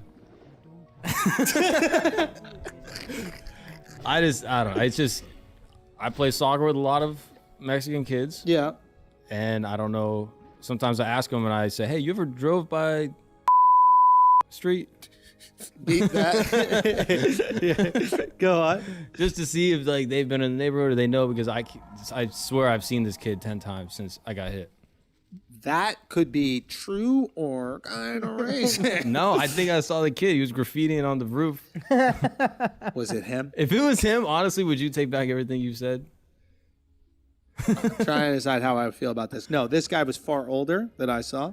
This fucking adult. But if the guy graffitiing on the roof, if he had not only destroyed Mark, but also my bike and my water tower. Destroy your water tower. He did destroy the water tower. I can't even look at it, dude.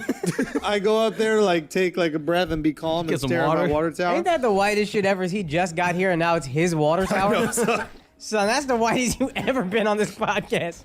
That's my water tower. I've been renting here for coming up on 7 months now. Let me tell you something. We didn't reduce rent for Corona. I pay good money to have a water tower unsullied by these hooligans. Son, that is some hooligan ass shit, bruh. These vandals. Graffiti a water tower. Fucking piece of shit. Nah, but I did feel really bad for the kid. Yeah? Yeah, I actually did, because like he was really nice afterwards, and he was like, even after him, he was like, yo, dude, like, are you okay? I'm sorry. He's terrified his entire family is going to get thrown back over the border. That's why I felt bad. Yeah, so why did you put him through that experience? What else should I have done? Stop. Not run the red light. Bro, Yeah. come on, yo. There was no stop sign. Yes, there was. You I'm gonna didn't post look. a photograph tonight. That way everyone can see that there was no stop sign and how much they hide it. You see how these Wait, you just said there was no guys are, stop sign and how much they hide it. The stop sign's hidden, and then on the road after I got hit. What the fuck is it about comedians that they don't listen when people say stop? What is it about that? What is it about people in entertainment when the word stop is there, it just disappears from the situation? Andrew. I listen, okay? Matter of fact, we're stopping this podcast right now. Woo, okay. All right, y'all. We love y'all. Listen, we'll see you on Patreon.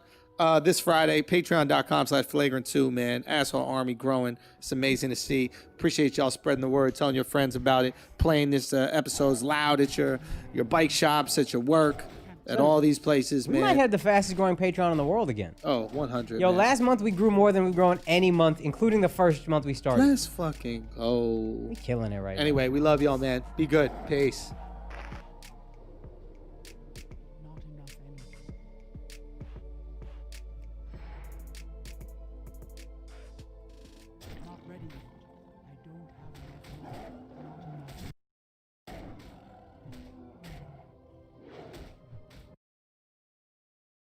just environmental factors that will kill you. You're saying Azeroth is like Australia. Yo, it really is.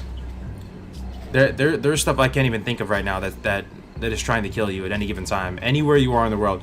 So earlier I was in lower level zones leveling up my alchemy, right? So I was picking flowers, and you know, wifey needed me for a second, so I stepped out of the room and I came back and I saw 2 low level mobs like in the Barrens or Stonetown, wherever it was, and they were just attacking me, chipping away at me, and I was just thinking to myself, I have no thorns. I have no reflect damage right now. If I AFK'd, I would have died to like level 17 mobs. You know, if I AFK'd for a couple more minutes. There's just so much trying to kill you, man. Yo, somebody hit the Darkmoon Fair cannon today and died. Did you see the guy who went to Moonglade, TP'd to Moonglade as a druid just to train and got one-shotted by the AQ boss? Or the AQ mobs? Just so much is trying to kill you, man.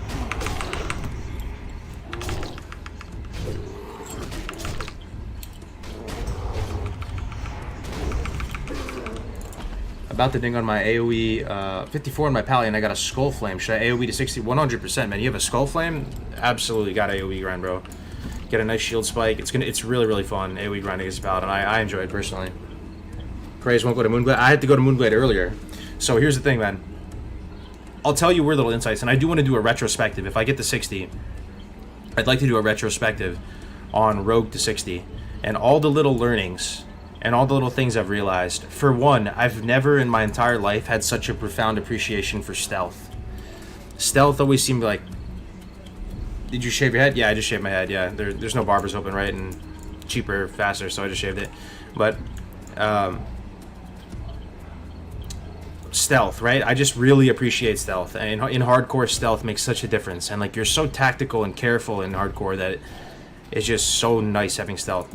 But another thing that happened is... I had to go through Felpaw Village in the north here, right? And I had to go through this cave to get into Winterspring.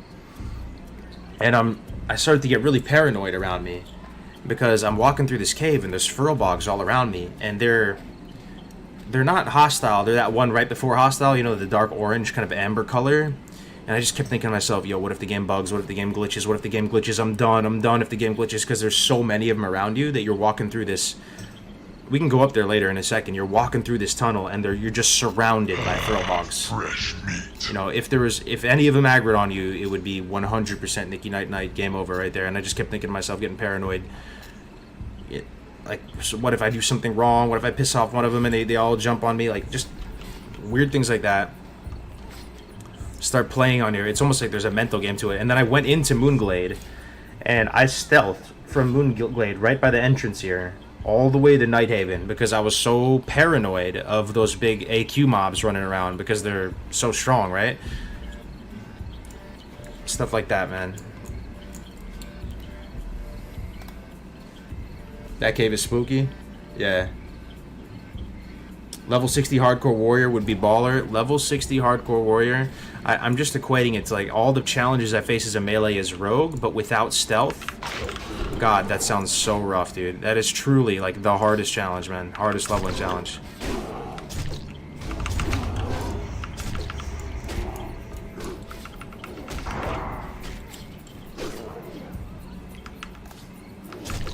Level 60 Warrior Naked Hardcore Challenge, I mean, that's pretty much impossible. The only class I think that could make it to 60 Naked would be Warlock. I mean, all of them could probably technically make it to 60, like technically, but really in practice, it's probably just Warlock and maybe Hunter. If you just went BM with your pet and just punched them, you might be able, but it still would just be ridiculous.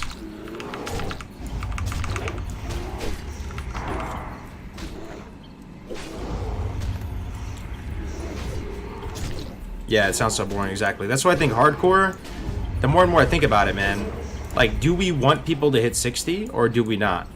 I think we do want them to hit 60, right? But we want it to be like a super hard challenge that they have to be head on a swivel at all times. Like, we do want the people to complete dungeons and be successful in the dungeons, right? But we're just trying to like incentivize good play, clean play, you know, high finesse play, everybody focused, everybody, you know, determined to like get through it safely, you know, like all this. You know, I feel like the challenge right now, the challenge level is good in hardcore right now as it is right now. I don't know if you guys feel differently or what, but we still only have like 6 people that have made it to 60, or five or six.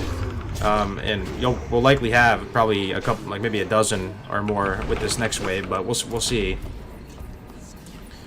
But it feels good. It's a long haul, man. I've been putting in hours, man, and I'm 55 still. And I probably each level is like 10 hours. I need 5 more levels. It's probably 50 more hours of gameplay, man, to stay alive and not die. I almost died again today, man. I mean, it wasn't as close as the Hellbores. The Hellbores really had me shook, but I had a Vanish resist, and every time a Vanish resist, man, or fails you, it's terrifying. I almost ripped up here by, where's it, Jadenar? This area right here. So there's these mobs at Jadenar. And another thing about hardcore is you legitimately go look up the abilities of all the mobs. I don't think anybody really ever does that on regular mode, right? You don't really go to the Pokedex, as Grace calls it, and go to a normal mob and see what their abilities are. Because it doesn't matter. You just kill them, and if you die, it's whatever. You just keep pushing through. But over here in Jadenar, there's these humanoids. They're casters, and they blink. So they cast at you and deal damage, but at like 30%, they'll blink in a random direction. And I was over there fighting them, and it blinked and aggroed 2 more. And then I vanished. The vanish failed. I was able to get away with sprint, right? But it's the type of thing, man. The closer you get to the finish line, the more paranoid you get out of these zones, man. I'm paranoid as fuck right now. Part of me just wants to go kill turtles. But at the same time, you have to kill so many turtles to get level 60 that it's not, I mean, it's not even as easy as it sounds, man. Like, are you gonna go kill 10,000 turtles? Really? Are you really gonna do it, though? You're gonna go out there and kill 10,000 turtles? That would just take so long. So most people are tantalized by the upside of doing quests, because the quests will give you 7k, 8k XP. Satyrs and Frillbogs get spicy, be safe, bro. Yeah, man. My plan was to level alchemy up, so my alchemy right now is 79. On hardcore, it's really not easy to level up your professions, guys. It's. I thought it might be pretty quick. This would take 5 hours or something, because you can't buy anything on the auction house, right? So I tried to go out there and pick Peace Bloom, to pick Earth Root, Mage Royale, and it just I wasn't getting anywhere, man. Without the auction house, professions are savage. It takes a long time to redo them. Now, if you really had all the time and you were patient, you would just bite the bullet and go do it. Because my plan was to go craft a bunch of Elixir of Demon Slaying. I bought it in Stoneheart. It gives you a ridiculous amount of attack power versus demons. I was also the Gift of Arthas recipe dropped for me when I was grinding in Western Plaguelands. I was gonna craft a bunch of those, and then I was gonna go out to Fellwood and really be able to, destroy the satyrs out here. But it's not looking like it's gonna happen, man. My alchemy is really not going anywhere. I put maybe an hour or 2 into it.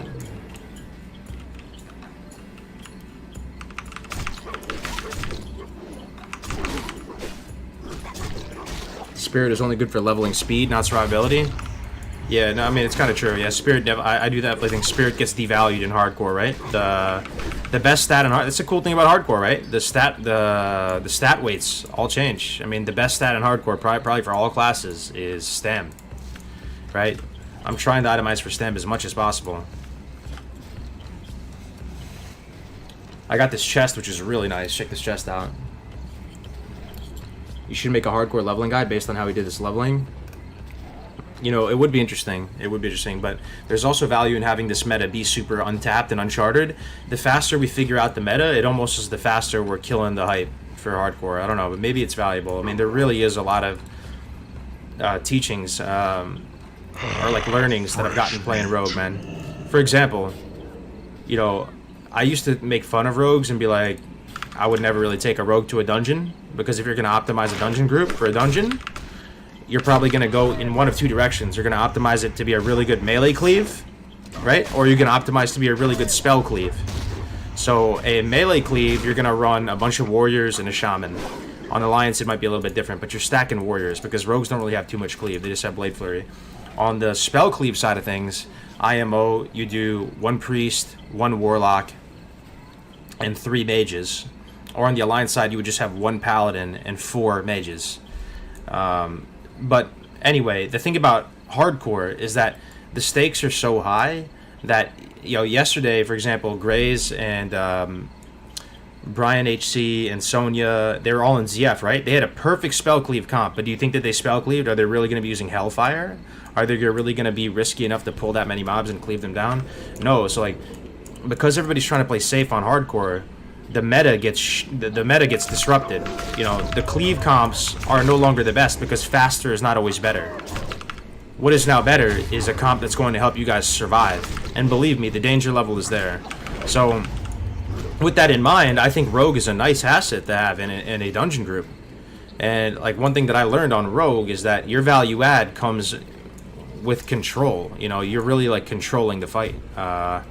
So any mob that's able to be stunned, you should be able to basically, you should be able to just totally neutralize them for like 10-12 seconds. Or maybe not 10-12 seconds, I mean at minimum 8 seconds. And then secondary or tertiary mobs, you still have a lot of tools too in terms of blind gouge, you know, kidney shot on a secondary, tertiary target. And I just see a lot of value with rogues. Another thing that was interesting to me, right, in a hardcore group, as a rogue, it's so RP and the class fantasy is so rich here. So imagine I'm in a dungeon group, and this happened all the time when we were in Maraudon. It kind of just comes naturally to when you're a rogue. Because you're in stealth, you almost act as sort of a reconnaissance element. So you have your group with you, and just naturally, you'll push up a little bit ahead of the group, and you'll peek around the corner. And during times in that Maraudon run, I would see a stealth patrol or something, and I'd be able to mark it like this and say, yo, stealth pad up here. There's value in that, man. You know, the fact that the Druid tank's not going to be doing that. He's not going to be in cat form stealth pushing up. The Rogue being able to get a little bit of intelligence around corners just to get a little bit more of a vantage point is value add. So it's fun playing rogues. I have a whole new appreciation for rogues. I think that they really hold their own in dungeons. You know, their main pain point is that they struggle with their multi-target. You know, if you're gonna cleave stuff down, they really only have Blade Flurry.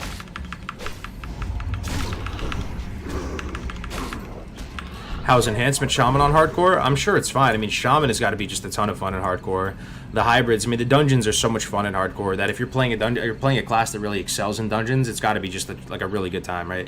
As a Shaman, you'd be able to tank, heal, or DPS any dungeon. So in hardcore, you know, if you're trying to form a group, you have very limited options, right? So the fact that you can play any one of those roles is going to make you like a valued member.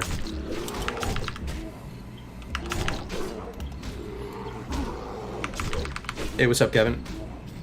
What guild are you in on that rogue? We are on our hardcore guild called Victory or Death. And I really do like the name. I don't know if you guys like it as well, but it just makes sense, man. It's victory. You become victorious. You get there. There's no silver medal. There's no bronze medal in that sense, right? You either are victorious and your character stays alive forever and is immortalized, or it's all for naught. And the stakes are so high that it puts such a fear in your belly. It nerfs you. And it buffs the world. I mean, that's really what this challenge is doing, right? It's taking this world and it's making it orders of magnitude more difficult to traverse, to combat. I mean, there's a bunch of quests that even, you know, speedrunners like Tactics aren't going to do. I need to get the salves. So. Love the hat. Yeah, I think I look pretty cool right now. You can see that. What do you guys think on the character paint? I think there's something very orcish about... almost like Warhammer-y. The fact that I don't have matching weapons. One's a fist weapon and one's a friggin' sword. I think I look pretty sweet. These soul shards are awesome, dude. It's 2 for a salve, right? So this is 10 salves. It's so nice. Be able to get some tubers.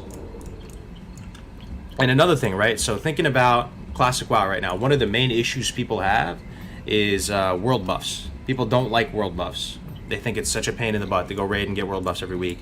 In hardcore, the world buffs are so awesome. Like they make sense, you know. No one's gonna complain at you for getting world buffs because it shows like, hey, look, you're putting in your best foot forward to try to keep everybody safe so nobody's time gets wasted. I don't have to delete my character. So people are getting world buffs. You know, they're hanging on to scrolls.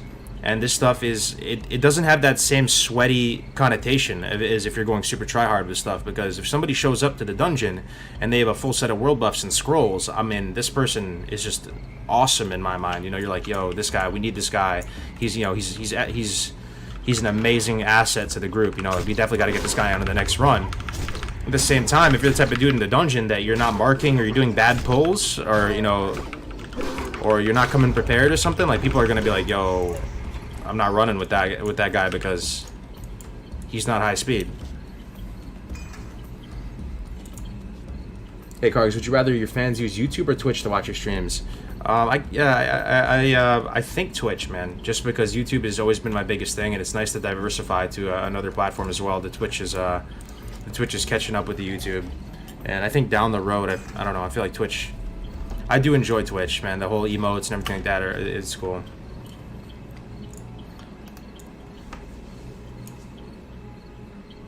How's the garden and the cats? Oh yeah, snap back to reality. So the garden is awesome. My mom came over today.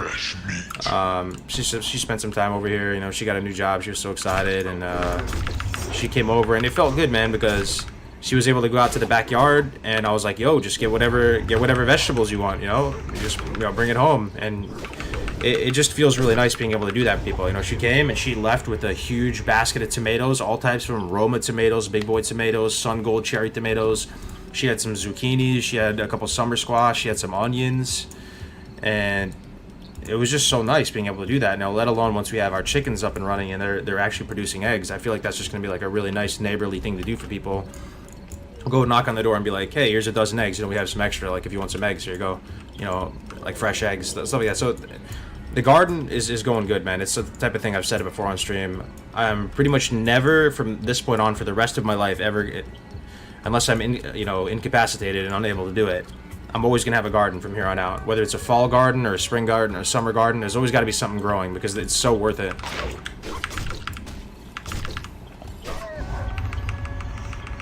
What are world buffs? World buffs are a hot topic in Classic because they make you really, really powerful, and some people would say they trivialize the content.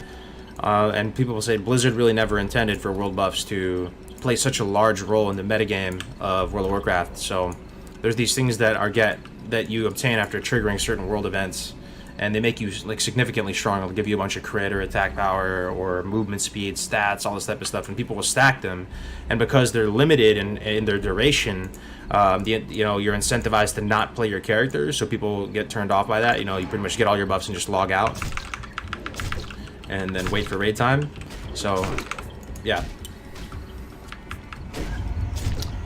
when you get 60, you're immortalized. That's what you're fighting for. You know, I'm attached to this rogue. I would like to say I have a 60 rogue. I'd like to hang on to this character. I'd like to venture into TBC with this rogue, you know, but if I die, it's all for naught, man. And like, you know, you guys will all be witness to it. I'm gonna have to delete this guy. I'll never play him again, you know. So that's why it's victory or death, man.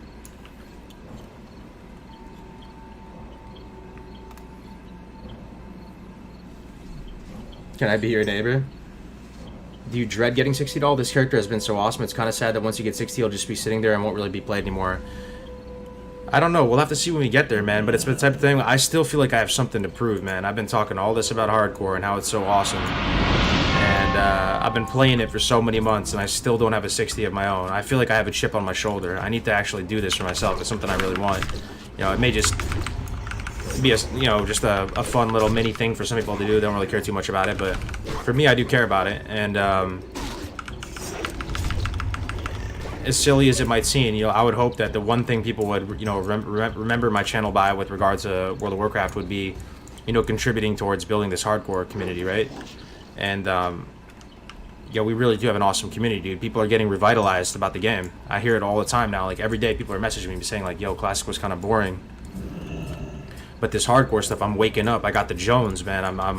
I'm basically frothing from the mouth. I can't get enough hardcore. That's all I think about. Like I don't want to go to work. I don't want to raid. I just want to play hardcore, which, you know, could be bad because everything in moderation. But that's also really cool, you know. Like, so I don't know. Like I feel like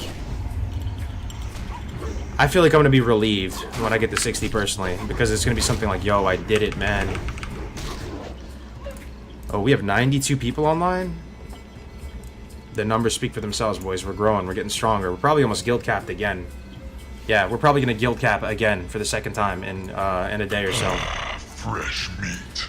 But once I get 60, it's the type of thing that I'll be able to have more fun with some of these hardcore characters, because there's a lot of stuff I want to do, man. Some of you might be thinking, yo, like Argos, you're playing like a pussy or something, or the danger level, like my risk tolerance definitely has come down a lot on this guy, because I really feel the heat on it. I'm playing more off stream because I really am trying to focus and get some work done on this guy. But it's the type of thing, on subsequent hardcore characters, I would love to like 2-man dungeons. I would love to go full Blaze for Days with Graze for Days. You know, how cool would that be? Because, you know, Graze is my guy now, and this, you know, hardcore has brought us closer together too as friends. You know, like I met with him to go to BlizzCon last year, but since that time, you know, we've kept in touch, and just, you know, he's a really cool guy, and we were on the same page with regard like what we want out of streaming and building our communities and channels and all that. And it's nice to have, like, you know, we're on the same page, dude. We're solid, bro. Our squad right now is solid, and it feels good. You know, we have a community. So anyway, like, I would like to do 2-man stuff with him. And I can, you know, I would go, it would be like warrior, healer, pally, something. We could try to do dungeons and do weird challenges. You know, he's really creative with coming up, you know, killing King Bangladesh and all this. So I think I might have missed some subs. I heard something. I'm sorry if I did, guys. Let me look back. Let me check my activity log. Oh shit, I got hosted. I'm so sorry. Doc and TV, thank you so much for the host, man. My bad. I'm freaking losing it today, man. Thank you so much for the 45-year host. I'm not sure if you're still here, bro. Let me see. Oh, he's still here. Doc, and thank you very much, man. Hard Doc and another hardcore brother. Just the best of people. You know, you saw him cast one of the hardcore cups, so probably cast future hardcore cups. Thank you very much for the host, man, and passing your viewers off here, guys. We're doing level 55 in the home stretch. Oh, it's 6 shards. Okay, I thought it was 2 for some reason. Yo, thank you, man, Doc, and I appreciate it, bro. I hope you had a good stream, man. How's Team Blackout doing, man? You guys pumping in AQ? And are you still playing hardcore, Dockin? Okay, we got 8 plant subs. That's pretty damn good. So we got to look out for the which ones give the Whipper-Root tubers again, guys? As far as the plants. Read my comment today, but just been watching you on the Rogue since start running day. HC practice runs with my little bro. This has made Classic a whole new game for me. And dude, that warms my heart, man. I just, like, it almost feels like a lifestyle, you know, like a little culty at times maybe, but it's so cool being able to just host other hardcore streamers and they host you back. Everybody's looking out for each other. There's a real sense of camaraderie. And here's the thing that's interesting, dude. There's like a narrative. When you go to a hardcore stream, there's a narrative in the works that everybody's on the same page in, and it's the sense that this person, it's very clear what their objective is when you tune into a hardcore stream. This person is trying to get to level 60, and you're there watching them try to get to level 60. So everybody's on the same page. They're invested with that common goal and that common enemy, and that common enemy doesn't really incite a lot of drama too. Like, there's no loot politics or anything like that. So it's a very, like, accessible and fun thing to do. And you know, the one pain point I think with the hardcore community right now is the stickiness of it, because what often happens is that people will get to like 20 or 30. You know, guess what the average level is, by the way, of guess what the average level of death is for hardcore players right now. We have an add-on right now that's tracking all the data. Also, apologies if the add-on's been causing some disconnects and some issues today. Skenny is working on fixing it right now and putting out an update. He's adding new features every day, so it's the type of thing that you're gonna run into some hiccups. Let's see what you guys think. Average, and this is for people who have downloaded the add-on, right? Like, these are on the sweatier side, you know, people that care about hardcore enough to download the add-on and really give it a shot. Yeah, Mark Perry got it. Brian Taylor got it. Let's see if anybody on Twitch got it. Nobody on Twitch got it yet. Kung Fu Cody got it. It is level 13. So, you know, that's the median for whatever that's worth. Yeah, so don't get discouraged if you die at 15 or 16. And also, another thing to keep in mind, guys, is that nobody has made it to 60 on their first shot. Dokken got close. I don't know if he's still here, if he, you know, if he left already, but he might have gotten closer than anybody. He got to 50s, like almost, I want to say mid 50s on Pally, and even Dokken ended up kicking the bucket, because it is such a long haul to 60 that it's just a matter of time before they punch that time card for you, man. Like, you're gonna wander into a bug cave. You're gonna do something stupid. It's just, people underestimate the journey, man. Even if you were in full twink BIS, you're just gonna do something stupid at some point. So, you know, like, I don't know if you guys have some ideas. Like we were thinking of like maybe the badge system or some ways, but what oftentimes happens is people just get so frustrated, man. They get so frustrated with hardcore because they try 2-3 times and they love the community, they love the people in it, but they just keep dying. Because I get it all the time. People are like, yo, like, I'm done, bro. I just tried it. Even me, man, like I just wasn't making progress. If you remember, if you were watching my channel back then, I tried with Iron Lad and a few other characters. I got the 100 to a personal best, and then what often happens is you kind of get tilted and you start disrespecting the characters. You play with less finesse, you play with less care with building the characters out, and you just play worse and you keep dying, and it feels like you're just regressing. You're not getting anywhere. So, but maybe that's good, man, because if the challenge is too easy, then, you know, it's just, you know, what do you tell those people? Would you cry if you lose now? No, I wouldn't cry, but I would be very upset. I haven't been able to get some more time in for hardcore. I'm dealing with things IRL, trying to do 2 days a week. Okay, man, yo, I hope you're good, man. Dockin TV, ladies and gentlemen, big friend of the channel for many moons now. It's good to see you, bro. Someone said even if you play 100% perfectly, it's only an 80% chance of making it. There's an element of just luck here, you know. So thankfully, if enough people have died now at this point that you're able to see a lot of the red flags out in the world. But some people just had to take that L, man. I mean, like that druid. Did you guys see that clip of the druid teleporting to Moonglade, and he just gets one-shotted by the mob? If Grace that could have been Grace for days right there.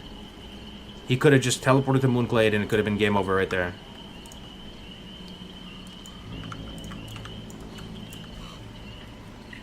Lost 3 characters to DC. Gonna wait a while. Yeah. Yeah, I would not recommend playing with shady internet for sure, man.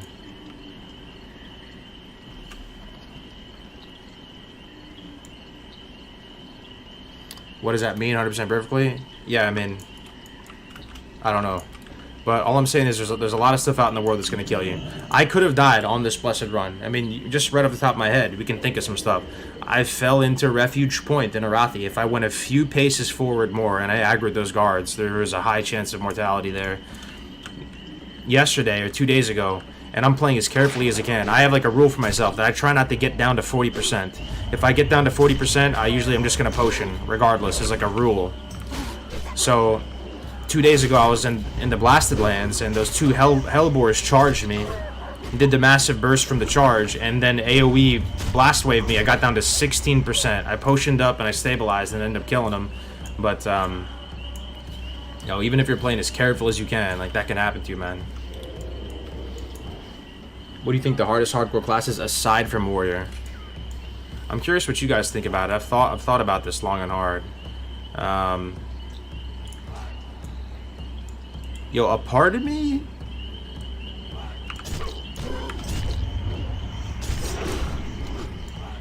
Yo, a part of me wants to say Priest. I don't know. I mean, so the thing is, I mean, Rogue, you know, it's probably Rogue, man. Because here's the thing, yes, Rogue has a lot of, Rogue has definitely a lot of escape mechanisms, but here's the thing you have to understand about Rogue. They're very susceptible to, like, spell damage, and you die so quickly as Rogue that you have all these finesse tools, but unless you react really quickly and decisively, you're oftentimes not going to get them off in time, and you're just going to fall over and die. Like, with Rogue, one thing that is a real issue is, like, if you just, like, you're distracted for a second and you're fighting 2 mobs, and you're at like 40% and you aggro a 3rd mob, like you could just die right there. You just fall over, right? They're weapon dependent, they're gear dependent, they have no self-healing. But, you know, in a dungeon group, and dungeons are so high value, Rogue is one of the best in a dungeon, just in the sense that you have Vanish, which can get you out of the most ungodly circumstances in a dungeon, right? You can pull the entire instance and everybody else is doomed. Warlock doomed, Priest doomed, but you have Vanish, and you and the Hunter have an ability to survive that situation. So, you know, that's something to keep in mind too. Mages, yo, I was thinking it was gonna be Warrior, Rogue, and then Mage after, but not like, you know, I trust amazingly, and you know, he's leveled to 60 twice. He thought Mage was pretty easy to get to 60. So, like a Deep Frost Mage. If you're a Deep Frost Mage going single target, you know, pretty much everything out in the open world is susceptible to freeze, right? And you know, you have portals, you have blink to get away from stuff, ice block, ice barrier. He was saying that you know, mages with the ice armor on and ice barrier, they actually are kind of tanky, like kind of even tankier than rogues. So he was saying that mage was you know, significantly easier than rogue for him. Frost has so many tools to live and escape if you know how to play one. But here's the thing though, at the same time, man, I do think all the classes are hard in the sense that like your combat efficiency isn't really going to kill you. It's going to be something else, man. It's going to be something else. Like every class is capable of killing one mob at a time. It might be your ability to disengage, right? Like warriors being able to not being able to disengage effectively and get out of roots. Rogues can kind of disengage, but the thing is, if you have a poison on you, if you have a bleed on you, if you have a Shadow Word Pain on you, you're not able to vanish. Like you're not. I mean, if you have a poison, that's why I have anti-venom. I have a whole new respect for anti-venom. Anti-venom is insane. Rogue seems easy. Yeah, I mean, give it a shot, man. That's all I'd say. Give it a shot, because you're just squishy. You just take a lot of damage, so... So if you're saying Rogue is easy, how would you rank them? You know, what is your guys' top 3 most difficult classes in your mind in hardcore? You know, a part of me like twitches a little bit when I think to put a class with self-healing on the top 3 feels weird. You know, especially like a class like Priest that isn't gear dependent. It just almost has to be the classes that are gear dependent because you have limited gear.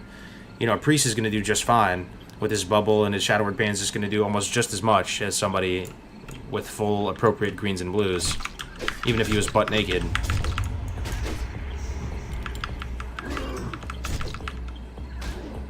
Grace said the ability to disengage is a top factor. Yeah, it certainly is. The thing is, they're all kind of hard though, because like Druid, I think Grace has improved significantly. Like I mean, like 50% improvement on Druid since he started doing the hardcore challenge. I mean, it's night and day. If you go back and you watch some of his first Druid runs, he's playing so risky that it's just, you know, there's no way he's surviving this. He gets down sub 10%, and he doesn't really play with add-ons too. He doesn't have a Druid bar as a Druid. I mean, maybe he does now. I don't think he does though, right? You know, the thing that tracks your caster form mana. It's kind of like a gut thing for him now. But he plays it pretty good. The thing is about Druid is, they're very, very squishy too, man. Like if you miscalculate your mana, you can easily just go and not have enough mana to go back into form, or if you get if you take too much damage in form and then you try to pop into caster form, right? And then you lay down the War Stomp and you go for the heal. If that War Stomp resists, you can just die right there and you take massive damage in that time, right? But at the same, I mean, the best thing about Druid and hardcore is you just spam the cancel form cheetah macro and you're able to get out of most situations. You know, things are looking bad, you look the other direction and you just spam your cancel form cheetah macro, or you just pop into cat form and dash. How do you feel about Shaman for hardcore? Fresh meat. Carg, we had someone die in RFC to a bad lava jump. We allowed to replace? Oh yeah, you can replace, but that person that's going to be their only RFC as well, right? So if you replace that 5th guy, the guy joining can't do it twice, right? Like everybody just has 1 shot at each dungeon, but you can replace or you can push on. Shaman is the 2nd hardest warrior. Yo, it could be possibly. Because, like, remind me, are there any Shaman mains in the chat here? Like, do Shamans have a way to have pushback resistance? In the sense, you get into a really bad spot as a Shaman. You're surrounded by mobs and you're trying to stabilize. You don't really have concentration aura and spiritual focus like a Paladin, where you just throw it on and then you're able to just free cast heals on yourself. You're going to be susceptible to pushback, right?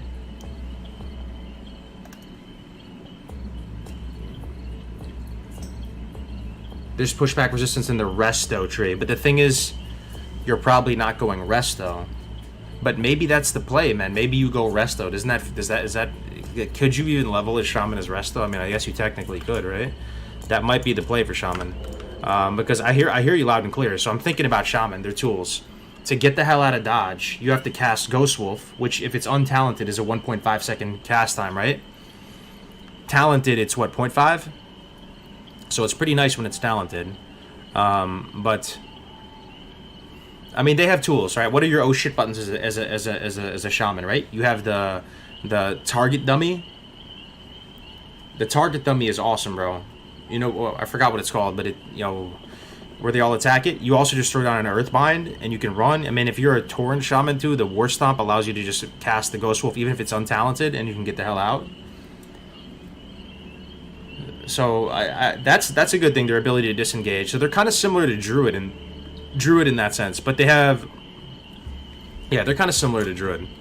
Druid doesn't really have any pushback resistance on their spell. I mean, they don't really have an ability to ignore pushback as well, right?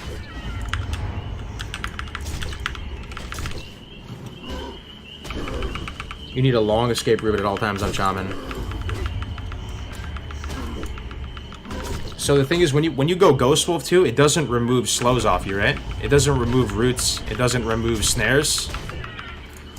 When you go into you know, cat form, or you go into travel form as a druid, it'll like you shifting will like remove anything that's impacting your speed. As a shaman, if you keep popping in and out of Ghost Wolf, that does nothing for you, right? You're just still snared. If you get netted as a shaman, are you screwed?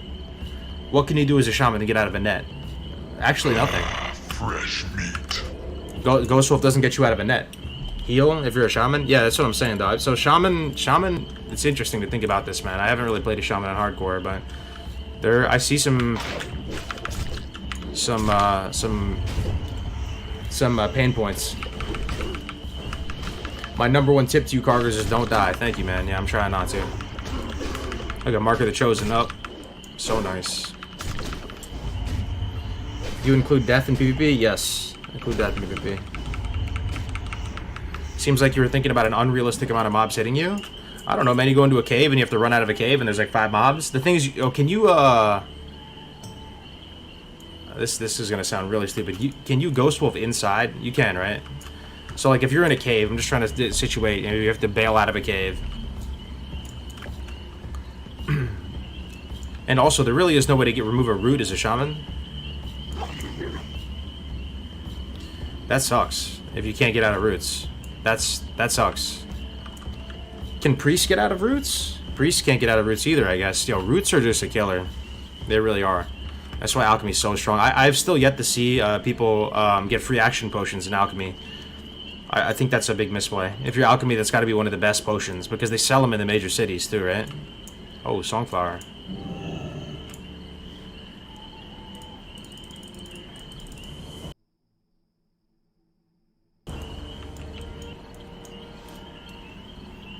You still thinking about going shaman left next? Yeah, it's possible, man. I was thinking about, yo, warrior with alchemy sounds pretty fun.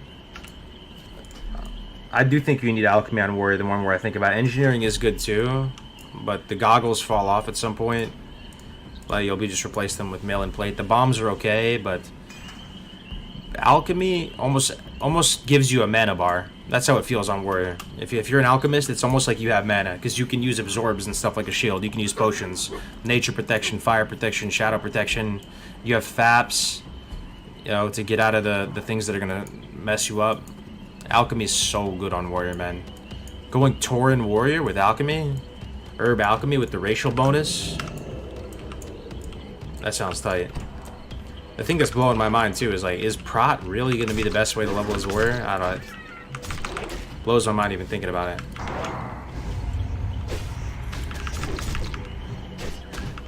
If we're just gonna derp up in caves, then Rogue Druid or OP and everything else is bad or worse.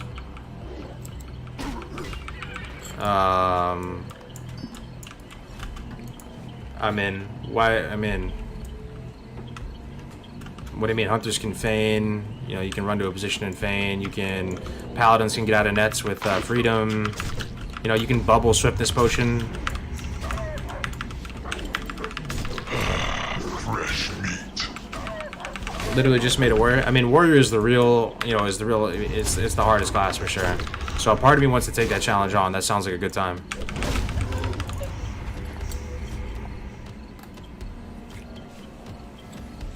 Rogue isn't very OP when you're dazed and Vanish gets resisted. I mean, here's the thing, bro. If you get a Shadow Word Pain on you, if you just get a dot on you, you can't Vanish, right? So it's that just gets removed from the equation. I don't know if Rogues are the best in caves. Paladins have the most oh shit buttons. So like again, like I've said this before on stream, I'll say it again. Like if somebody put a gun to my head and said you have to save your family from a burning fire and get to 60 with like the highest conversion rate, you know, the highest chance for success, I'm going Paladin every time. You just have multiple oh shit buttons, man. And I would go, you know, if I had to do it, I would probably go engineering. If I really had to do it, I'd probably go alchemy on a Paladin. Just because Bubble Swiftness Potion will get you out of 99% of situations. Unless you're maybe hopelessly trapped in a dungeon somewhere. But if you Bubble Swiftness Pot, that'll go a super long way. Or you could even,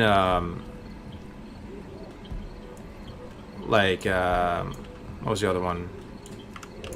Yeah, you can like bop Swiftness Pot too, you know, stuff like that. Only issue with Pally is move speed. Yeah, Swiftness Pot, exactly. Yeah, so you would... Yeah, that's the thing, though. You do need the recipe to drop, but it's not the lowest drop rate. Yeah, you know, that's interesting, though. Yeah, you really do need the Swiftness Pots as Pally. That's your main, thing that's gonna fix your kit.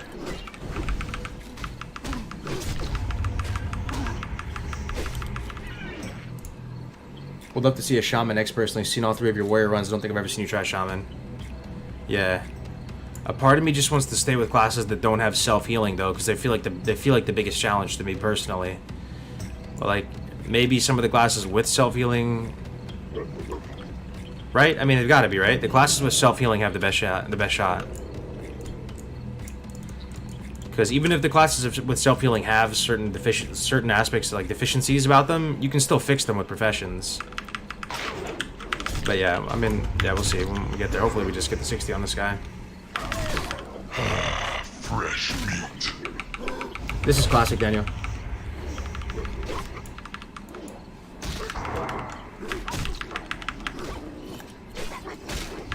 Priests are squishy as fuck. It is true.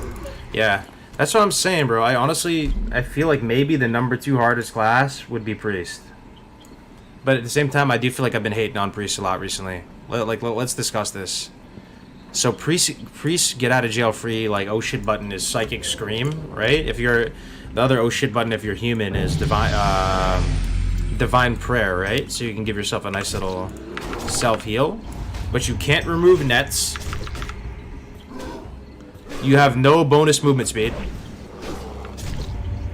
If your group gets into a bad spot in a dungeon, right? People pull the whole instance or something like that, you're probably the most susceptible to getting screwed over. You can't feign death, you can't vanish. You don't have a lot of ways to escape that situation. But then again, it's a priest, you know, they have, I don't know. Yo, it might be Priest next, man. It might be Warrior than Priest second artist. Priest has shield, true, but they don't have armor at the same time. And as soon as that shield goes down, I don't know.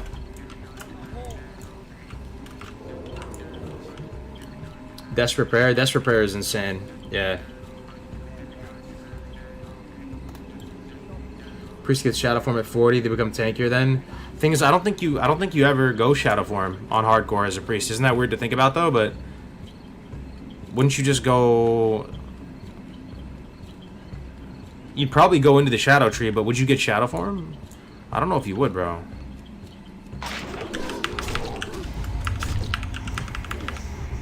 I don't know, maybe you would. Disc Holy? That's what I'm thinking. Inner Fire, Bubble Hot, Stand Buff. Yeah, I mean... Fresh meat. The thing is, you will 100% find yourselves in a situation on the path to 60 where you need to escape out of a bad situation. I've had probably a dozen or 2 dozen times where I've needed to vanish or use some major cooldowns to get away from stuff. What do priests have? You know, they have a Psychic Scream, but that can be a liability. You fear bomb a bunch of mobs and they run into other mobs.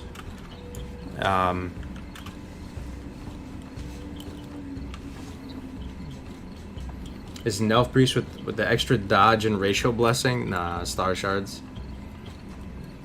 Shadow Form is 15% physical damage reduction, seems worth. Yeah. No, you might be right. It's been a while since I've looked at the priest talents. Yo, does anybody remember how you get the Whipper-Root tubers? What is the flower called that you find for it? I need those because you can use them in tandem with the potion. Once I get those, I'll make a macro where I pop a potion and the tuber. I want to get a bunch of them. If you're leveling safety as a priest, shields and renew, you really have to screw up. Yeah, I mean, I'm sure we'll have more of a consensus on this as the time goes and more people will do hardcore and stuff like that. Priest is so mana efficient with wands, and the shields and renew, you have to really screw up to put yourself in a bad situation. Do priest.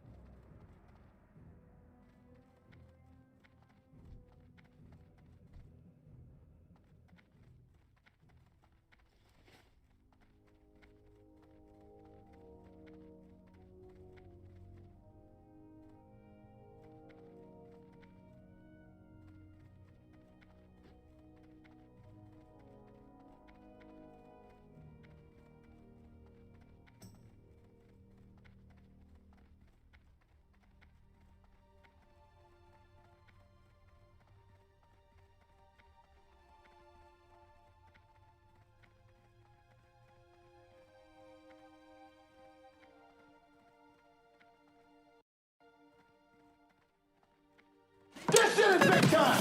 Who is Randy? Don't bring anyone mother into this. Yo, mom in the fucking stand! One thing, because you mentioned it earlier, and then I have some here just to look at, is you mentioned that the end of the world as you know it is TikTok, right? Like, Oh, yeah, let's go back to those. Bitches was looking for me.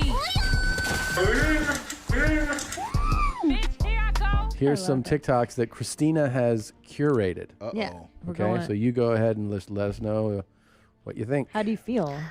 I just want people to realize that I'm a Christian. I would never murder anybody unless they tried to murder me or my family. Yeah. Okay? So, yeah. Don't ever call me a serial killer again. So, What's people going have been calling him a on? serial killer? I guess so. So he also, well, there's updates. I don't know if they're included in this folder, but But I like how he started out with "I'm a Christian," like Yeah. like that means you're not a murderer. Yeah, that means you're a good guy. I think Christians have murdered their fair share. Yeah, I think so too. People, yeah. I'm the Macho Man, yeah. And I love Diet Coke, yeah. And they also call me the Candy Man, yeah. And I love to sell candy. And I love my Diet Coke. you love Diet Coke too. I thought Yeah, that's Diet why Coke's you like good. that. Thanks a lot. You guys have something in common. Diet Coke is Something tells me this guy has a position on what we should do with the Confederate statues. Yeah. He's like, all right, and they're taking them down. How are these people? I wonder if these people know what TikTok is. Like, I wonder if they know. Right. Like, it sounds. It There's feels like they think that these videos are just going to their friends. Yes, there's a whole lane of TikTok that is, are these DMs? Like, no, this is public. Yeah, there was one guy that thought it was a still photograph, and he was like, "Oh, I'm looking for girls." Yeah. Well, there's another guy who was publicly posting, "I'm sorry, Sheila, I didn't mean to," like a message for one person, and that was in his feed. And he had multiple. He's like, Yeah. "Please take me back." He's crying and stuff. Yeah, and it's it's like, really dude, this is a good. public. Listen, if you want to understand humanity and what is going on, you need to be on the talk. No, no. You know what solidified my shit. Look, can you go to my Twitter? He might be able to here. BS comedian on my Twitter. Someone shared this TikTok with me, and I was like, I'm done. No. I bet I've seen it. I don't know. I was just like, I'm glad this didn't exist when I was in high school. But I know. Oh, I would have been so mortified. I heard you bitches were looking for me. She got off the talk. Yeah, this Oh, here. that's the unicorn This is cult the, lady. This is I the know her. this is the Republican teenage breakup video. Oh boy. Oh, that's not normal TikTok. I don't have my feed does not look like this. I can tell you already. Is this the what- popular what's- things? No. What is this? This girl was broken up with by Cole. And she made this video to basically say, you know, whoever gets him next, you know, put up with his shit because he's worth it. Oh my God. So like awesome. She filmed herself with the ugly cry and the Let's see. Can we watch it or no? It's so well produced. Let's see. It has 4. No, it's Oh, got there's it's got music. it's got popular music. Can you just mute it and let me Yeah, read it? can we just at because the least subtitles just will mute it and carry let it. us- yes, and let's see. make it bigger, mommy. I can't read. Yeah, go. If whoever gets him next, to be patient with him. him. He means well, I promise. But when he's Be there when he's struggling, no matter what. Let him live his life. It will make him him so much happier. Oh my There's God. the Trump 2020 Trust him. He crop top. deserves it. Nice. Don't pick fights over things that are not worth it. It will only tear you. Sounds like it's her first relationship. Respect his decisions. Oh my God. Yeah. Cherish the time you get to spend with him. Okay. Treat every single hug and kiss like it's your last. Oh my God. Last you get from the real don't. Oh my God. And now it's like you're cemented as a loser for at least the next decade. At least. It's so embarrassing. Can you imagine? Because the only evidence of me being this sappy was like, there's probably some scratched up mixtape CD I made with some girl. Yeah. Yeah, But- when you're at your lowest like that, when you just had your heart broken as a teenager. You make that so embarrassing. It's Oh so my embarrassing. God. It's No, your yeah. lowest point in your fucking Yeah. life. Wait, She's- but she really is a I don't loser. want to not. Please look at my other talk. So All right. what you're talking about, what you just saw, that's the mainstream talk. That's not what I curate. There's side lanes of TikTok. Yes. This is- Christina only does the deepest, darkest dungeons of TikTok. She doesn't do These are the any dark mainstream talks. stuff. I don't go to mainstreams. Hi, TikTok. Oh, wow. So, I wore my skirt to work for the first time today, and I was misgendered.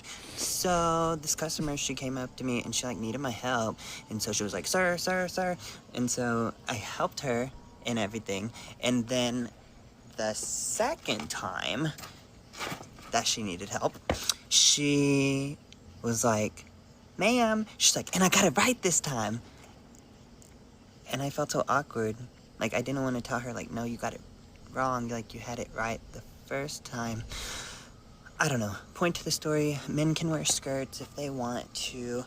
And my pronouns are he, him, his. That's Portland. Yeah. No doubt about it. That's somewhere in Portland where there aren't riots or whatever. Yeah. Yeah. There's no other city where this would be. I with like that the whole audience was going along with the misdirect as I was. I was like, oh, so you were upset that somebody called you him, and then he's like, nope. Oh, right. I'm a guy in a skirt.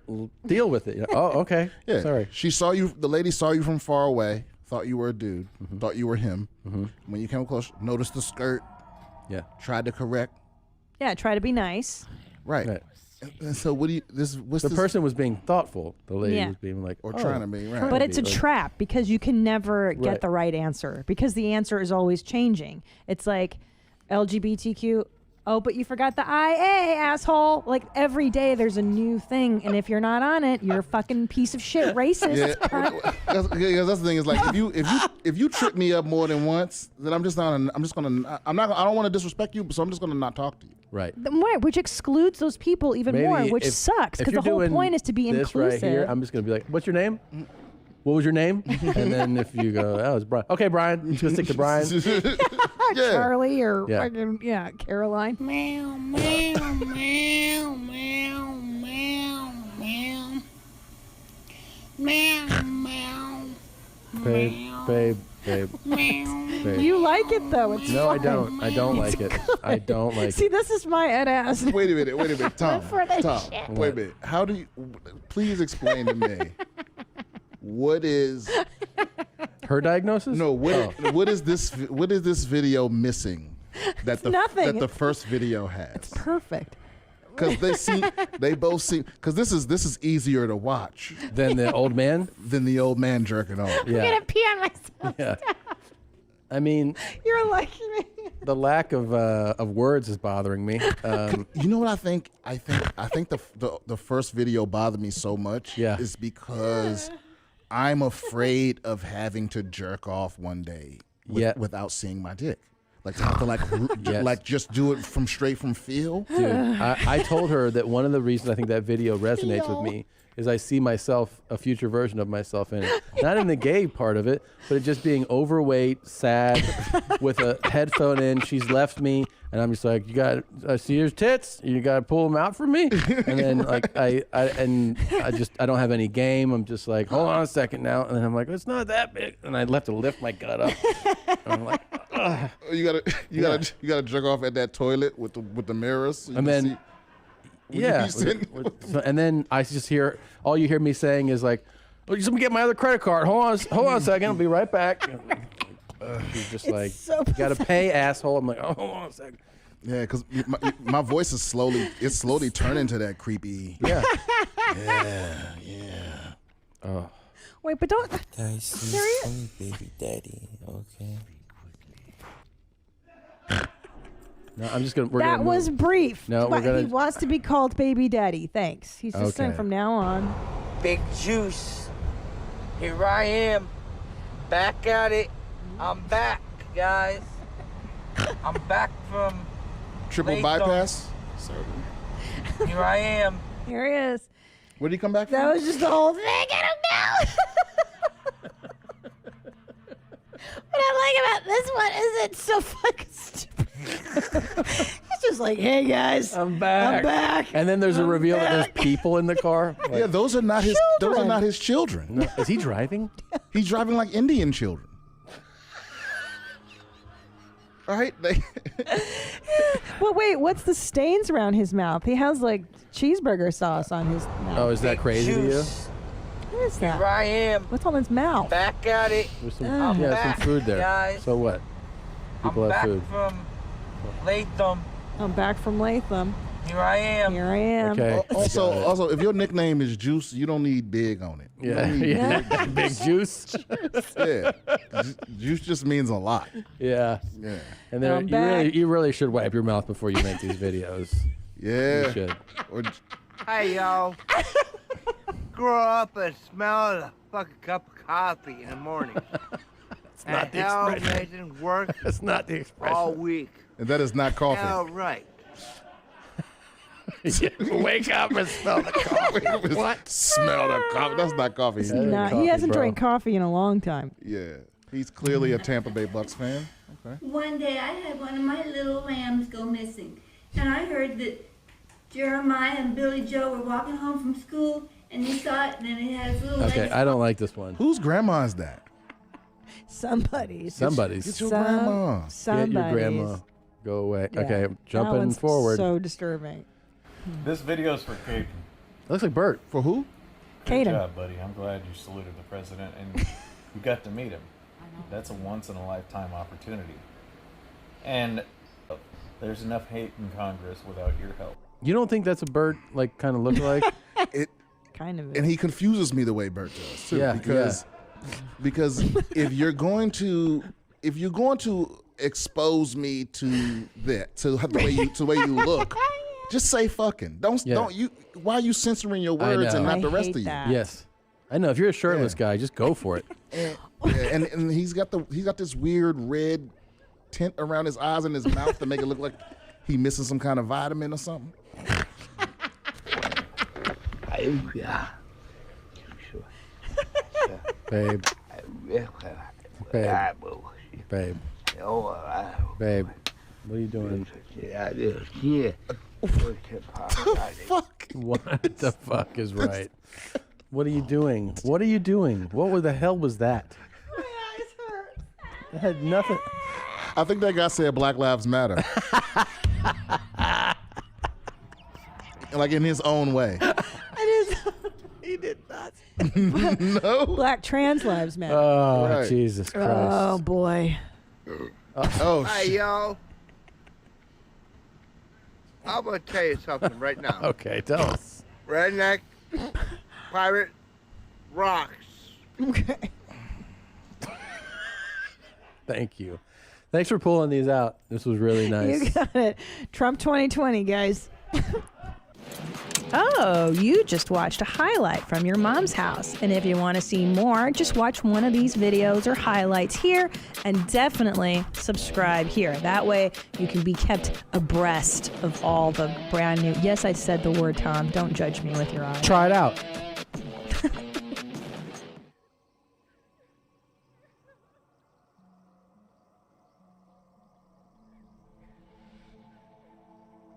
This shit is big time. Who is Randy? Don't bring anyone love into this. Your mom in the fucking stand. September, like almost right away. It was like 2 weeks. I'm walking around Whole Foods, and I don't give a fuck about meeting celebrities. I don't Yeah. care about Yeah, bumping it. Like me too. Not. It doesn't Except for even you like guys. blip. Yeah. It doesn't even do like a blip of like so whatever. I turn the aisle with my cart, and it's Hard Rock Nick is standing in the fucking aisle. I was blown away. Like I just took my cart and like pushed it into the side of the wall. I was like, I couldn't believe he had the whole like No. zigzag. Yeah. It's like a yeah. He's It's the like, realist. it's like a guy on the show who they play videos of.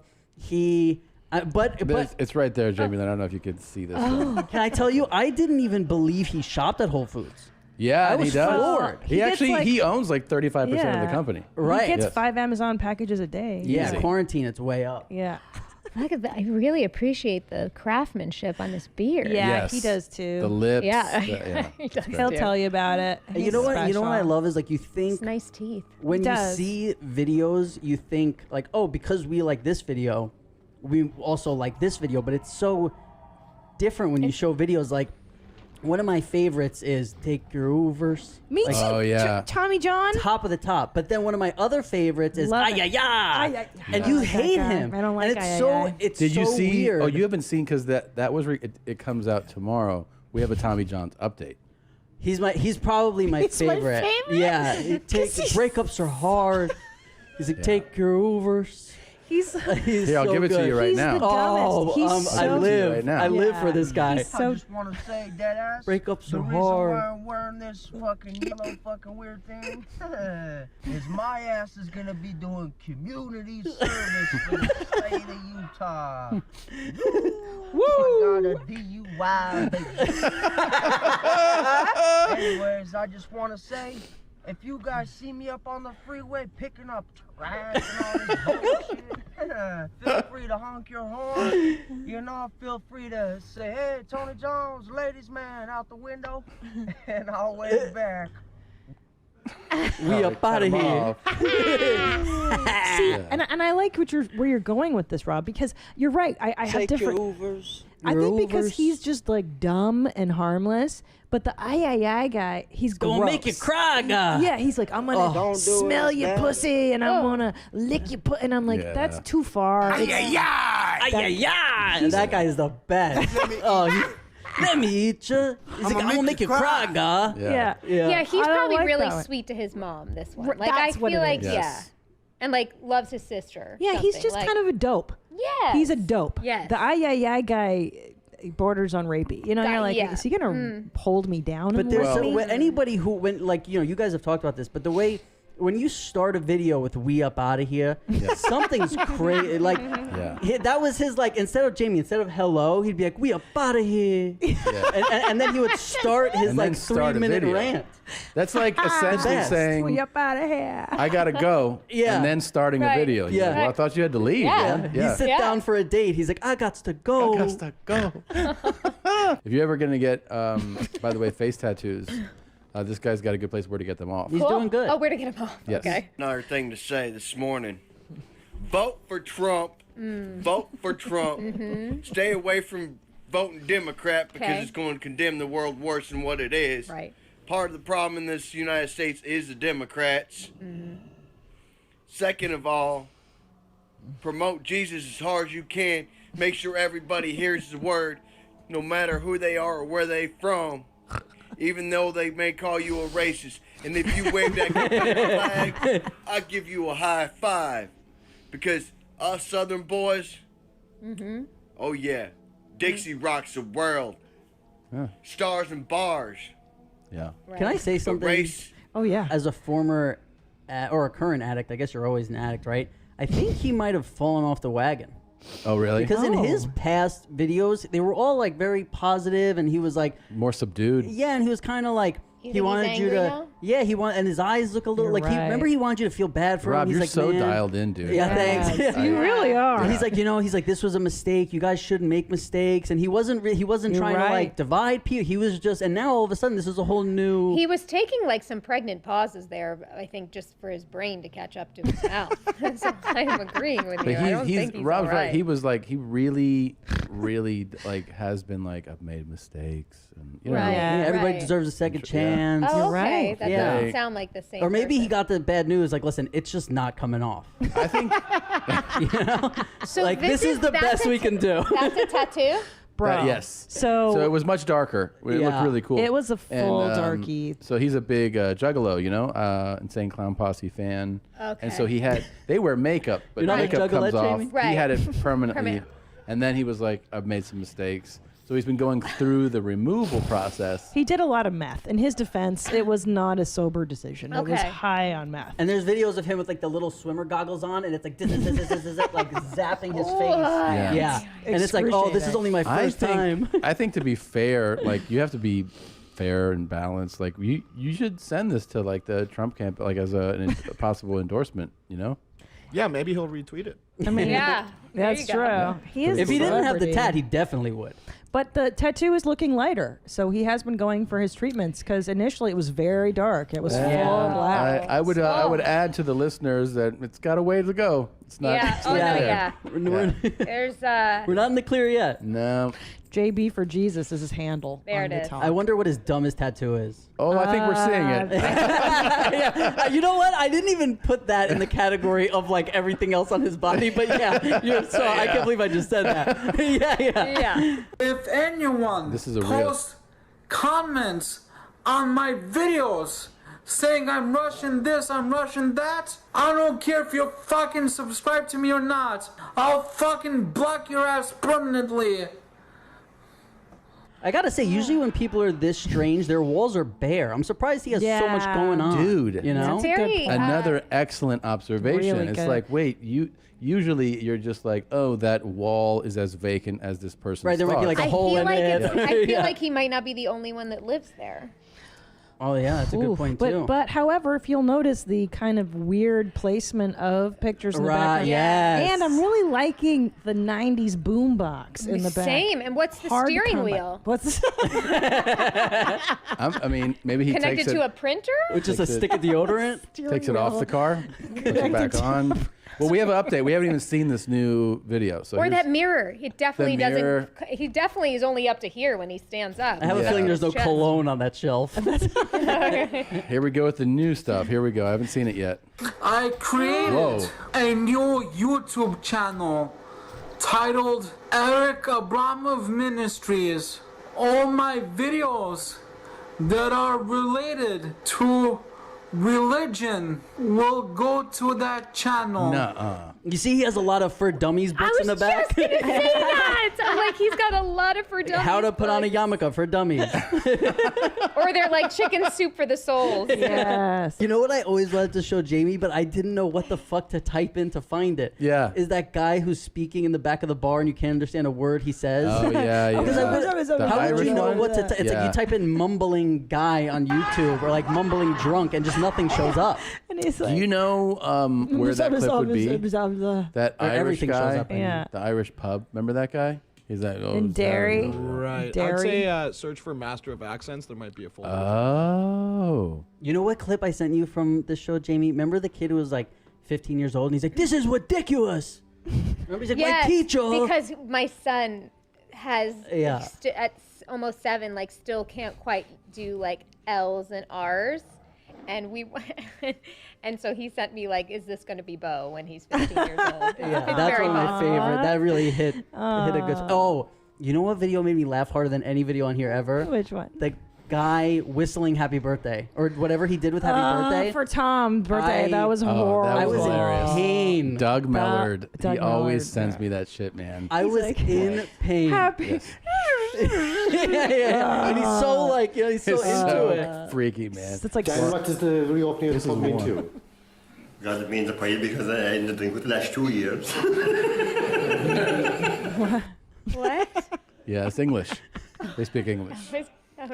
And had you missed the pub when it burnt down? You missed it badly, I'd say. Well, we had to build up an hour of money. We'd have to spend it. That's the biggest job. We can spend it. And how come? But I just realized. Is that hair growing on his face? Yeah. Or is it from this side? I'm more interested. He looks like one of the 7 dwarfs, I know, right? Yes, I'm way more interested. The one in that Bert relates to. Oh, here we go, dude. Was he in The Princess Bride? Oh, you found it? Found it. I found Oh, it. Jamie, I feel like this is Jamie, right up your alley. Turn your ear on, okay? What does he say, And Jamie? we're here in Killarney because we've been invited Killarney. by a very special character. I hear he's a local legend, and his name is Sham. Sham, look at that. Sham, look at that. Sham, how are you? Good, my dear. We're here in Killarney today. Nice to meet you. Are you from Killarney? I'm on Muga. I'm out Roy. Born and bred. Born and bred in Killarney. So what do you think makes it a great town? I'm a kid. Definitely more in Killarney. All the tourists with more of that. Not holding the door. Yeah, lots of tourists around. The tourists don't Killarney. It's great, isn't it? Great, give me a job away. Oh. And what's your favourite thing about Killarney? Jimmy Connor, my best singer. Shut it in. Jimmy Connor, shut it in. Jimmy, my best Jimmy Connor. Yeah? Shut it in. Good player. Good player. Tell me if you think this is a good idea or not. We're going to go with the Jarvie. Jarvis? Yeah. Good idea? I don't know. What? Trevor Noah. Yeah. Trevor Noah. You're a farmer. So what you do is you get. I'll send you this video. Yeah. And then for your children, you say this is what alcohol will do to your. Yeah. This is a He has a very good lot point. of shirts on, huh? Yeah. I was gonna say, he somehow has like it enough to get together in the morning to put a collared shirt under a sweater. That's not an easy thing to do. No, it's not. It's a very not. uncomfortable. It's look. really cool. Imagine him asking this his your wife, regular like, spot? for Where's where's my Connor's sweater? bar? You think he has a wife? No. Or he did, maybe. He Nobody did. loves Where's him. her? No, nobody loves this guy anymore. It's so nice, he's on his own. Come and change, John and Jackson. Okay. I moved around. He moves around a lot. I mean, like this, that, so. You know, you got like 3 good teeth on top. You can get through a lot Yep, of meals actually. yep, You don't yeah. need- Yep. Yeah. Yeah. Wait, you're saying you only need 3 tops? I'm saying if you have He if you needs- have 3 tops, first of all you can get an apple going. You can do a lot Yeah. of things. You don't But need. you need Right. a couple of bottoms at least. I would say 1 or 2. You I would need- spread them out more. Like these together and these apart will get you through a lot. You need molars. Yeah. You do need molars. Do you think he doesn't have a wife? There's no woman that looks after him. No. I think he did at one point. Yeah, this is one of your nobody This is loves what- this guy. Nobody loves you anymore. You need a wife to clean you Everyone in up. that bar loves him. Yeah. That's true. That's why I just don't know if a guy who never had a wife would have so many shirts on. Like the collared shirt underneath That might be the every sweater. shirt he owns. Like, you know, a woman was like, "Come on, put a fucking collared shirt on for once in your life," and then he started to like. He just pick his couldn't stop. Yeah. Yeah. He's actually from. Oh. It's alcohol.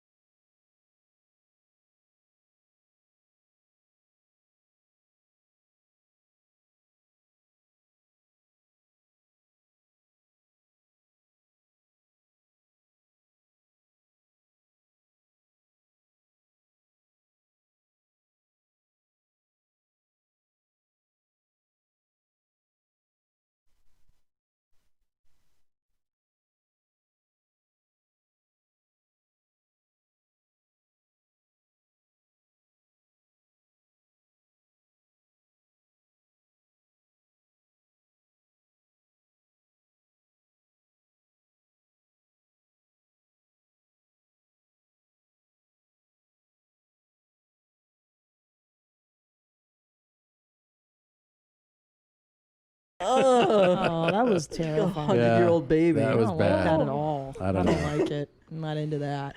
But do you think that man has a speech impediment on top of just a thick regional accent? Is that No. He's a regional accent and severe alcoholism. that Yeah, is- I was like, I think there's like enough Yeah. brain damage Yeah. that like only the first consonants of every word need to come You know out why or he something has like to have that. a wife? They say that he's like a national treasure there. Right. They're like, people come from all around to see, like, they went there to talk to him. Sure. How could he Yeah. not? He's the Oh, only yeah. famous guy in that bar. Yeah. So what? You can't understand him. I mean, he definitely has limited motor skills and stuff like that, too, you know. Yeah. But enough to get by. I'd love to see him at like 28. I bet you it doesn't look that much No, different. he's right. Hello, and thank you for watching that highlight. If you want to see more of those, we have them. They're provided for you. So enjoy. Just do a deep dive like you're trying to study us. Click on these and subscribe. Hit the subscribe button, and then they'll just be delivered to you. You can watch them when they come out. Please do it.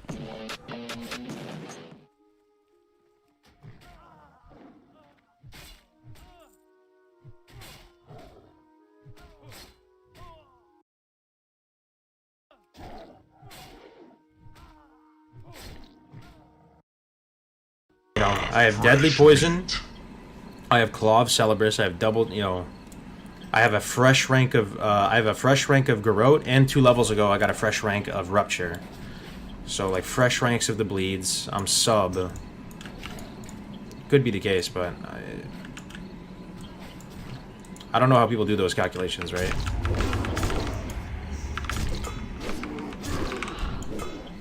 And it's hard. Some mobs stay up for a lot longer than others. Like, we'll see on this one. Let me see. I'm just gonna go through the normal combat with this guy. So we're getting full value from our Rupture almost. We had like 1 tick of Rupture left. We had like 2 ticks or maybe even 3 ticks of the Garrote on it. I mean, this feels totally fine. This rotation. I can try using Eviscerate and see if it feels any better. Like.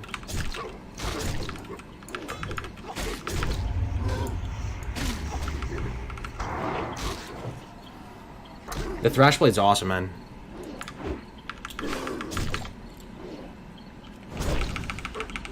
Other option is Night Up for 1% dodge. I mean, that's okay. 1% dodge is pretty good. It's pretty good, but I don't know. The ability to remove bleeds is pretty huge. I guess you have Lufa too. So I have Lufa right now. It's like a guaranteed trinket. So yeah, that matters. The fact that like everyone's gonna get Lufa at some point, but you only get that in like the 40s. But I can remove a bleed off me right now and vanish with this trinket right here. I forgot where I got it from, but everybody gets it. Go Gnome to remove slow. Oh, does it? Yeah, does it? Oh, yeah. No, I think you're right. It's not only roots. It's any movement impairing effect. That could be really good too. I don't know, man. Though the bleed preventing you from vanish though.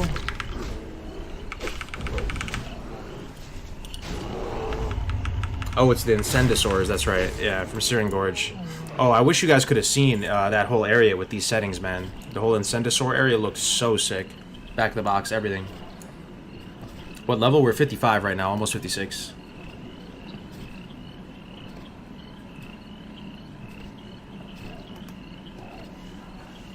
Hey, good morning, Renander.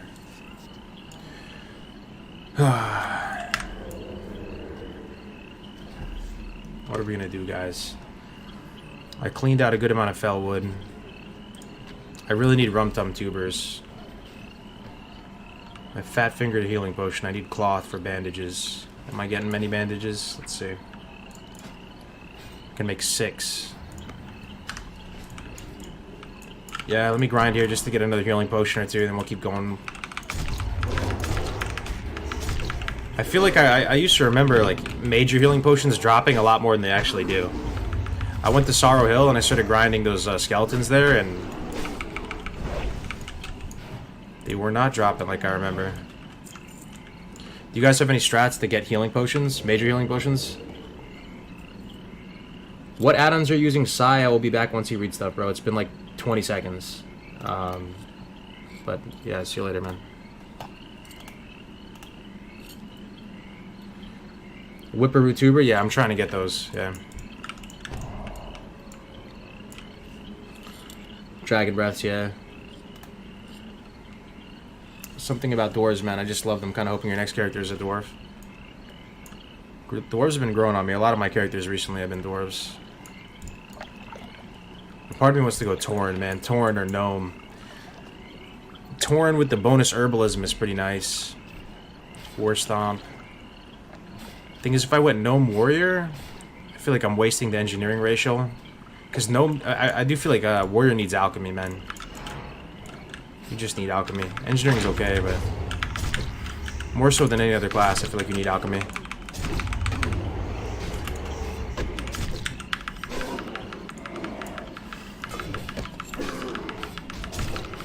Crafting major healing potions? Yeah. You can get them on hardcore too, right? Because the recipe is in a Gadget Zan or something. But, hoping they drop. They do drop from these guys. Fresh meat. You get health potions from pickpocketing. Oh.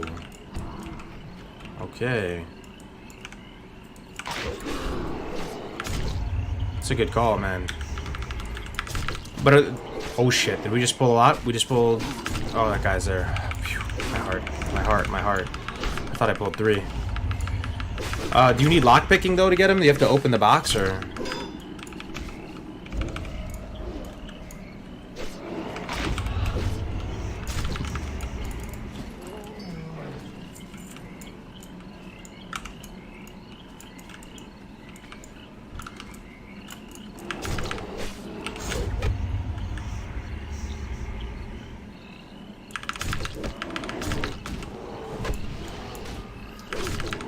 So one thing that's kind of interesting, man. Hold up, hold up. I might have to potion here.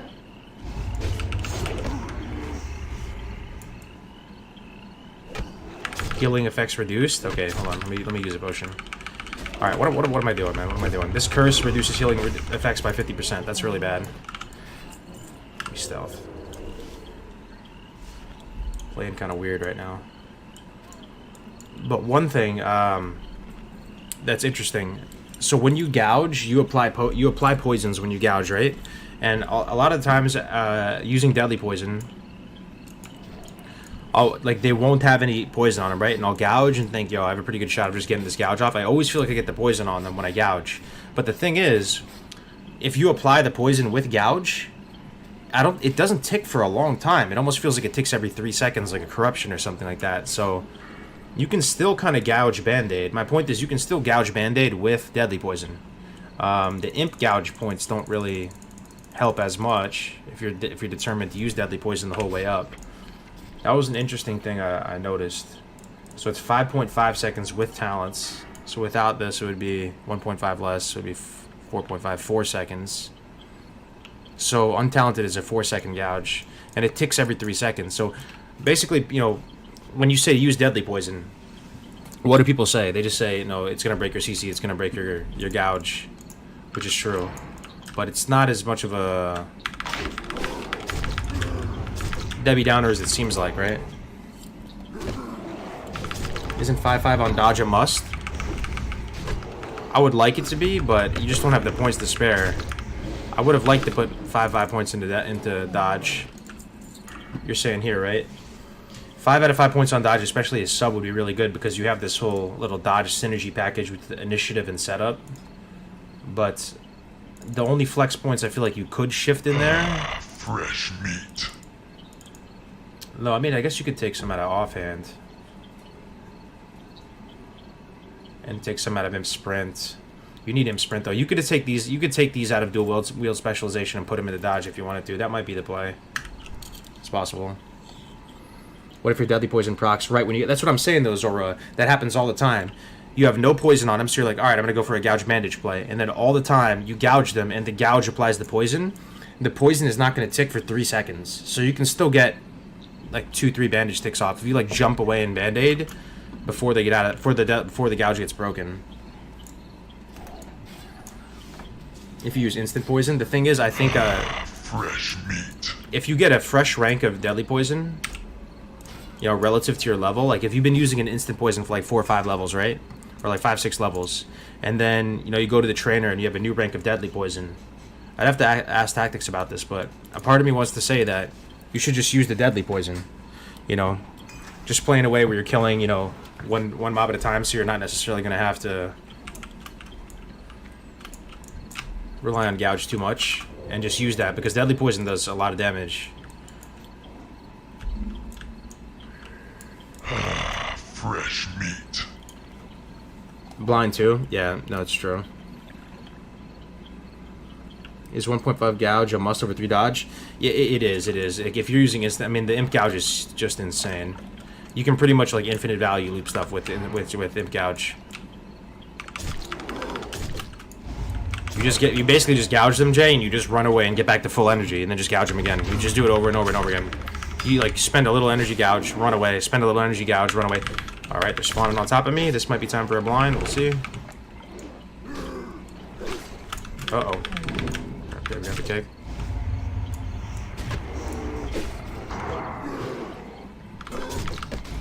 Look how fast deadly poison stacks up too. 4 stacks already? Like, dude, 5 stacks already? Deadly poison slaps, man. 135 a tick. Because the thing is, it's a 30% chance to proc deadly poison, right? Instant's 20%. And each deadly poison stack refreshes the other one too.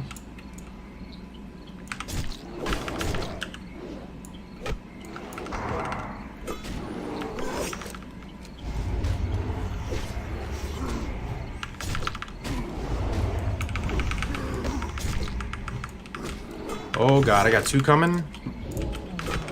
Resist blind. Alright, I'm out. I'm out. Oh fuck, dude. Do I vanish? I'm gonna vanish. Oh my god, dude. Didn't want them getting too close before I vanished. Thank god we have prep though. So prep allows us to actually stay in the fight here. You saw what happened there, right? Like, that was spooky. This dude is a den watcher. So as he got low, these guys were within earshot, both left and right of him, for them to all aggro.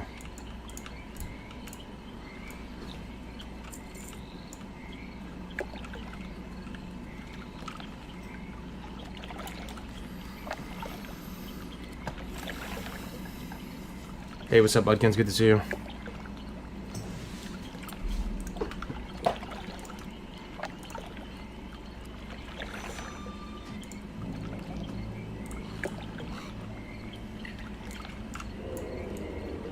This is why I love being subbed, though.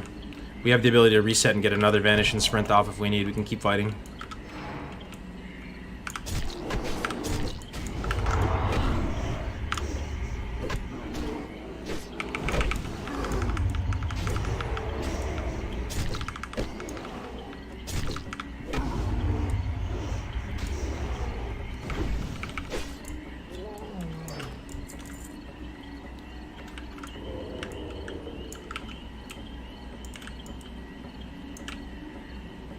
These den watchers, though. Just drag them far away from everybody.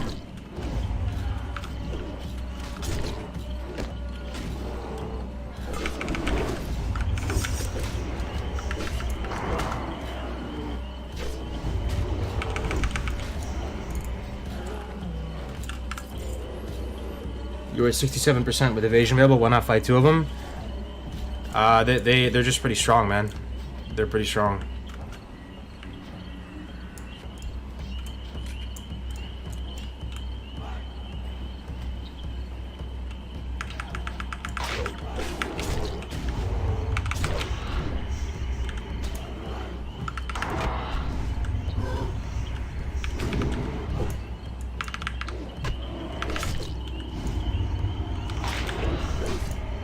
Oh, he got the curse off. God damn it. Healing effects reduced by 50%. That's rough.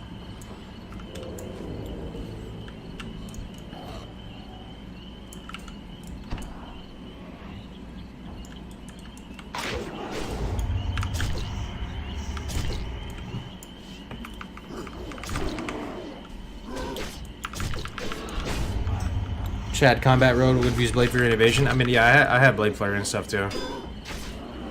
I mean, the thing is, man, I pulled them right after killing one, right? So like I had no energy too. I'd rather just reset.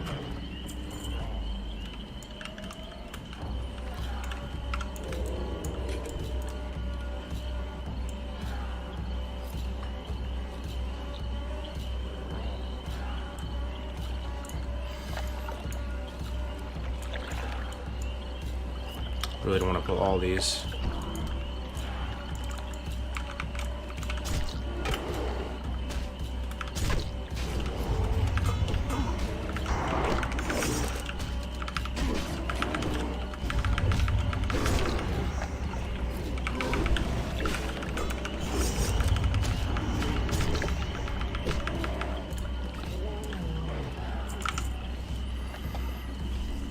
It's all about being safe. Hell yeah.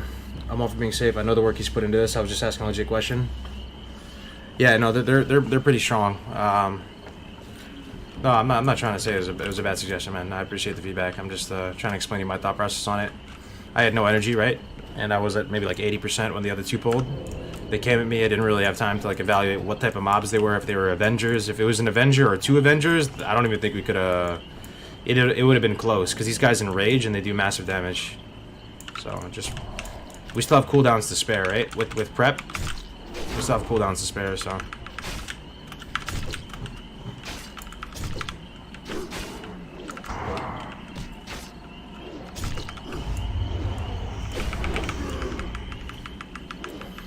Did you finish Mara without any casualties? Yeah, we did. We no casualties, but it was a trip, man. I'm telling you, I'm still reeling from it. That was just such an insane experience doing Marathon like that.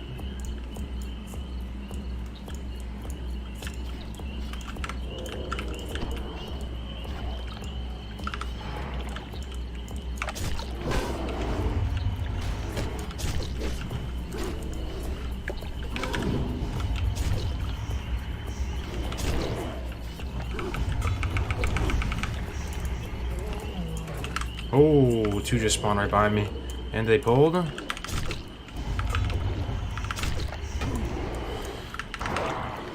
So these guys aggro other ones, the den watchers, right? Gotta be careful with that.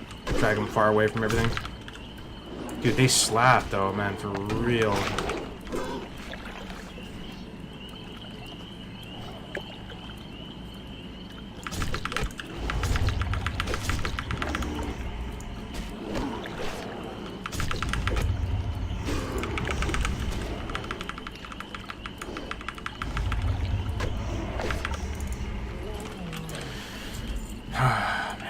Haven't gotten a healing pot.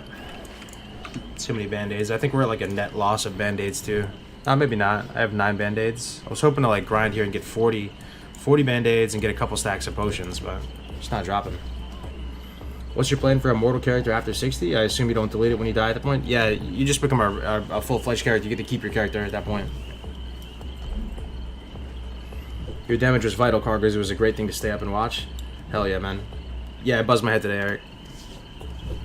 This the same classic client as classic or a different game? Yes, this is the same classic. This is the same client.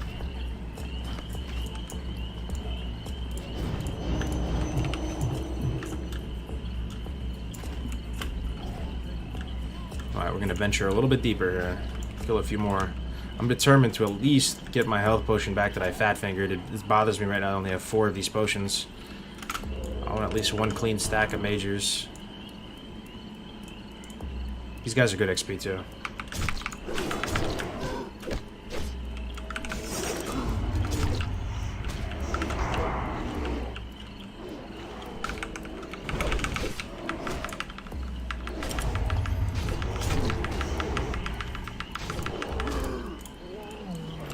What server? I will gank this fool? It's a PvE server, bro. Do you quest at all? I do quest at all, yeah. You do a combination of questing and grinding in Classic, so... Right now, we don't really have any quests. I did a lot of them in Felwood. So I'm trying to kill these mobs to get a little stronger. Get some healing potions, get some rune cloth. Because when you're questing, oftentimes you're not really generating any potions or bandages in a meaningful way. You're using consumables as opposed to generating them. So I'm not an alchemist, and I really would like to have a bunch of major healing potions.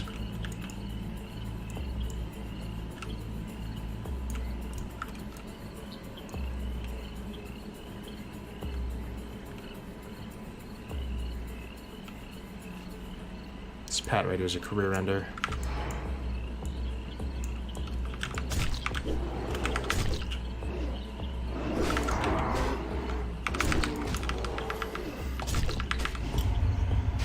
What makes this hardcore? You have 1 life, so if you die, you delete the character. No AH, yeah, solo self-found gear rules. There's no trading, no mailbox, nothing like that.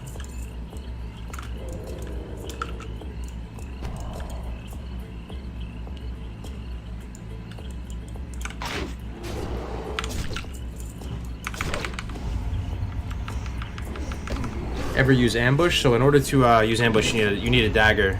I don't have a dagger right now, but if you had a dagger,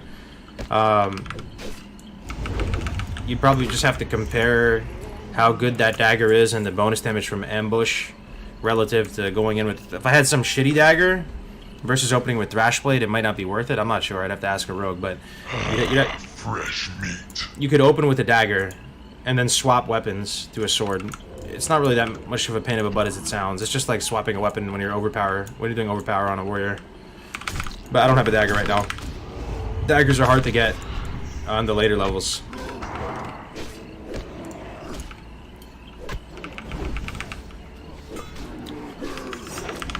Are you planning on going through the tunnel? Yeah, I went through the tunnel earlier to go into Moonbrook to turn in the Maraudon quest, and I went into Winter Spring as well. Well, we can. I mean, do you think we can do some Winter Spring stuff at 55? We probably could. Again, I'm trying to just hang in here and get another potion or two, man. Only have 4 majors, man. I really am not happy about that. Alright, this is a Den Watcher. This is spooky. He's probably gonna aggro those other ones if I don't pull him far away.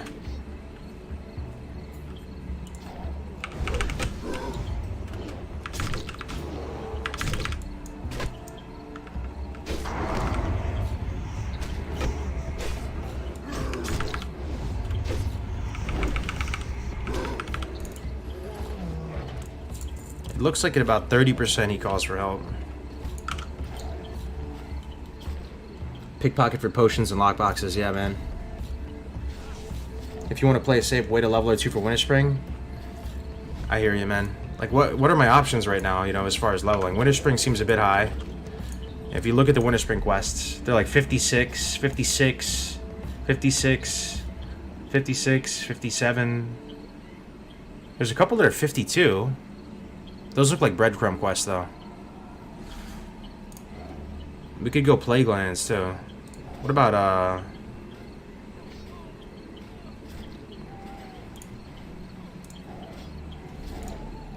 what about Silithus, man? Now, Silithus is probably like 58 to 60 type of thing, right? Plague Lands? Nah, Plague Lands. Eastern, no way. Western might have some stuff. 55, 52, 56. I mean, getting to 56 would just make things a lot better. I'm 55 right now.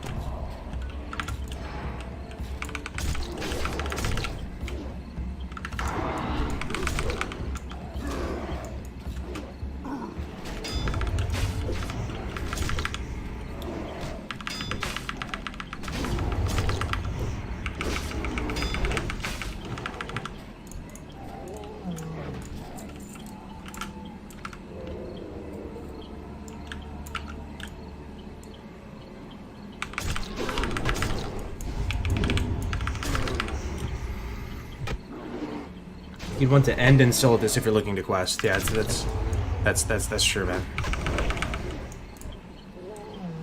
2 rune cloth off 1 is pretty nice. That's 1 band-aid right there. Western has a large abundance of mobs in certain areas like the farm. Is pretty sketchy for a hardcore. Yeah, the Plague Lands are pretty terrifying. I've seen multiple characters in the 50s die in the Plague Lands. There's some spooky stuff there. The one quest I'd really like to do... is the Cauldron quests in the Western Plague Lands. It gives an upgrade in terms of weapons. I think it's better than my offhand. I don't think it's better than Thrashblade. Is anything better than Thrashblade, quest reward wise? Probably not. Thrashblade is like Crowblade level, but we could get a nice upgrade for our offhand by doing the Cauldron quest. But it's a long chain, and it's pretty dangerous. You have to clear out a bunch of the fields. They have all types of skeletons and ghouls and stuff like that.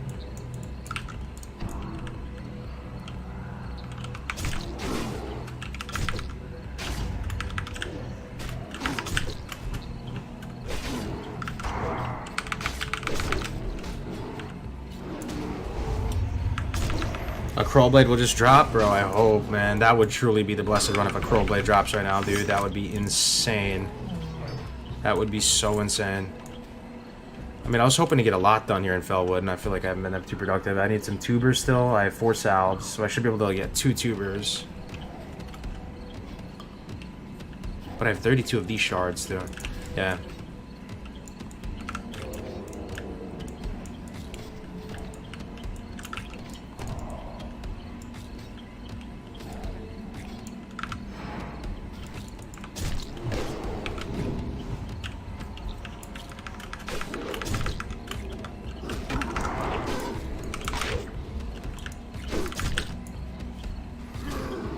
This is often is Myra's song. Oh, that's right. That's right, Myra's song. Yeah, there's no way to get that before 60 though, right? Yeah, Myra's song, man. Has like strength and agi on it. What's the name of the add-on to see your debuffs on top of the enemies? That's all part of the Neat Plates package.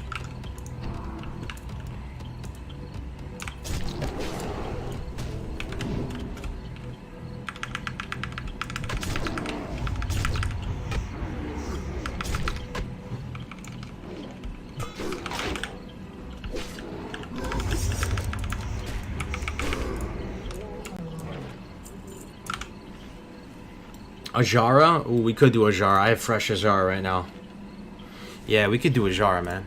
Let me see Ajara.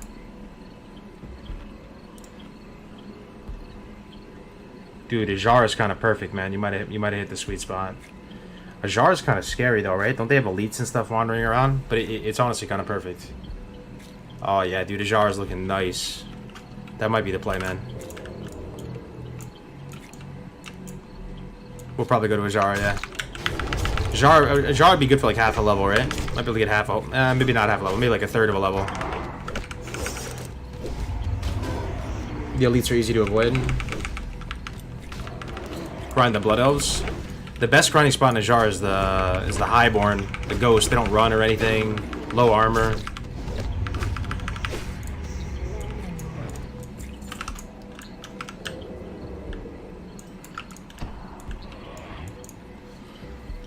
Yo, good luck on this last run. Thank you, Harper, man. I appreciate it. Getting closer, man. Getting closer.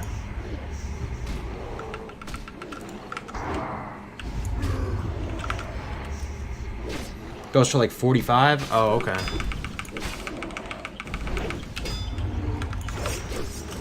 This guy's about to enrage and go ham, dude. Thankfully, we disarmed him. Riposte is so good. Got some deep fried plantains.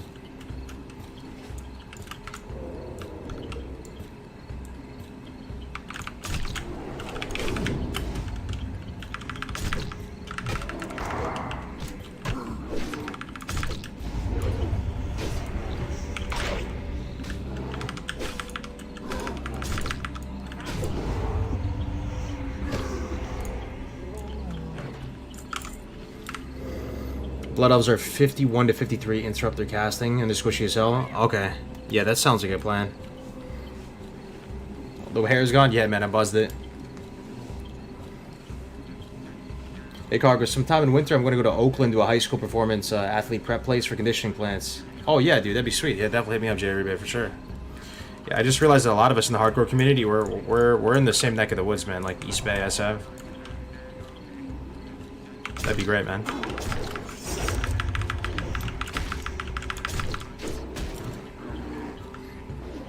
Cargo's favorite zone in Classic WoW Go.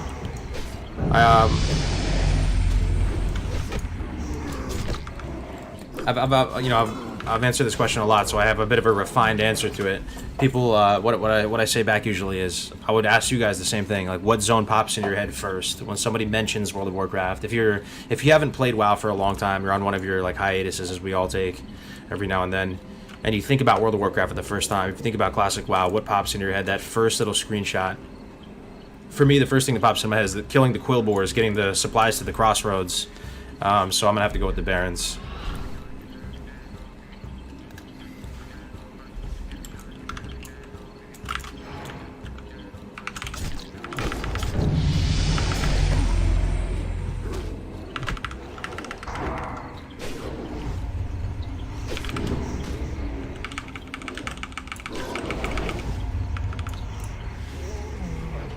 That was Brad Foothills, Elwyn, Plaguelands. Wow. Fresh meat. When someone says, wow, you think of Western Plaguelands? Hey, man, that's points for originality. I never heard that before. You're like, ah, classic WoW, killing... Fresh meat. Killing the maggots around Anderhall. Duskwood, Nagrand. Oh, okay, that's spicy. Not even a vanilla zone. What do you guys think the most dangerous zone is in the game, point blank period, for questing?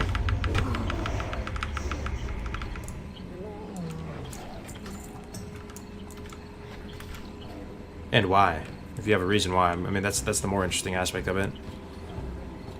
Let me think, man. Most dangerous zone.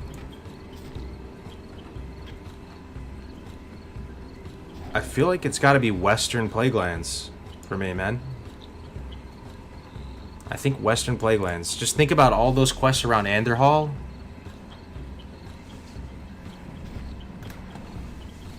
STV. WPL, man. I just feel gross there, man. I feel unsafe there. Like, unsafe. You're just...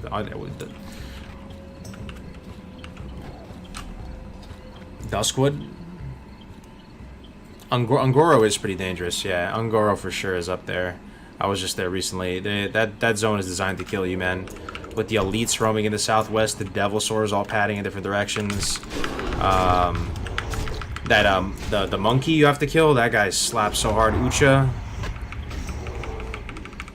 Yeah, Ungoro is definitely designed to be dangerous. For me, like, if I had to pick one spot in the game that I think is the most dangerous, it's either a bug cave somewhere, and if it's not a bug cave, it's probably not even a bug cave. I just think it's Anderhall. All those quests around Anderhall, I don't even want to touch it, man. Anderhall is a death trap. What's more dangerous than Anderhall, man? I don't know. Yo, thanks for stopping by today. I'm super tired and I have work tomorrow. Oh yeah, no problem, Spaz. See you later, man. Silithus.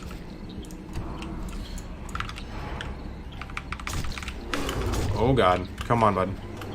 Oh god. Oh god. Do I have Blade Flurry? Oh, there's a third one coming. Come over here, Shaman. Come over here, Shaman. Come over here. Oh, he's casting.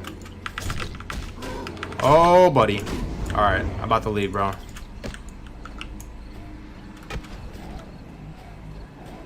Just 3.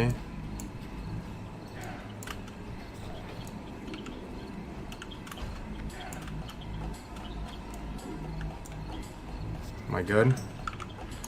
I'm good. Didn't have to pop advantage there. How much powder do I have? 24 blinding powder.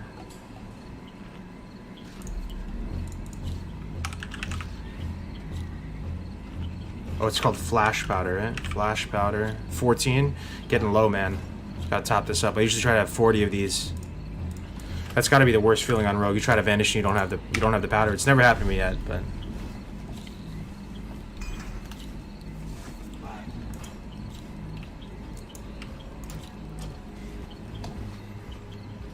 The dumbest is Deathless. None of the mobs are within each other's level range. That's a good point. I died there on the Hunter. Yeah, those elementals, man. Those elementals are super high level. They do massive burst AoE damage.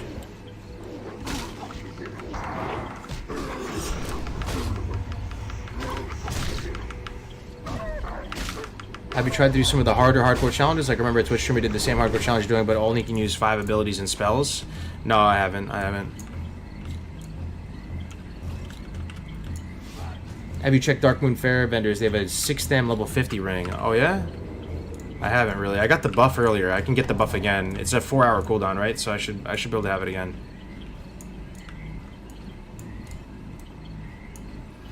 I can't believe after all the Furbolgs we've killed, we haven't gotten a single major healing pot, man. Feels horrendous.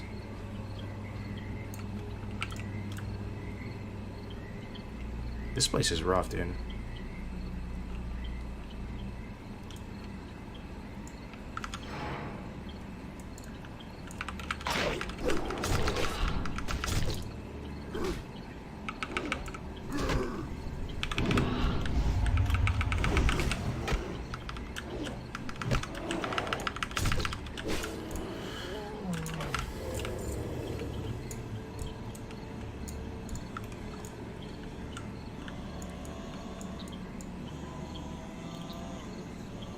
Have you ever gone back to Westfall at max and just spanked those 19 LEs?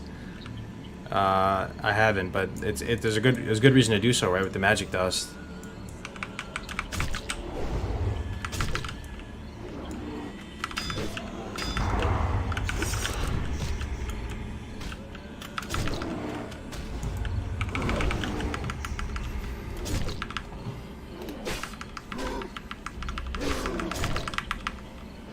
You'll get an epic BOE before you see Healing Pot? I mean, they should drop them just like any other mob, right? They're 50 plus.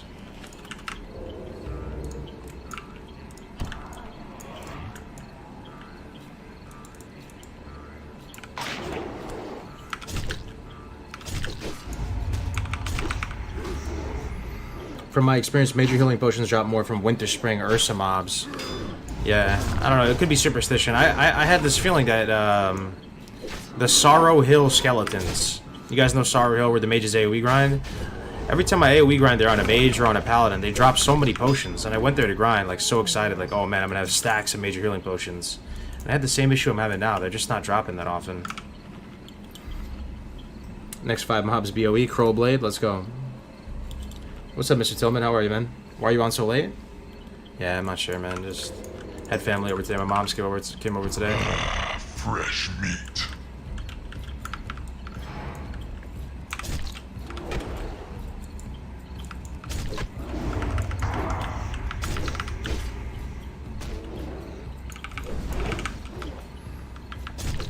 Confirmation bias happens when you kill 15 mobs at once versus one at a time. True. Yeah, true. That is true. I wonder if there's anything good we can get rep-wise with these guys. I mean, you know, like the Trinket Exalted. We're obviously not going to get to Exalted, but...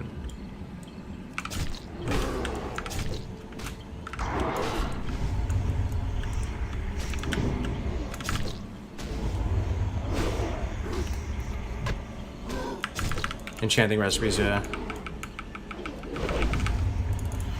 Alright, I'm down to dip. I'm down to dip. We grinded here for a little bit. We got a few bubbles. Let's look for some plants and we can go to Jara. I gotta get some Whipper Root tubers, though.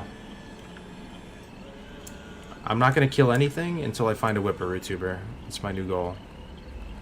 Whipper Root tuber. In fact, let me just Google the spawns. Should be a similar type of deal with, like, Songflower, right? Whipper Root tuber spawns. Oh, okay. Looks like there's 2 directly north of the Iron Tree Woods. So, like, right here on this left eyeball, and then northwest of it, like right here. Okay.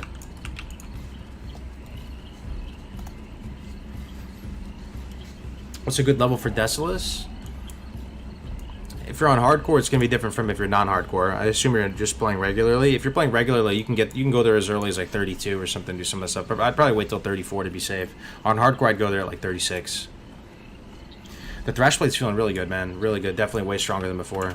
We got 2 weapons out of Maradon, so it's super worth.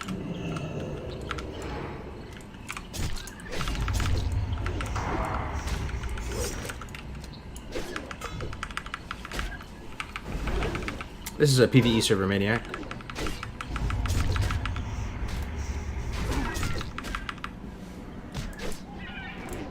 Let's go Crowblade. Oh, did I tell you guys? Look what I got earlier.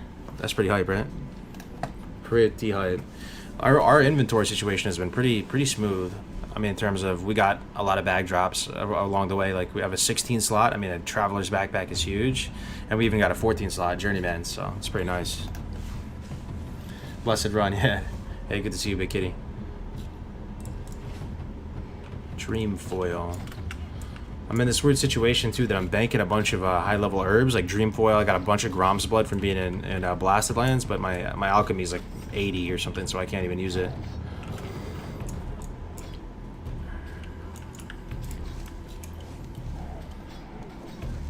You just failed your goal? Oh, true.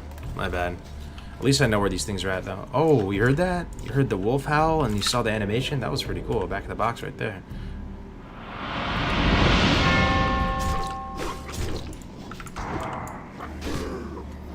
Is this some private server? Why do you say that, Aka? Why do you think it's a private server? Hey, TJ Dragon 123. Thank you so much for the Twitch Prime, man. I appreciate it. Welcome. I'm kind of craving a beer right now. A beer or even some wine. I kind of want to drink some alcohol. And I haven't drank alcohol in like a while. Hold up. Give me 1 second. Welcome, man. Thank you. Let me just try to find a beer. Salvage one. Scavenge one up. 2 seconds. You know what? I'll play the hardcore trailer for a second.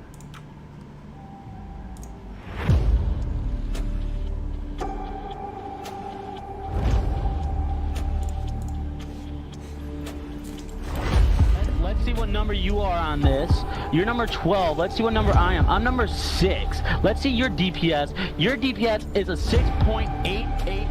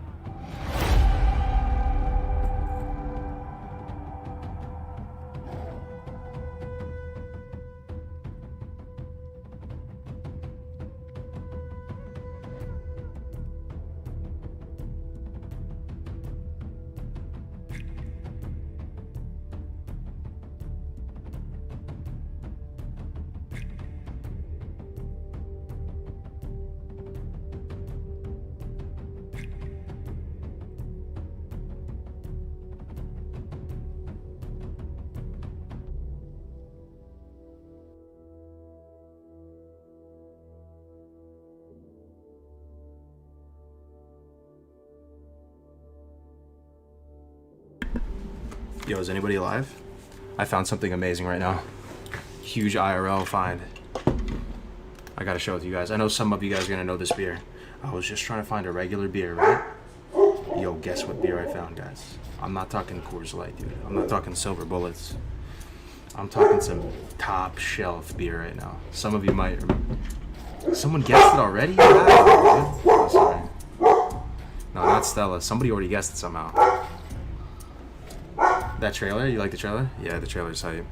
You ready for this? You ready for this beer right now? Dude, I'm pretty sure this is a legendary beer right now. This was just sitting in the fridge, man. Sitting in the fridge. Sitting in the fridge, dude. Sitting in the fridge, dude. Fresh meat. You guys know this beer, right? Isn't this legendary beer? I'm not even the type of person that like loves this beer that much. I mean, isn't this famous though? Hold on, let me look it up. I think my mom must have brought it over. Pliny the Elder. Pliny the Elder review. Beer Advocate. Pliny the Elder, Russian River Brewing Company. IPA Imperial, ranked number 2. Score 100 out of 100. Yo, 100 of 100? This is about to turn into a Pliny the Elder review right now. I don't think I ever had this before, man. And its quality diminishes fast. Dude, I was just trying to find like a silver bullet. Hold on.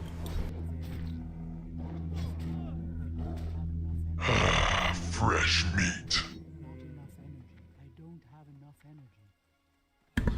Alright, wifey doesn't want to try any.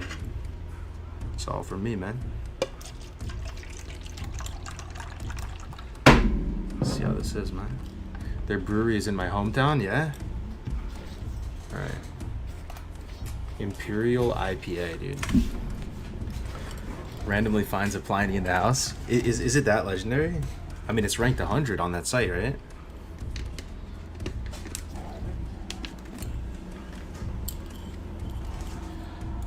I wonder what Coors Light would be ranked, man. Pretty sure this shit's like limited run each year. All right, let me try it.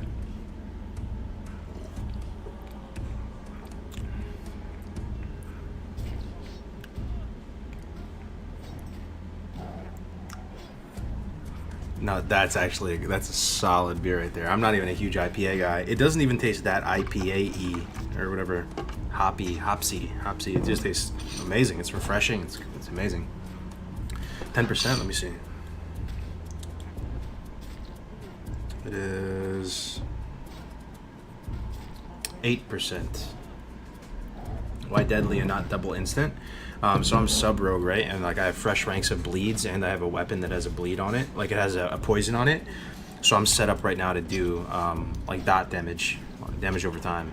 And I do feel like my weapons are strong, but they're not strong enough to just like sinister eviscerate something. I feel like I'm having some success with this. The kill times are pretty quick. I mean, you can see for yourself here when we kill like a bear or something. Dude, that's a solid beer right there. Garrote, 3-point rupture. Deadly should be piling up. Deadly's a little slow on this target. Then we'll go into a ghostly strike. And look, we'll get full value from these bleeds, right? 4, 3. I mean, look, we literally got value from the entire bleed. That's got to be better than something. I mean, we got the whole bleed value, 3-point rupture, and the garrote. Finey slaps. Pour it into a cup. Really? Does that mess it up? I just thought like wifey might want it. Am I supposed to drink it right from there? It's a solo cup.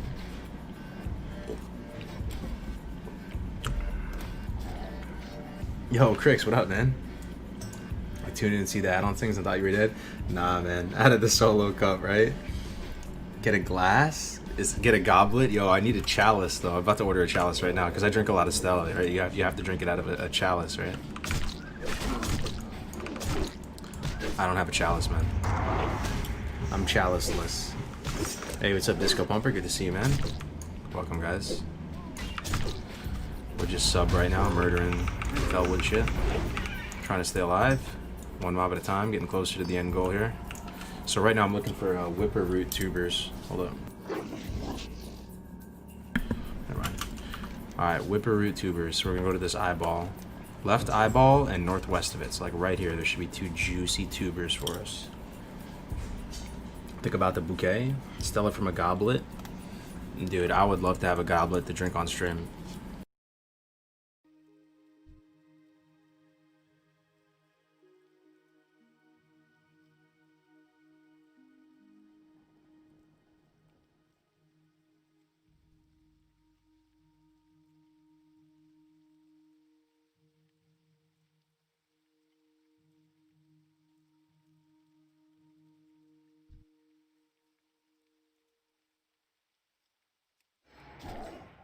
I don't have enough energy. Not enough energy. I don't have enough energy. Not enough energy. I don't have enough energy.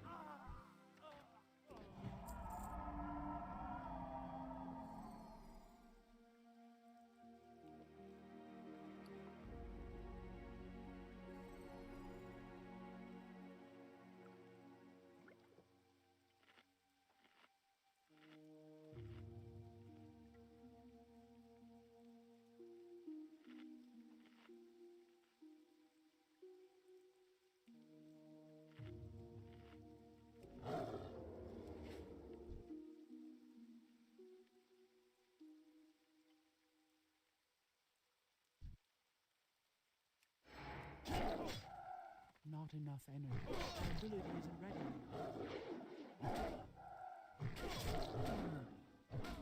I don't have enough energy. I can't do that yet. Not enough energy. I don't have enough energy.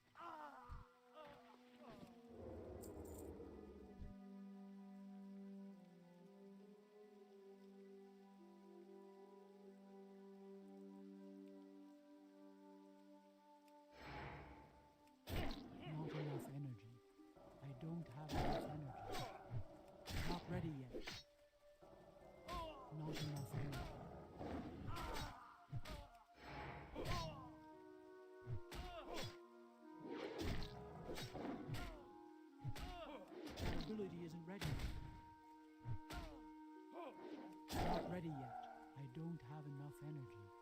enough energy.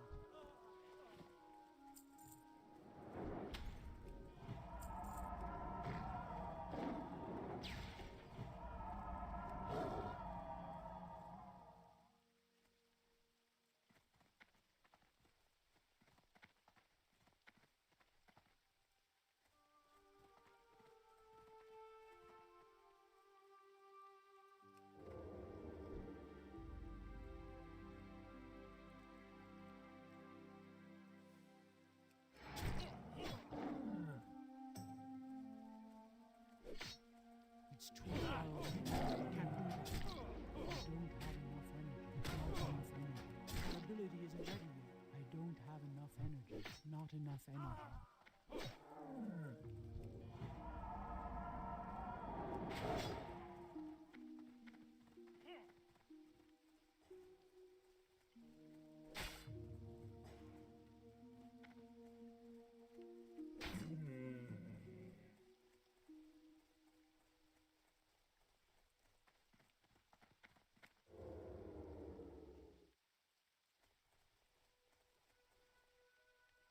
Not ready yet.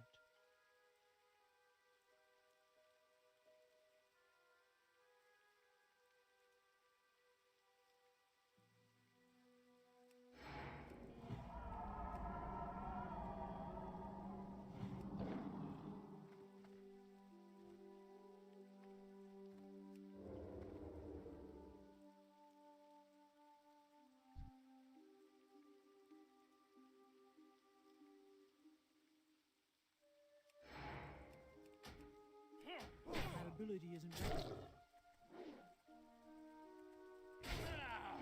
I need to get closer. I don't have enough energy. Not enough energy. I don't have enough energy. Not enough energy. I don't have enough energy. Not enough energy. I don't have enough energy.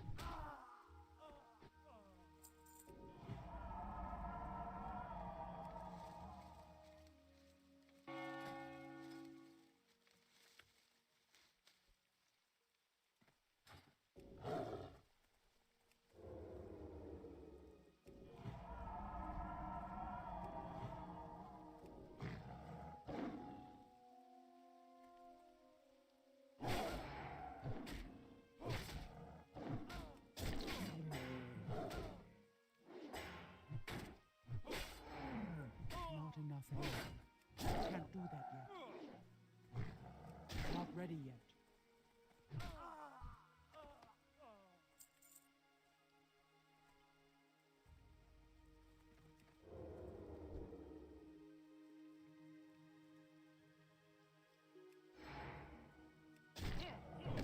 I can't do that yet. I don't have enough energy. Not enough energy. I'm out of range. I don't have enough energy. My ability isn't ready yet. Not enough energy. I don't have enough energy.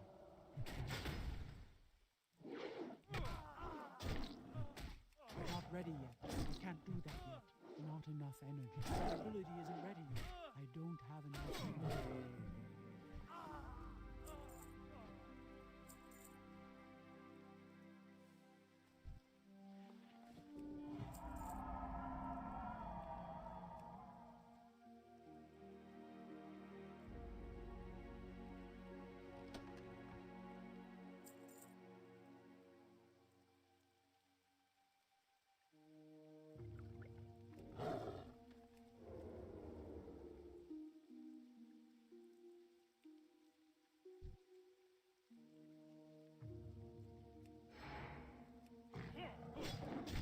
Not enough energy. Not ready yet.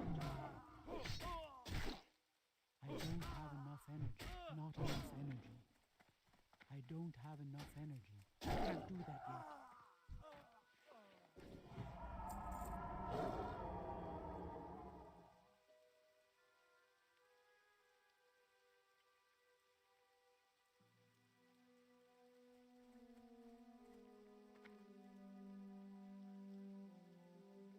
That ability isn't ready yet.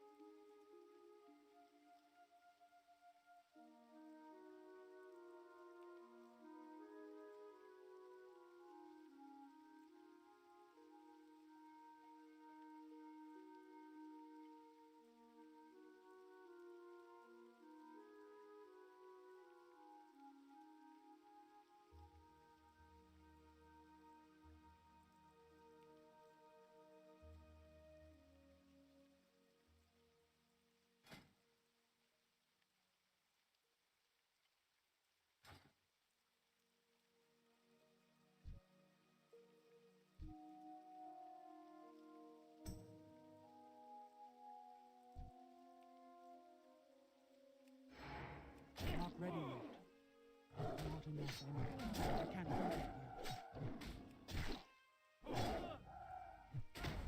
I don't have enough energy. That ability isn't ready yet. Not enough energy.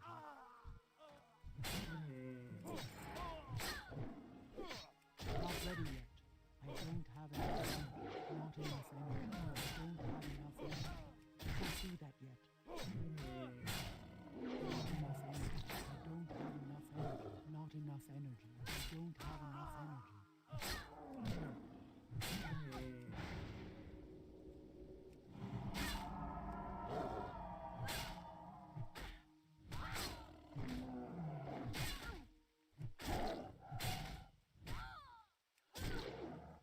Not enough energy. I don't have enough energy. That ability isn't ready yet. Not enough energy.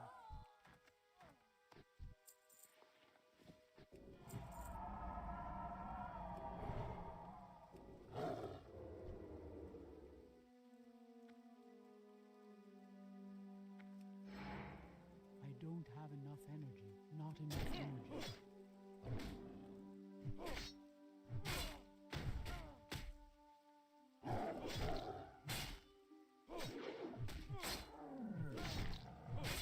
It's too far away. I need to get closer. I don't have enough energy. Not enough energy. I can't do that yet. I don't have enough energy.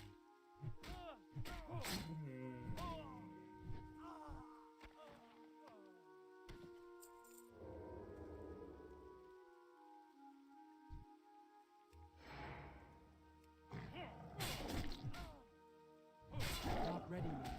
Not enough energy. I don't have enough energy. Not enough energy.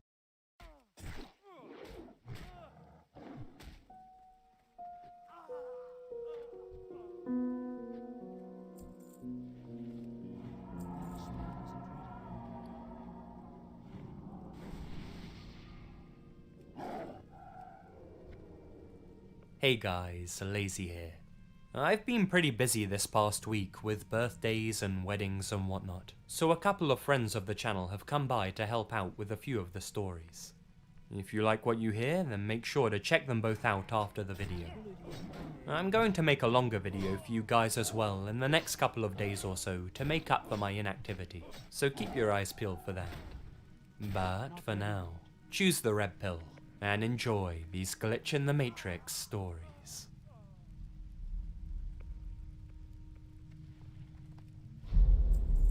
This happened when I was around 9 years old.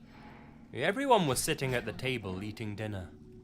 At that time, we lived in a noisy neighborhood.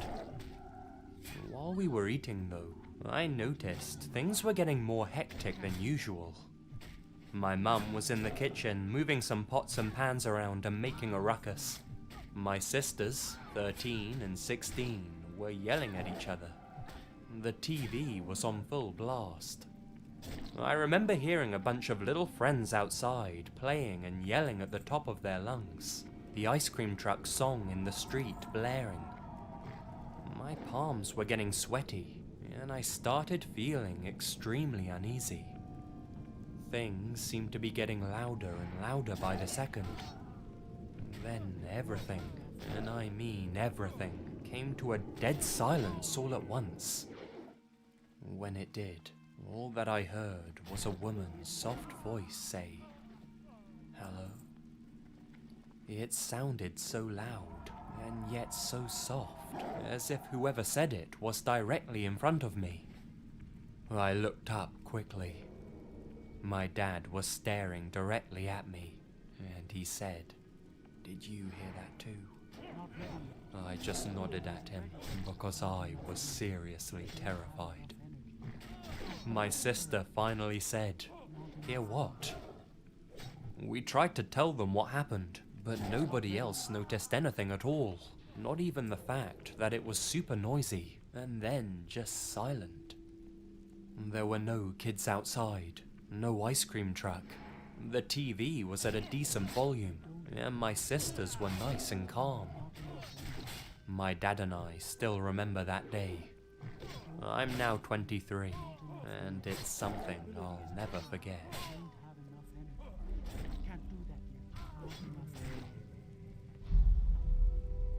All throughout my life, a lot of weird shit has happened to me, and this one is up there with the weirdest. If you guys like it, I might try sharing some more. Now, this happened when I was around 16 years old. I was a fairly normal kid. Spent a bit too much time on my computer though, so I made a lot of friends with both nerdy kids and popular kids. It all starts when I met this nerdy kid who I'll call Gavin for the sake of the story. Gavin and I started becoming decent friends because of our interest in World of Warcraft. Gavin was a really socially awkward guy in real life, although he's a cool dude to talk to online. He's also a genius, who has an IQ of around 180 as far as I can remember. I did the same test as him at school, and I got 103, so he's the real deal. Gavin and I came to each other's houses a lot after we became good friends. We would chill and play Warcraft, watch videos on YouTube, play chess. He was a pretty cool guy, and soon enough, he was one of my best friends. One day, I decided to go around his house uninvited. Might be a dick move, but I was a teenager at the time, and I just thought we were really good friends, so it'd be cool. I knocked on his door, and this older looking guy opened. Around 40 years old, I'd say. He had a little bit of grey hair and a beard. Now, at first, I assumed it was Gavin's dad, because they looked eerily similar. But then I remembered that Gavin doesn't have a dad. I then assumed he was a relative. I asked him if Gavin was home. He laughed and told me that he was Gavin. I found this a bit weird, but it could just be a coincidence, or Gavin was simply named after his uncle or something. I told him that I was looking for 16-year-old Gavin, described him to the guy, and he started looking at me uneasy. After some hesitation, he told me that Gavin wasn't home. I asked him when he would be home, and didn't really question who he was. After thinking for a few seconds, he gave me a time, so I came back over when he said, and my friend, the 16-year-old Gavin, opened the door. I told him that I talked to his relative earlier. He told me that he has no relative with the same name as him. He also told me that he was home at the time I came by and talked to that 40-year-old man. We both found this extremely weird, especially since the guy looked so much like Gavin. I still keep in touch with Gavin, who at this moment in time happens to be studying quantum mechanics. We still haven't told anyone about this story.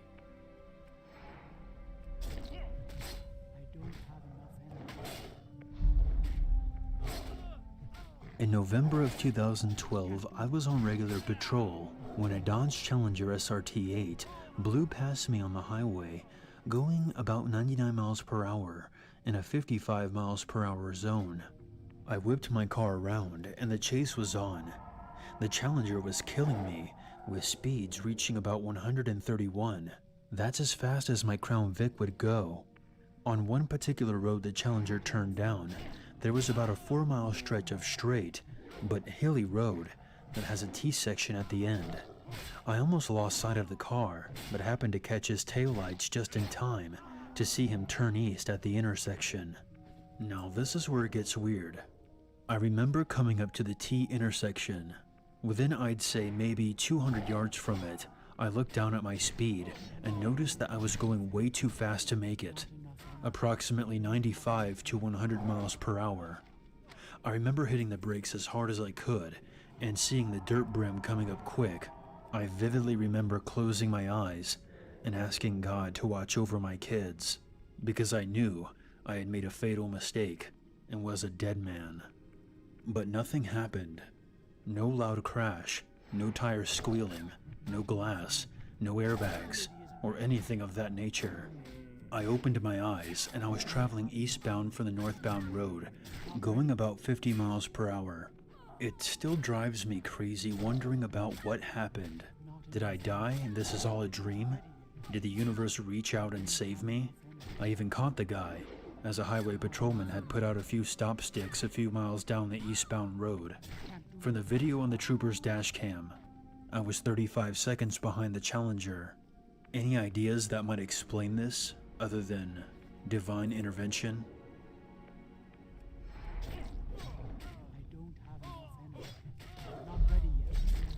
About 7 or 8 years ago, I worked at a Little Caesars Pizza. Usually, I would work inside on the pizzas, but we had just started up this Monday Madness deal where we sold pizzas for $4, so we needed someone to advertise. I was a wild and weird metalhead, so I took up the position on Mondays of just going out there, throwing around a sign to get attention and bring people in for pizza. Not exactly glamorous, but I had fun. One day, while I was out there doing my thing, I see a van coming straight at me. It jumps the curb and slams into me, and I feel it crush against the electrical box controlling the streetlights. I see a quick flash as the traffic lights flick off, and then black out. I gasp, and I'm still on the corner, and nothing has happened. No van or anything. Well, I was a little shaken up, so I decide to pack up and walk back to the store for a break. I walk no more than 15 feet away from that corner when I hear a crash. I look back, and a van just hopped the curb into the electrical box, and I watch the traffic lights flick off. Needless to say, I took the rest of the day off. Still think about it from time to time.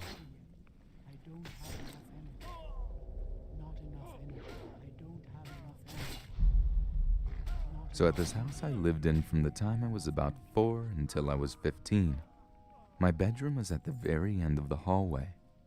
But it wasn't always the last room.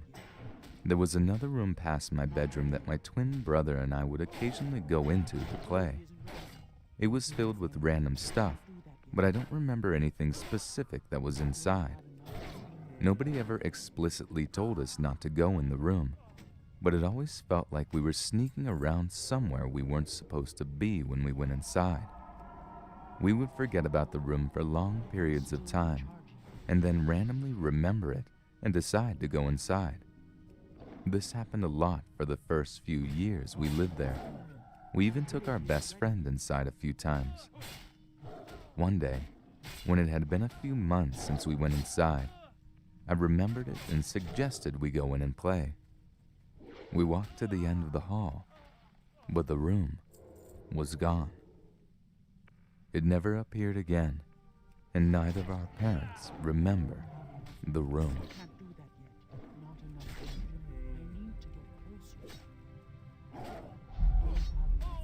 Growing up, my grandmother used to always tell me a story about how a week before I was born, her and my grandfather had my parents over for dinner. They lived down the street from each other, so this was a fairly common thing. The phone rang just as they were about to sit down. My grandmother picked it up, and the man on the other end asked for Annabelle, which just so happened to be the name my parents had recently decided on for me. This is a relatively uncommon name, especially for someone from New Hampshire, where everyone at the time was naming their daughters Jessica. If you look at statistics from that time, something like 1 in 29,000 people were named Annabelle in the USA. So yeah, pretty uncommon. My grandmother laughed and said, "She isn't here just yet, try back in a week," and said that she'd take his number for me to call back later.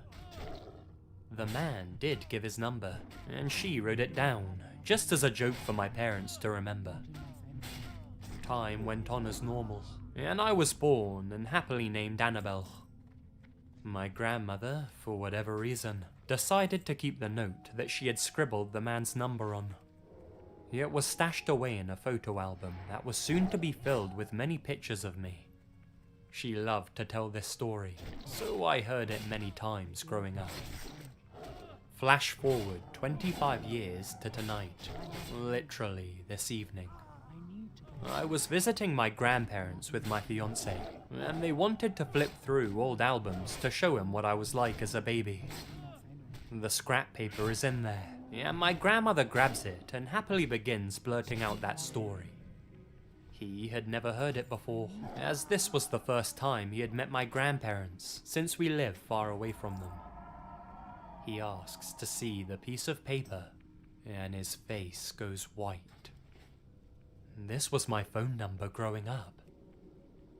Now, my fiance is from Virginia, and my family's from New Hampshire, so it's not like our families knew each other even vaguely 25 years ago. He's 2 years older than me, so he had already been born when the call was made to my grandmother, and he lived in the same house from the time he was born till the time he left for college. The number was definitely his family's when the call was made 25 years prior. The only conclusion we could come to was that his dad had misdialed when he looked for someone named Annabelle, and it just happened by coincidence to be my grandparents' number. The saddest and kind of eeriest part of this story is that my fiance's father passed away last year. We can't even ask if he remembers.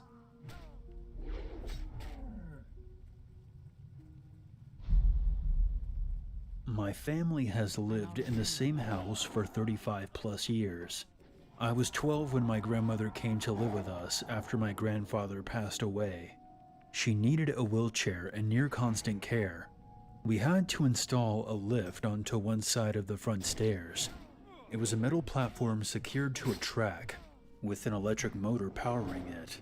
I was fascinated by the lift and its installation. Not only did it promise to be a poor man's amusement park ride, but the whole process of drilling holes in the concrete steps, epoxying in anchors, and leveling the tracks was right up the alley of my wannabe engineer self. It was immediately clear that my grandmother needed more care than we could provide. Even with a visiting nurse for when we were at school and work, she stayed a little more than a month before having to be put into a live-in facility. She died a few months later. The lift was a symbol of grief, a monument to my parents' inability to care for my grandma. When I got caught riding it for fun, my mom didn't yell. She just looked at me with her lip quivering and dashed inside. I was guilt-stricken, and it felt worse than any punishment could have made me feel. I never rode it again. Soon my father had it removed, which cost more than it should have. This was depressing on many levels. In its place, there were sawed-off anchors running up one side of our steps. They were rusty little bolt cross-sections with a thin ring of epoxy around them. I remember tracing them with my finger while sitting on the stairs with my first girlfriend while I tried to get up the nerve to kiss her. The next year, the anchors were gone. No rusty circles, no chips where they were, nothing. I assumed my father had them patched, so my mom wouldn't have to look at them. I couldn't figure out how they had done such a neat job, so I had to ask. My father looked at me in the strangest way I'd ever seen him look. His face went from puzzled to disgusted to angry. He got that calm tone that I hated. The "I've already decided what I think of your shit" look. He said it wasn't funny to joke about my grandmother that way, how much it would crush my mom if she heard it. He asked if I was having trouble at school, and assumed I was trying to shock him to get his attention. According to my father, my grandmother never moved in. The lift was never purchased or installed. My grandma went from her house to an assisted living facility after my grandfather passed away. A photo from the time no longer shows the lift. I chipped away at the stairs and there were no holes, or even remnants of holes. And what about the money? That lift cost thousands of dollars we could scarcely afford. Removing it cost another big chunk of money. Altogether, it was the price of our family car. If we didn't spend it, is it still there? If I look at my father's bank records, will they show the emergency funds we spent? This was probably our biggest single expenditure that wasn't our house or a car. I lurked around Glitch in the Matrix forums, and they all seemed imaginative. I can't really understand the things being described. changing worlds and fake memories. My grandmother coming to stay with us was when I lost my innocence. I saw adult diapers and drool puddles. I went from an inquisitive kid who wanted to ride a wheelchair lift to an introspective teenager who saw how ugly life ends. It was the first time I saw my parents really fail at something, and it humanized them to me. Making my mom cry like I did was heartbreaking. What the hell is happening to me? Am I completely crazy? Is this what going insane is like? What else am I crazy about? Is all this invented by my mind? If it's not, is that any better?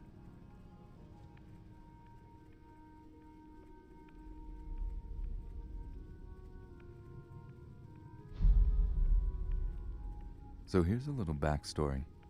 My friend, who is African American, is shooting for a documentary that she's going to present at an upcoming film festival. She filmed at locations in Canada, the USA, and South Africa. A few months back, I got a call from her in which she told me she wants to visit India and shoot there also. I was one of her Indian friends, and so me and my younger sister made plans for the three of us and booked tickets to India from the 20th of June to the 10th of August. Another thing, my family in India lives near a city called Jagreon, which is about 6, maybe 7 hours away from the Delhi airport. So we reached India in the evening of June 21st, and all decided to book a hotel there for the night, with the intention of going to see my family the next day. Morning comes, and we leave from Delhi to my village in a taxi, and the drive there was about 7 hours because of traffic. Well, the moment the taxi pulls up outside my house, my sister and I were obviously very excited because we were seeing our family for the first time in 5 years, and were expecting everyone to be really happy and excited to see us. The gate was open, so the three of us enter, and from far away I see my aunt knitting, and she looks up and gives me a smile. That's all. Okay, maybe she didn't recognize us. We go closer and enter the house, and I see my grandma, who comes up to me and hugs me, and then says, "We didn't get a chance to talk much last night, but today I will make sure you sit with me so we have enough time to catch up on things." Okay. While we were walking closer, my other aunt comes in with a tray of snacks and said, "Did you guys find the cable you were..."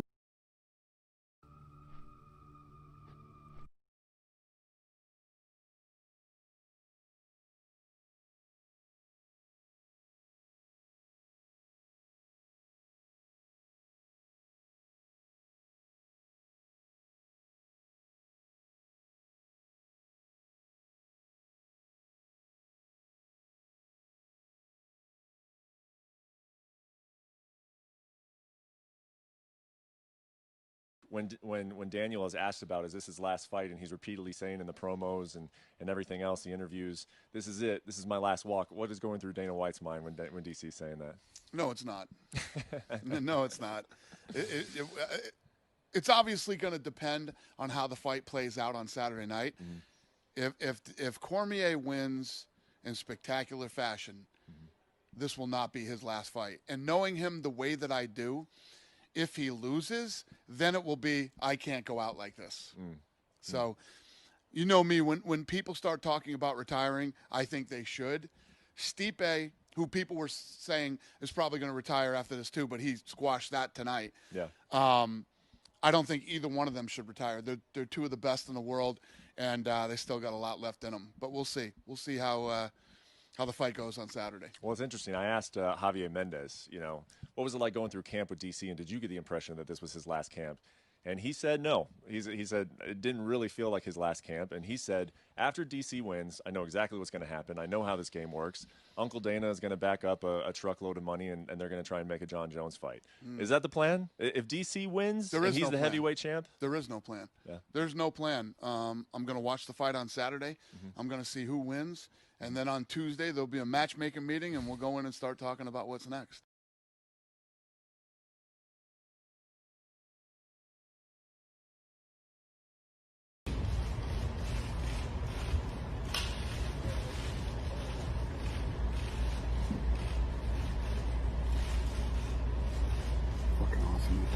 disgraceful.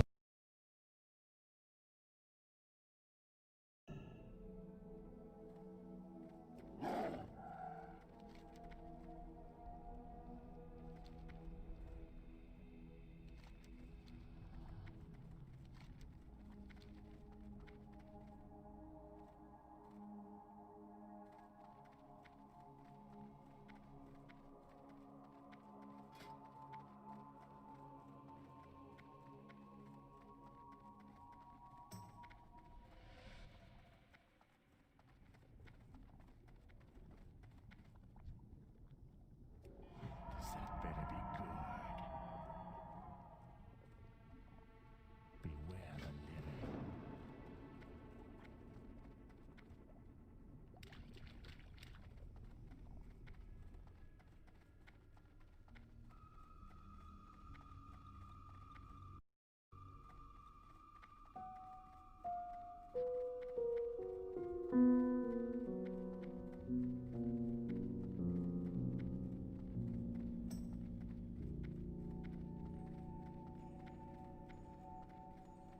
Today's video is sponsored by NordVPN.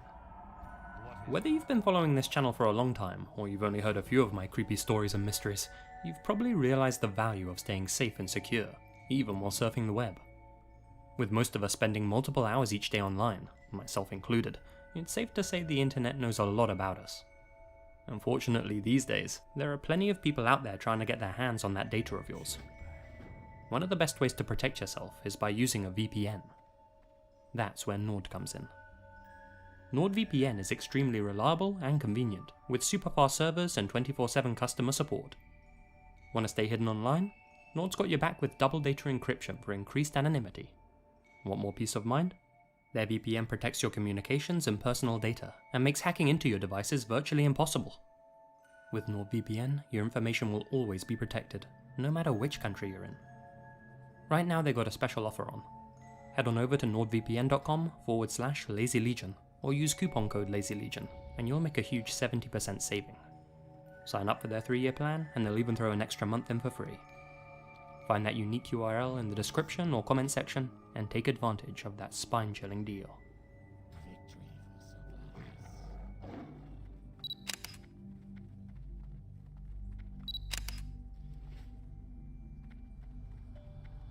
This is the last ever photo taken of Engla Hogland, who went missing on her way home from football practice. It was April 5th, 2008, and the setting? It's Stjärnsund, Sweden. A local resident was out testing his new digital camera, taking random pictures of anything and everything in the area, getting a feel for how it worked. While doing so, he snapped this image of Engla.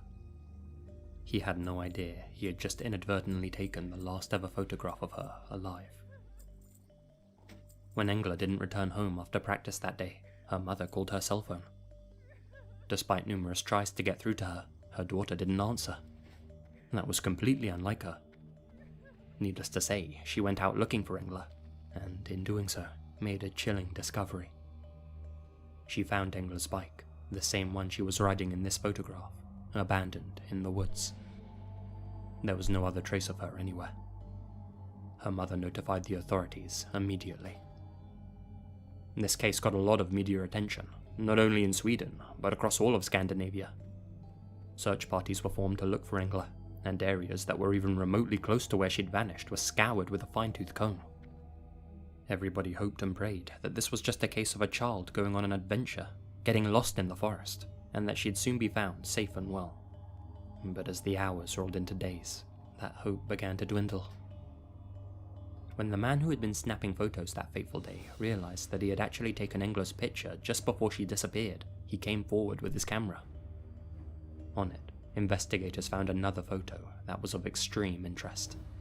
An image captured moments before this one of Engla. It was a picture of a red Saab 900. It almost appeared to be following the girl. This was the lead the investigators had been looking for. By tracing the license plates, they were able to track down the car's owner, Anders Eklund, a 42-year-old truck driver. When questioned, he immediately confessed to killing Engla, and even led the authorities to where he'd hidden her remains. Despite confessing to taking Engla's life, And despite the miraculously captured photograph of him following her as she rode home, Eklund claimed that his actions that day had merely been a coincidence and that they weren't premeditated. He said that he had never met the youngster before, and when he stepped out of his car to go and talk to her, she became frightened and kicked him in the shin. Angered, he advanced on her, at which point Engler began screaming. Worried what people might think, he strangled Engler in order to silence her and dragged her lifeless body into the woods. It was all just a big misunderstanding, according to him. Yeah, okay, bud. That sounds like a perfectly innocent and normal alibi. Yeah, right. Eklund's DNA was tested, and the results were shocking. 8 years prior to this, a 31-year-old woman named Pernilla Helgren had been strangled until all of the life was snuffed out of her. Her slayer then had his way with her